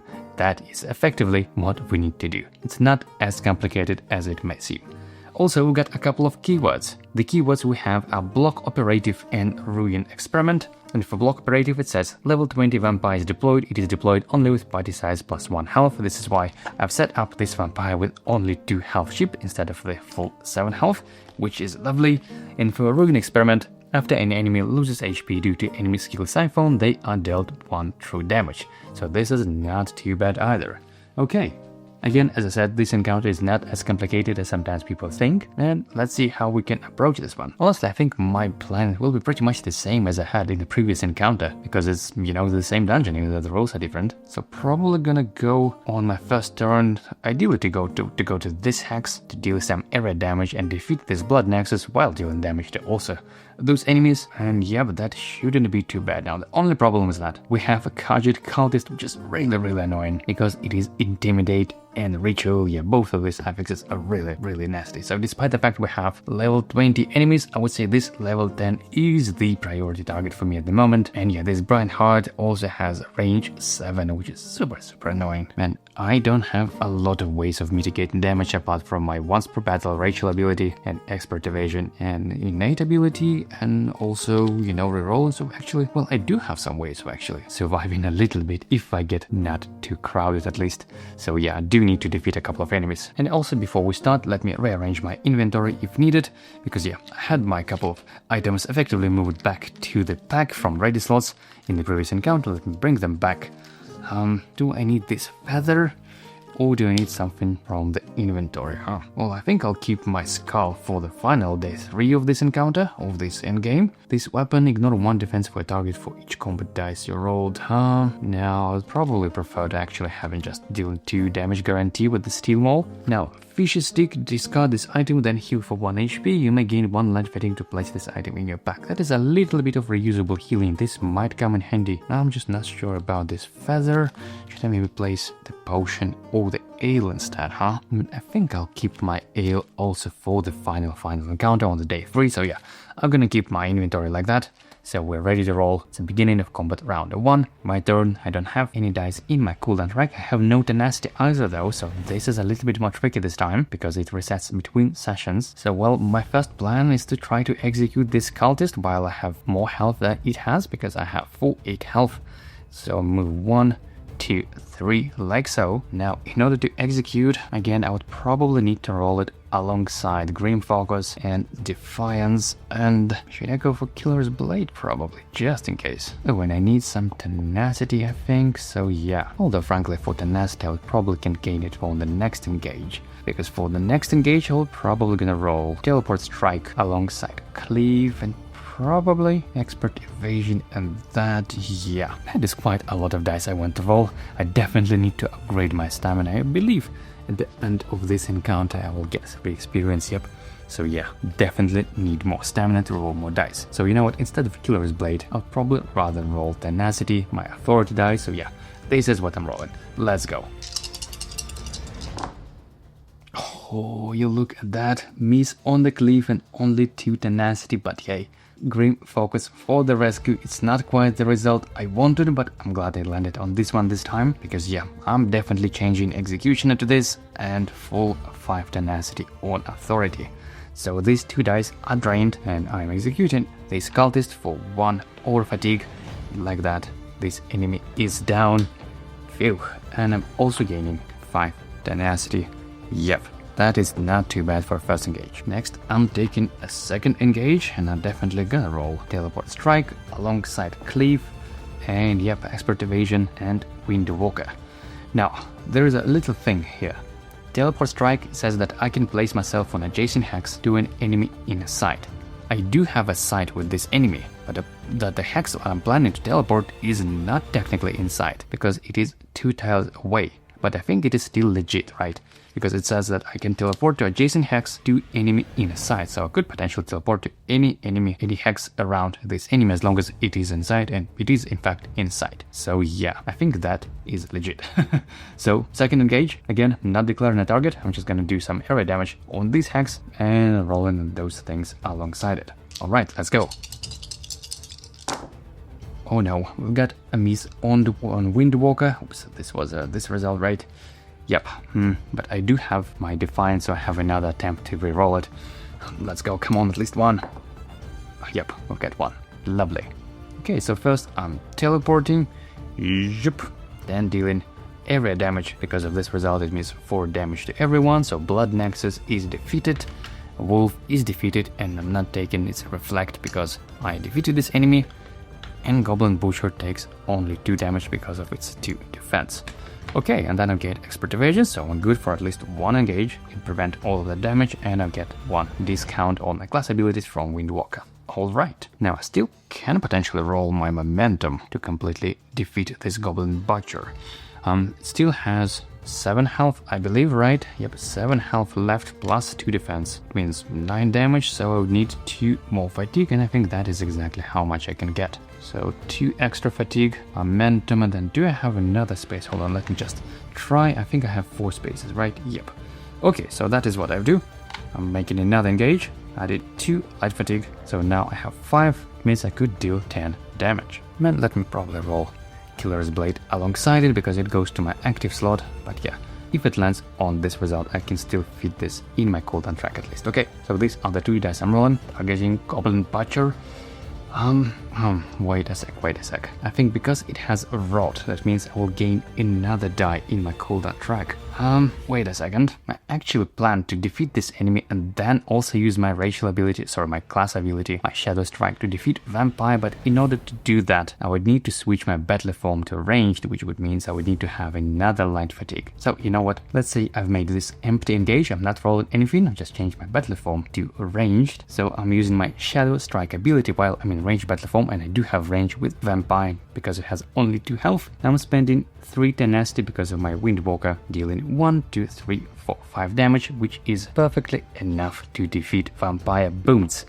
Vampire is dead. Because I defeated enemy, I can remove 2 fatigue from my cooldown track. Fantastic. Now, as soon as the Vampire is defeated, those 2 treasure chests pop up, right? I believe it happens like this right away. After the Vampire is defeated, place caches in hexes 7 and 8, and then you may choose to set the round counter to body size. Well, thankfully, I don't really need it. It is still round 1, but now I can fit another engage indeed. So, I'm making another engage, adding 2 life fatigue, this time switching battle form to heavy weapon, and yes, rolling momentum and Killer's Blade.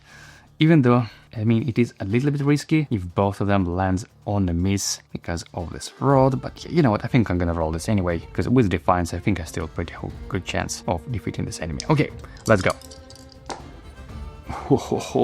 Killer Blade with 3, but this one is a miss.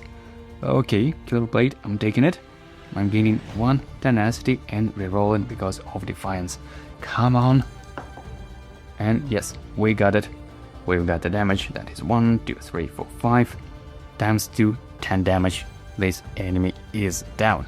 And I do gain rot. Yeah, it is the exactly final die in my cooldown track. Okay, fantastic. Not too bad for turn 1.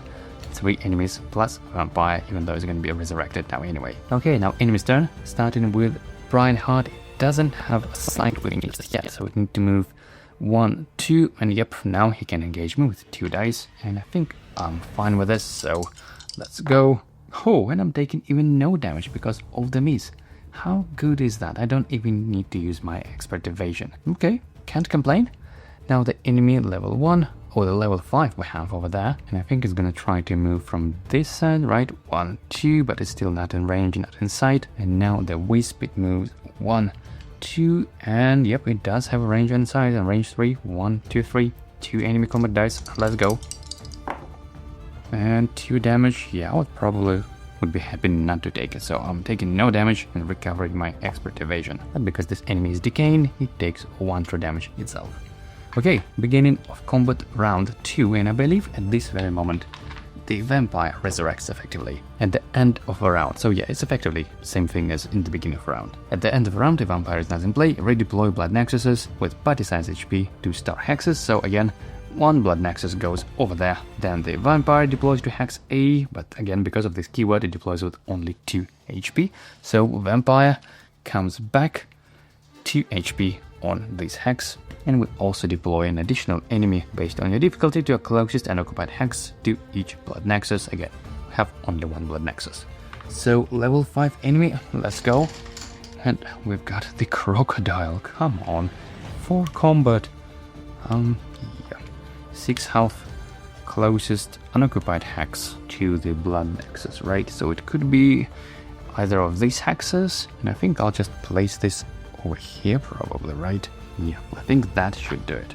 Okay, and now all I need to do is to collect caches, and by the way, that doesn't need to be exactly those 2 caches, I believe. Any legendary caches would do, right? And after 2 caches are set aside, then then we deploy an enemy and exploring the room.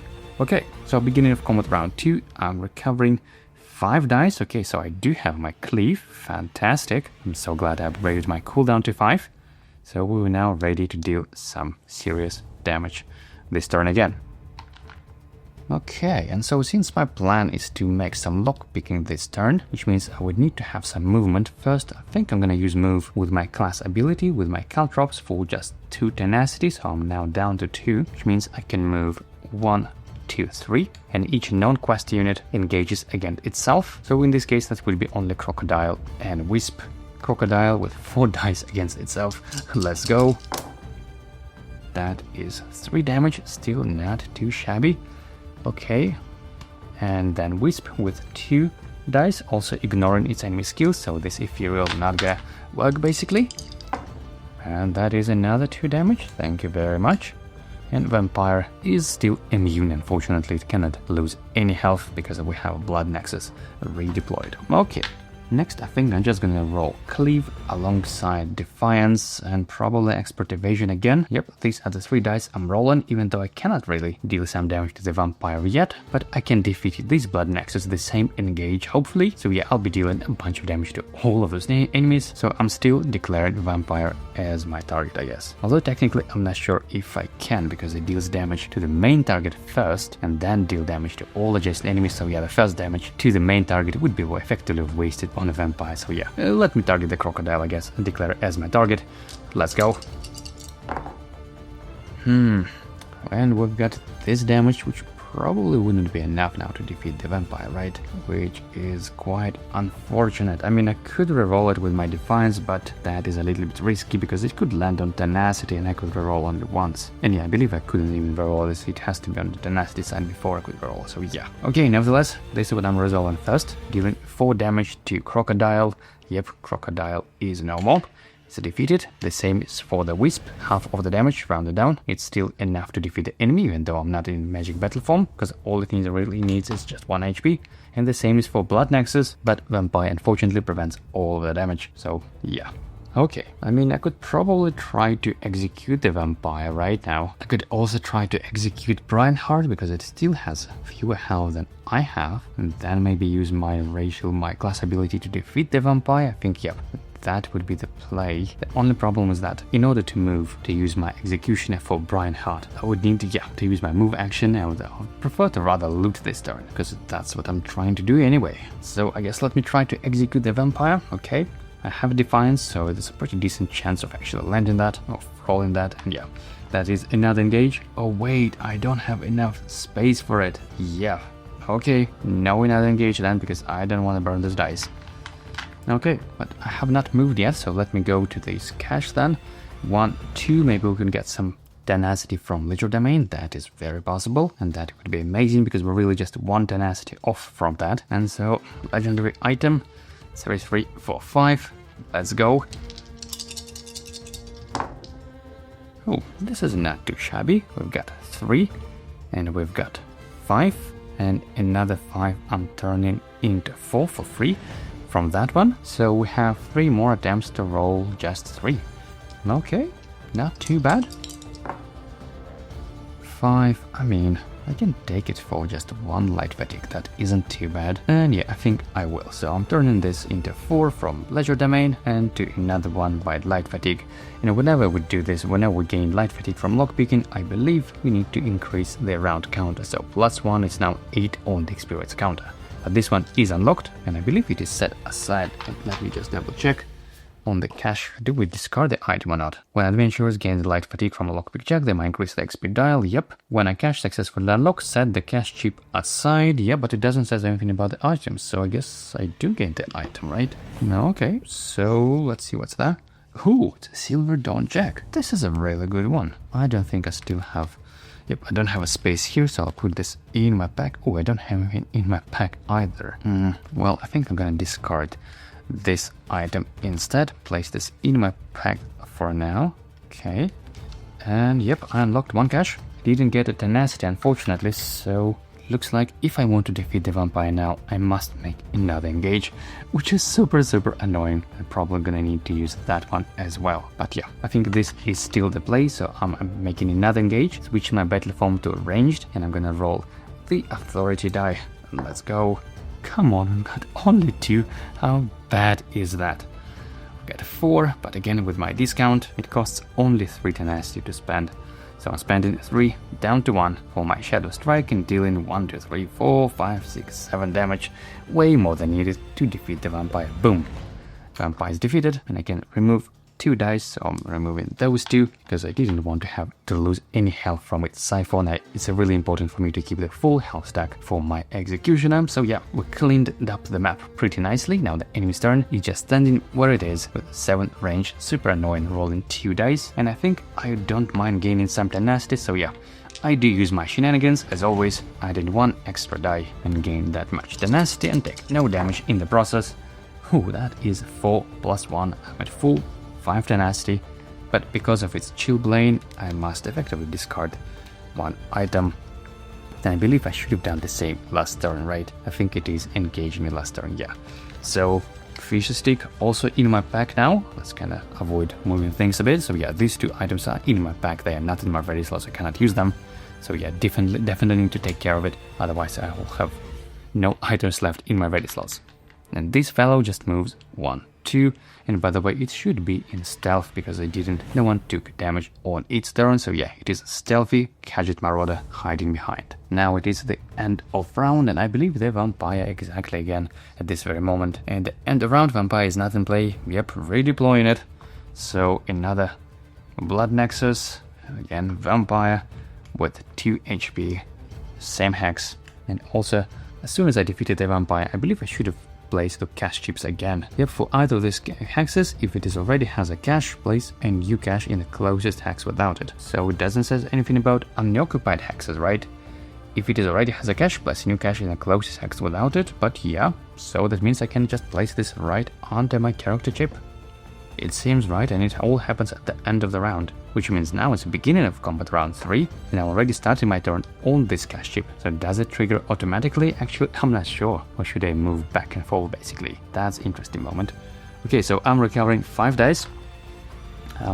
Yep, that includes momentum as well. Yeah, 3 light fatigue and Windwalker. Okay, I don't have a cleave, unfortunately, but I would love to defeat this Brainheart this turn for sure.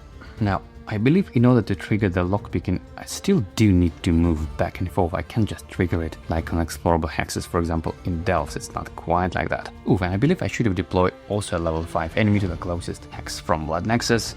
So yeah, they keep spawning. And we've got a Bread Marauder, 6 health. Super annoying guy. Goes like that. Huh. Now, I have enough tenacity to defeat Brainheart, and I do have my executioner and momentum, so I am capable of dealing quite a lot of damage this turn. So, you know what, let me take a first engage. Oh, it is free, I don't need fatigue. So I'll switch my battle form to heavy weapon, and I'm gonna roll Teleport Strike alongside executioner and probably Windwalker, because yeah, I probably do need this die. Man, yeah, so the idea is to teleport probably somewhere here closer to the Brainheart, so I wouldn't waste my movement on it to defeat this enemy and then maybe make a lockpick check, summon Pale Fingers and also move and defeat it with momentum. I think that would be the play. But yeah, that is first thing I do. Roll this dice. Oh, come on, we got a miss on executioner. 1 attempt to re-roll it, but first I'm definitely teleporting to probably this hex. Okay, this will go to my cooldown track last. Again, 1 tenacity, which I don't need, but I'm re-rolling this with my Defiance. Okay, 1 attempt, let's go. And we've got it, yes. I'm gaining 1, I think, over fatigue, yeah, just to be mindful of my cooldown track, and yep, this enemy is defeated because I have 1 extra health, more health than this enemy. Phew! Okay, enemy down. Now I can move, and so the enemy will spawn in on this hex, I believe, right? So let me just move 1, and I still have 3 more movement left, so I'm making a lockpick check on this item. These 3 attempts, 1, 5, 6, 2, 4. Let's go. Oh, come on, this time I do get tenacity, but I do need it. I should have spent some. Yeah, that was probably a little bit of misplay. So, okay, let me change this to 5 for 1 light fatigue. Increase the tracker to 9. Then I can lockpick this 2, and should I change it to 4? Probably not, because I still have 3 attempts, right? Yep, 3 attempts to roll 6 and 4. That should be doable. Oh, look at that. We've got 6 and we've got 4. Fantastic. No more light fatigue needed. This item is unlocked. What's that? Ashen Blood before placing. Probably don't even need this, frankly. But yep, that was the second cache chip, right? I think I actually used this cache chip to place this again, but yeah, this is definitely my second lockpick check, which is successful, and that means at this very moment, right? Let me read it. When a cache chip is unlocked, after party size +1 caches are set aside, which we've done, deploy pale fingers to hex B, which is this one, and place the set aside 7 hex delve tile in the open space on the right. Okay, fantastic. This is the secret room, and the encounter is successful round in which all the undefeated adventurers occupying the secret room. The pale fingers is not in play. Okay, so we deploying this fellow guy again, just 7 health. It doesn't say anything about additional HP, it was in the previous encounter, right, in the previous session. So that is 5 plus 2 more. That is, yep, 7 health to hex B. And this time I'm gonna move this round counter carefully, like so, to place this secret room in the middle. I love the way it works. Thematically, I think this is so cool, and the only way we can go through is just through this tile. We cannot go, for example, from other rooms. They kind of thematically not in sight. Okay, so I still have movement though, right? This one is removed. I moved once, so I can move 1 extra, maybe even 2, like that. And then, let's see what I can do. It has 7 health plus 1 defense, which means 8 damage would do, and I have 1, 2, 3, 4. Yep, that is exactly should do it with my momentum. And that is probably what I'm gonna do, right? Added 2 all light fatigue, another engage, just a single die momentum, targeting pale fingers. Let's go. And yep, we got it. More than needed. Plenty of damage. The enemy is defeated. And yep, all we need to do is just end our turn in the secret room. Now I do have a bunch of tenacity, and I have 1, 2, 3, 4, 5, 6 fatigue in my cooldown track, which is not quite enough to defeat this enemy with just 1 damage off. Oof, how unfortunate. Could I maybe roll? First, let's see. I could use Caltrops first and then Shadow Strike, because they cost only 2 and 3 tenacity, but I probably don't even want to spend that much tenacity, right? But you know what, I still have expert evasion, so I'm good. Okay, I'm leaving my turn like that. I'm not gonna bother dealing any more damage. So first, Vampire rolls 3 combo dice, and by the way, I definitely have used already my ability. I think I used this hash cash chip, yeah. This is what I'm gonna keep as a reminder. Now the enemy engages me, 3 dice, let's go. 3 damage while I'm preventing. Thank you. No thank you, I'm not gonna take it anything. I love expert evasion, but it does siphon from me, so I'm still losing 1 health, as well as this enemy losing 1 health, and because of my keyword, this enemy also takes true damage. It's only for the enemies, I believe, right? And so 2 health chip goes under this vampire, and 1 is just true damage. Yeah, hopefully it's not for adventurers, it's only when enemies. Let me double check. Ruin experiment. After enemy loses HP due to enemy skill siphon, they dealt 1 true damage chip on the enemies, not me. Yeah, that would be a really weird keyword. Okay, so now this enemy, it has steal, but cannot actually steal anything from me. Nope, I still have 7 health, so I'm completely immune to stealing. It's just rolling 2 enemy combat dice.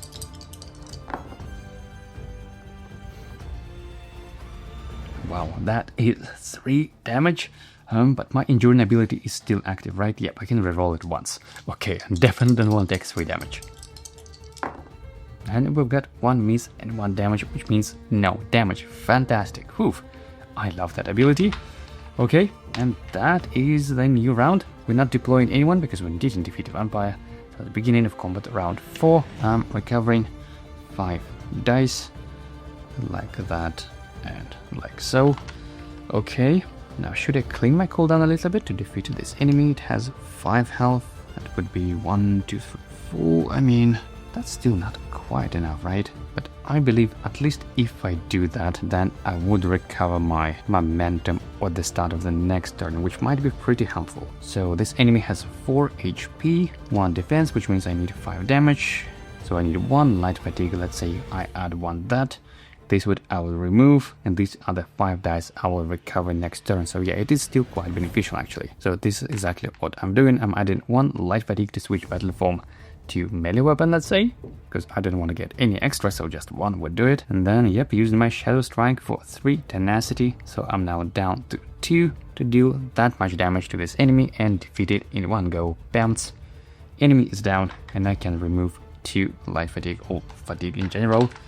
And yep, so next turn, next encounter, I would recover momentum, which is fantastic. Now, the vampire would still hit me, of course, but I'm not sure if I want to do anything about it, because I would need to first defeat the Nexus, and I mean, of course I could roll the Cleave, but if I don't do that, let's say if I just move the closest as far as I can inside the secret room, the vampire can move 1, 2 and still engage, move 3 dice, you know, that is not really nice. But you know what, I can just roll my expert evasion, I think that would do it, alongside Defiance, that's what I'm rolling.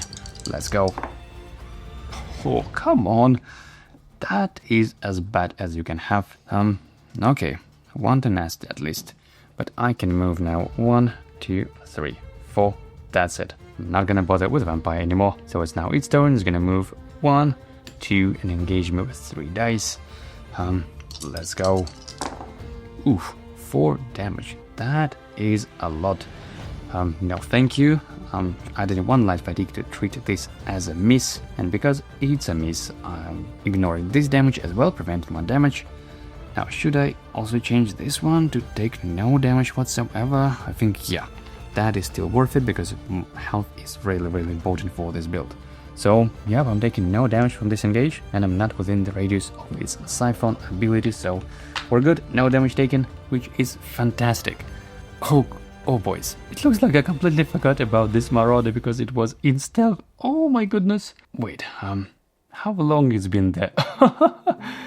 That is hilarious, sorry about that. Well, definitely next on the previous turn it should have moved 1, 2 and engage me at least once, right? So 2 dice.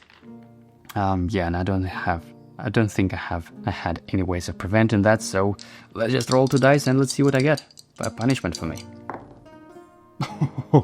Well, that is not quite a punishment, so I'm not taking any damage. I mean, you know what, I think I will try to reroll this anyway, so yeah. Honestly, I think that is alright. But still, of course, misplay on my end. Sorry about that, even though this enemy was ironically just literally in front of my nose. But yeah, in any case, we defeated the Pale Fingers. We are inside the secret room at the end of the round, and that means the encounter is successful. We've got 3 experience, okay, and yep, definitely, as I said, I'm gonna try another stamina, so all of those 3 experience goes right here, okay. Now let's move on to the next day 2 of our endgame. Let's see what's that. It must be a peaceful encounter probably, right? Yeah, encounter rules. Each adventurer may select one of the following options, and multiple adventurers may select the same option. Option 1, draw 4 items, 4 common items and 2 legendaries. Now I don't really need items. Second option, gain up to 5 light fatigue, heal for 2 HP for each. Probably don't need this either. Third option, during day 3, when you are engaged by quest unit Vampire of Wittestadr, all damage she deals to you is also dealt to the enemy closest to her. Not really. And the fourth option is you may reduce the XP dial by up to 5 before resolving the bellow penalty, and the penalty is after each adventurer has selected one of the following options, set aside the IC build-up delve card. For every 5 points on the XP dial, add 1 frostbite chip to the IC build-up. Do not reset this when advancing to day 3. And I happen to have exactly 9 on my experience counter, so yeah, I'm definitely taking this one, reducing this by up to 5, so down to 4. And it means I'm not gaining any IC build-up, because for every 5 points. Alright, and I get a reward 1 experience, but I don't have any way of spending them, so I'll just gain 1 tenacity for that. Oof, and by the way, of course I should have exhausted this one and recover these dice, okay. Like so. Okay, now do I want to use my adventure rest step? Let me check, am I at full health? Nope, I think I'm 1 health missing. Yep, so I do want to have... Oh, this is the health. Exactly, so I need to just discard 1 item. Let's see which is that. Let's say this poison probably. Not gonna use it, to be honest. Okay, and I can recover 1 die. So these I'll recover anyway naturally. So I'll probably go with Defiance. Yeah, I would rather prefer to roll it quite early. So I'm at full 8 health. Fantastic. Gain the reward. We're moving to day 3, which is the final... Oh, by the way, keywords. No, nothing that would be applying to me, right? We have Ruin Experiment and Block Operative. I believe these are the 2 that we have. Yep, so nothing from this applies to us. And now, finally, on to day 3. Let me clean this up a bit. Like that. All of those things. Okay, set aside. And this giant health stack of defeated enemies. 5, 10 to quickly sort things up. 1, 10s, okay, level 1s, level 10s and 20s. Okay, day 3. So set up the dungeon without placing any chips, then remove all tiles except the 90 hex tile, which is this one, and the entrance tile. So we're removing this one. By the way, this enemy goes away as well. And all of those things are removed as well without changing anything else. And these 2 tiles must remain stationary, as adventurers will be revealing tiles in attempt to connect them. So basically this is going to be our delve, and the whole purpose of this encounter is to reconnect the shape back to this dungeon. And after setting up the tiles, deploy quest unit Vampiric Deslanderer to hex A. Okay, so instead of the vampire, we're gonna have Vampiric Deslanderer with 5 health. It goes to the hex A. Then set up blood nexuses as normal, so I'm gonna keep it just one with 1 HP on this hex. Then place caches in each hex adjacent to Vampiric Deslanderer, and place HP under each, and place 1 HP under 4 minus body size caches. So that means we're gonna have 3 caches with no HP underneath, 1, 2, 3, and we're gonna have 3 others with 1 HP under each, because it's 4 minus body size, 4 minus 1 it's 3. So this cache will have 1 HP, and so as this one, and so as this one. Then deploy party size level 20 enemies in hexes B, C, 7 and 8 in that order. Well, in my case it's going to be just a one level 20 enemy. Let's see who it's going to be. And we've got a giant, massive 10 health. Oh my. And that is 8, 2 more. Come on, she's gonna suck its blood for a very long time, for many turns. 10 health, oh boys. Okay, this is the hex B. Then place level 20 vampire as well as break the bloodied and corrupted creature in a stack in that order from top to bottom. Lastly, calculate the EP using end of session difficulty EP, which is 37 in my case. Instead of deploying enemies based on EP, place the enemies you would deploy on the bottom of the stack of enemies you created in order they would have been deployed. So I'm gonna have a 37 EP.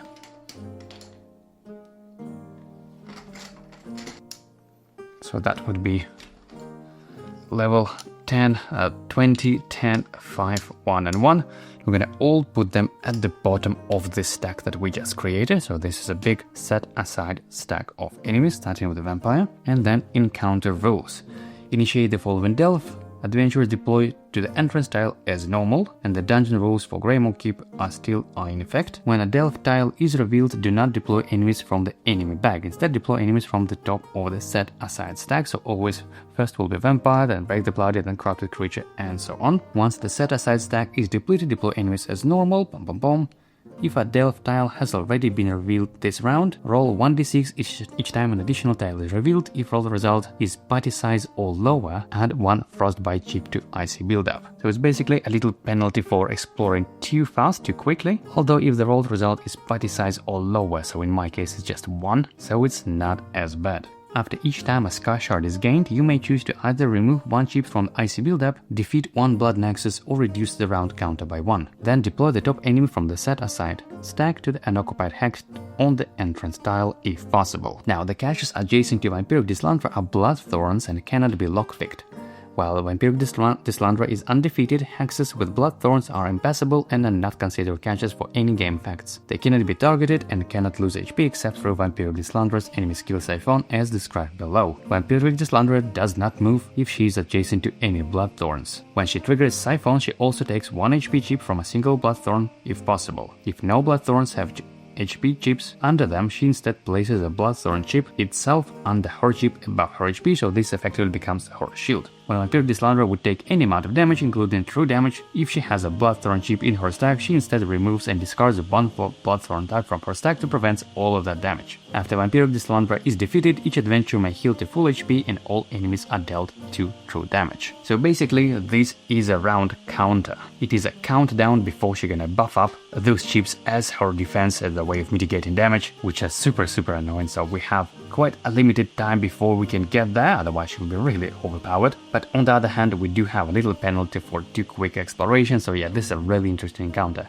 And our battle objective, by the way, is Conquer, so we need to defeat all enemies. And by the way, before we begin, let's check if there's any available keywords applicable to us, and we have block operative, Do not place blood nexuses. Oh, fantastic. And flip level 20 vampire to Raven.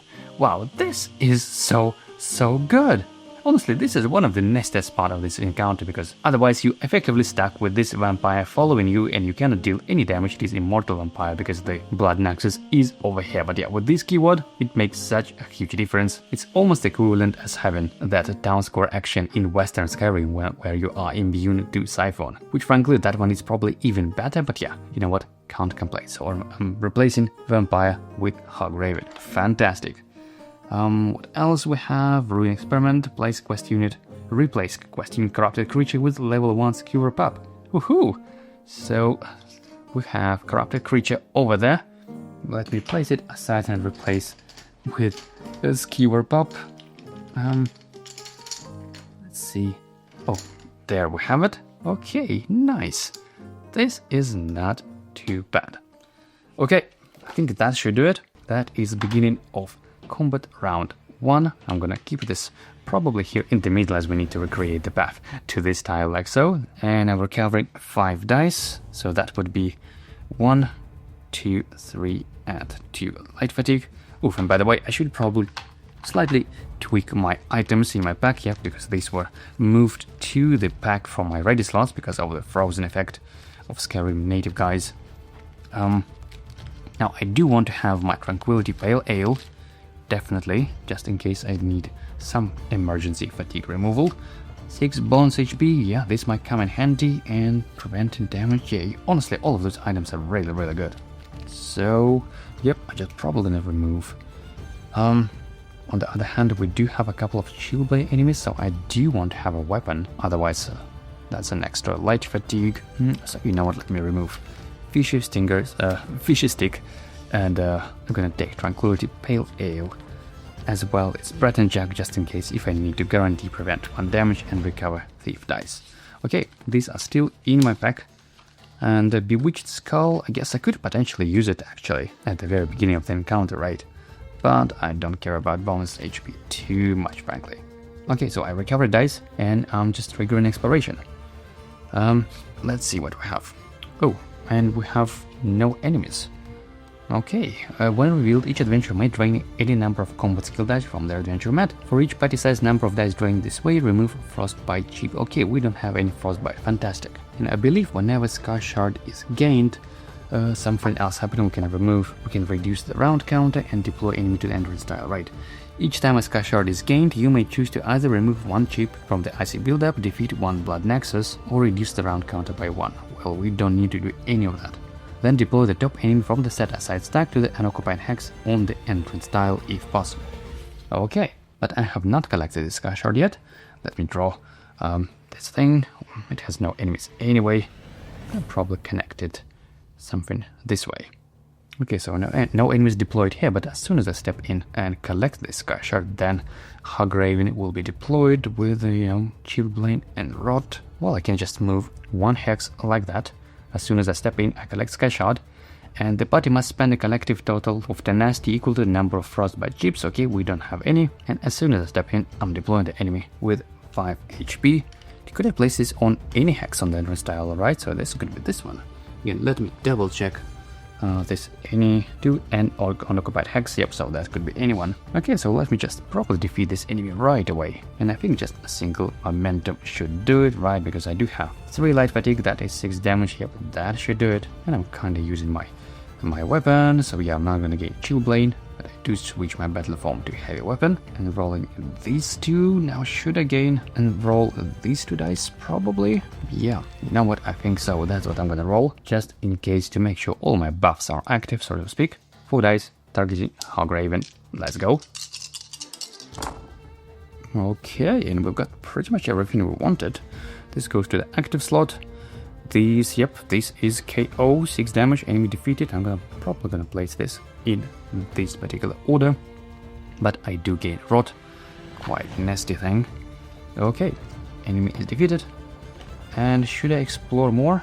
I mean, I already moved, so I don't have a move action, but I probably still can use my ability. Now the question is, do I even want to? I mean, to hurry up to Windhelm potentially? But no, I think my biggest source of damage is still in a cooldown track, so yeah. Next turn I will recover these. Yeah, you know what, I'm just gonna chill a little bit like that, especially since after defeating Windhelm, I believe I will reset the cooldown track, so yeah. I'm leaving my turn like that, which means it's enemy's turn, and yeah, Windhelm, she's just gonna siphon all those health chips under her first.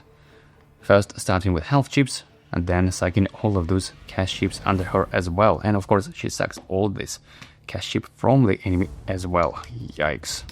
Yeah. Now it's the beginning of combat round 2. I'm, recovering these dice. Okay, so I can move and explore again. So that would be one step. And I'm trigger exploration. And that is another small tile with one enemy this time. Okay, gonna place it probably this way. So I could explore these kinda, just need to connect somehow to this tile, which is, pretty tricky one. And we've got one enemy which would be deployed. This Brad the Bloody. 8 health, 2 defense. Yeah, this is a really strong one. And so that is 7.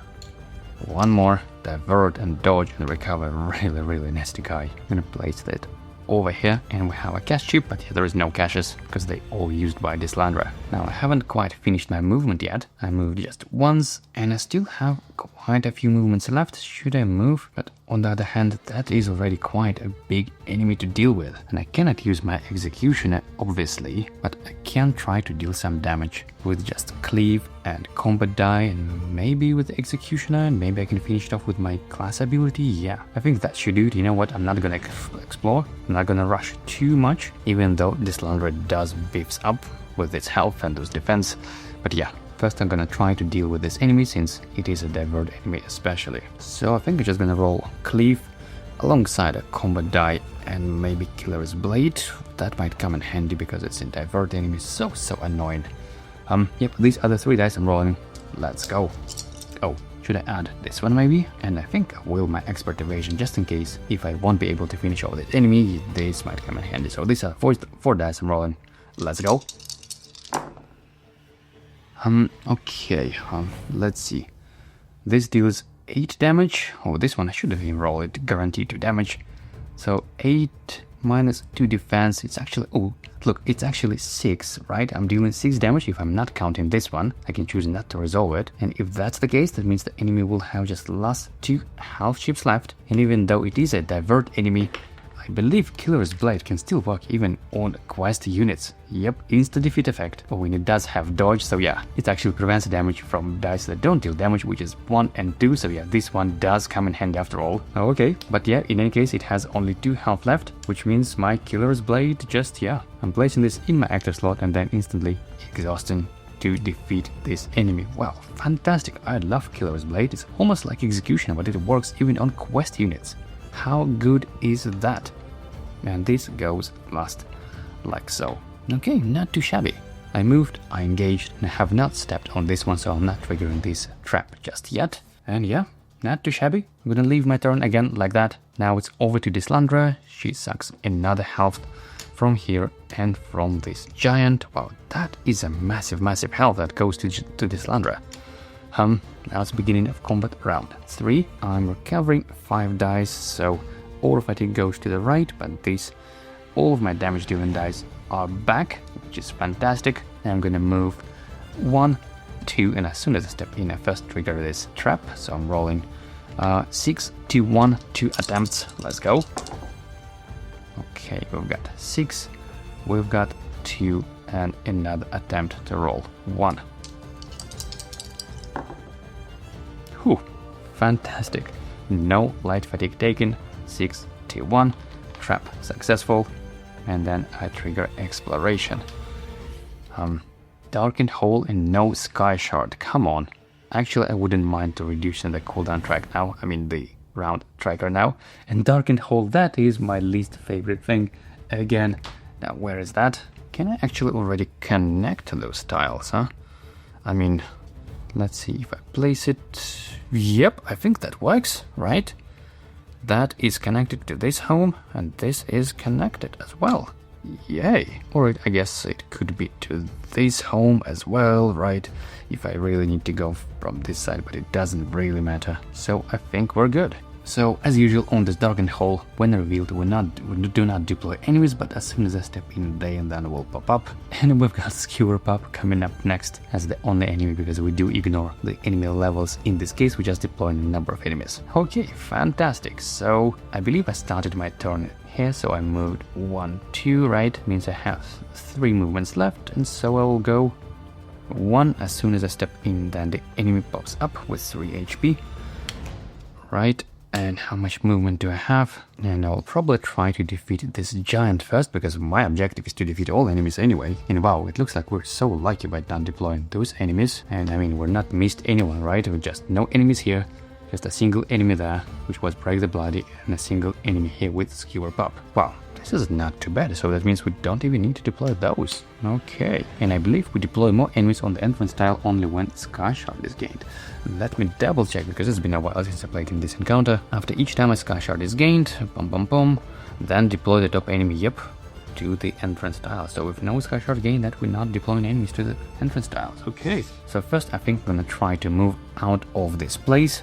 So, I don't have Windwalker yet. Okay, this is a little bit awkward, but first, as my first engage, I think I'm gonna roll just these 2. And I will maybe alongside a combat die to deal guaranteed 2 damage to this Skewer Pup. Here, this is what I'm rolling. Let's go. And yeah, of course I shouldn't even roll this one, because again, it's a guaranteed 2 damage to this enemy. So 2 damage bumps. This enemy takes. And miss on Defiance. Wow, this is really bad. And we've got Windwalker though. I'm gonna resolve them in this order, like so. Now I do have Tenacity, and I do have my discount to use Caltrops, so I'm spending 2 Tenacity down to 3. Move up to 3 hexes, 1, 2, 3.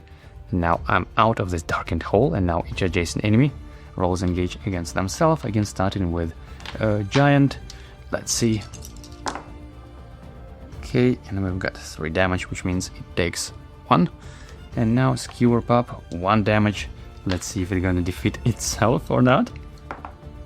And yep, we've got the damage. Skewer Pup is defeated, and I'm not gaining Rod, I believe, right? Because this engage doesn't consider it as engaged from adventure, which is lovely. Okay, enemy down. Now I still have my execution ready, which might come in handy, I think, right now, right? And I have more health than this giant, so yep, I'm doing another engage, 2 more light fatigue, and I think I'm gonna roll just a single executioner targeting giant. Well, I don't need target really. Let's go. And we've got a miss, and I don't have Defiance. Ooh, but I do have my Grim Focus, yes. So that is what I'm exhausting to change this one to the side that I want. And I'm getting 1 over fatigue, and I am defeating this giant. Fantastic. Okay, now, is there anything I could do with this Landra? Well, she doesn't have all of those caches. Well, I do have 1, 2, 3, 4 light fatigue, which is not that much in fatigue. I could definitely change my battle form to ranged, right, to gain another light fatigue. So now I have 1, 2, 3, 4, 5. Now spending my all 3 tenacity down to 0 to fire off my class ability, 5 damage. Minus 2 defense, so she takes 3 damage. That is still not too bad. I'm lowering down her health, slowly but surely. Now it's this Landra's turn, and first she's gonna engage me with 2 enemy combat dice, because she has enemy vindictive. 2 damage, let's go to enemy combat dice. Well, that is 3 damage, but thankfully I'm recovering that. I'm taking no damage whatsoever, fantastic. But now she has Siphon, which means I'm losing 1 health. And this thing also loses 1 health, and starting next turn, she would start accumulating all of those nasty things. Okay, it's the beginning of combat round 4. I'm recovering 5 dice up to this one, right? Okay, so I have my Windwalker back, not as good, Killer's Blade, and combat die. And I believe all of those things are impassable, which means I cannot deal any melee damage effectively, right? Let me double check. The caches are adjacent, and yep, hexes with blood thorns are impassable and not considered caches. They cannot be targeted, cannot lose HP except this Landverse enemies with the Siphon. Okay, yep, I cannot deal any ranged damage to her. I mean, any melee damage. So honestly, let me roll just a single Windwalker alongside this die. Let's see if I get any discount on my class abilities. And I do have 1 discount and 4 tenacity. That is not too bad. This one is drained, 4 tenacity, and now I can load up my cooldown track with more fatigue, right? So that could be another engage, 2 more, and another engage, 2 more. Then spending 3 tenacity down to 1, and I have 1, 2, 3, 4, 5, 6, 7, 8, 9 damage minus 2 defense. That is 7 damage. Yep, that is not bad. And how much she actually has? Oh, 6. Oh, come on, she's 1 health away. Really? I'm doing 8 damage, right? 1, 2, 3, 4, 5, 6, 7, 8, 9. Yep, with 2 defense, she's losing 7. Yeah, she has 1 health left. Oh my goodness. That is so annoying. But that's it. Not much I can do while those things are impassable. So it's now over to her. And again, she rolls 2 combat dice. And wow, I'm taking no damage. Thank you very much. But again, she's siphoning my health. And she also siphoning those things which goes underneath her health. And they prevent the entire damage, right? No matter how much you deal damage. When this Landra would take any amount of damage, including true damage, if she has Bloodthorn chip, she instead removes that. Yep, okay, so it's beginning of combat round 5. I'm recovering these dice like that. Okay, so I do have damage now, and I do have a way to deal some damage to her. So first, I'm making it 1 step closer like that. I'm probably gonna roll just a single combat die in a battle form in heavy weapon, which is, guaranteed 2 damage. Oh, but that actually won't be enough because of 2 defense. Okay, so rethinking of the plan, because she does need to actually take some damage. So basically I need to deal 3 damage first, at least 3 and more, to go through the shield and knock off this complete kind of damage immunity, and then deal 4 more damage because she has on the last 2 health chips again with 2 defense. And what would be the most sure way of doing that? I think for the first bits of dealing 3 damage, I think Cleave should do it. I mean, it's pretty reliable, even on this side. That still would be plenty, that would be 5 damage. And yeah, I think that honestly should do it. Alongside maybe Defiance, maybe just to make sure. And also alongside Authority, because that is probably what I'm gonna do next. Okay, these 3 dice, targeting the only vampire of this Landra. Let's go. And yep, we've got the damage. That is 5 damage, which means we're knocking off this Pume. This complete her damage immunity. We're gaining 2 tenacity, which is quite horrible, really. One of the worst results, but that is still doing because we have Windwalker. So yep, all we really need to do is just spend 3 tenacity on our class ability, and pew!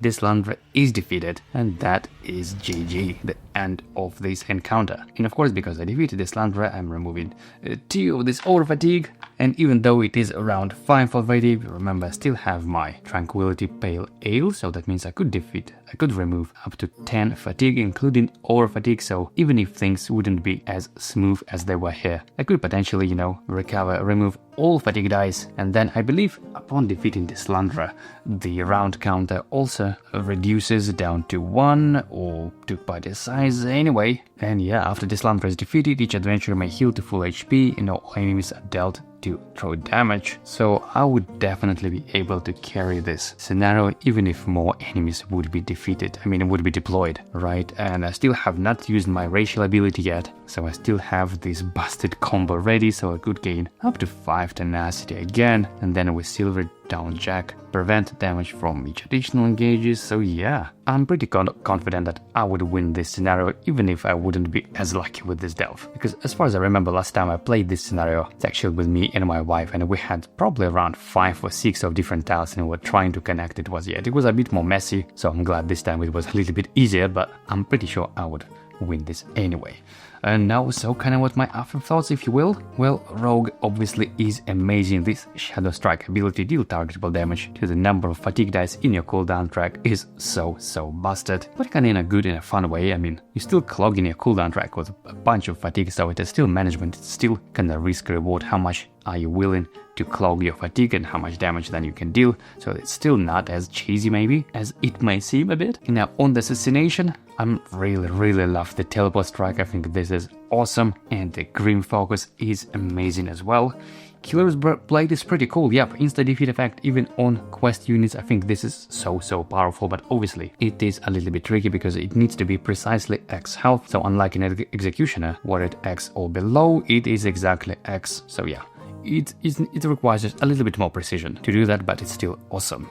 Now on the level 1 mark target, I honestly haven't really used it and probably wouldn't even need this to be honest, but maybe it's for another build or something. I mean, obviously, yeah, two-handed and acrobatics are just awesome, especially Windwalker, obviously the king of the build alongside Defiance and Expert Evasion, just really my favorite dice, and two-handed is so strong. Yeah, not sure what else to say. I hope you enjoyed watching this. Hope I didn't do too many mistakes. Obviously, I will be watching all of that during editing, and if I spot any mistakes, I'll make sure to post corrections, and you've probably seen along the way of the video a couple of them maybe. And well, as always, thank you very much for watching, and I'll see you in the next video.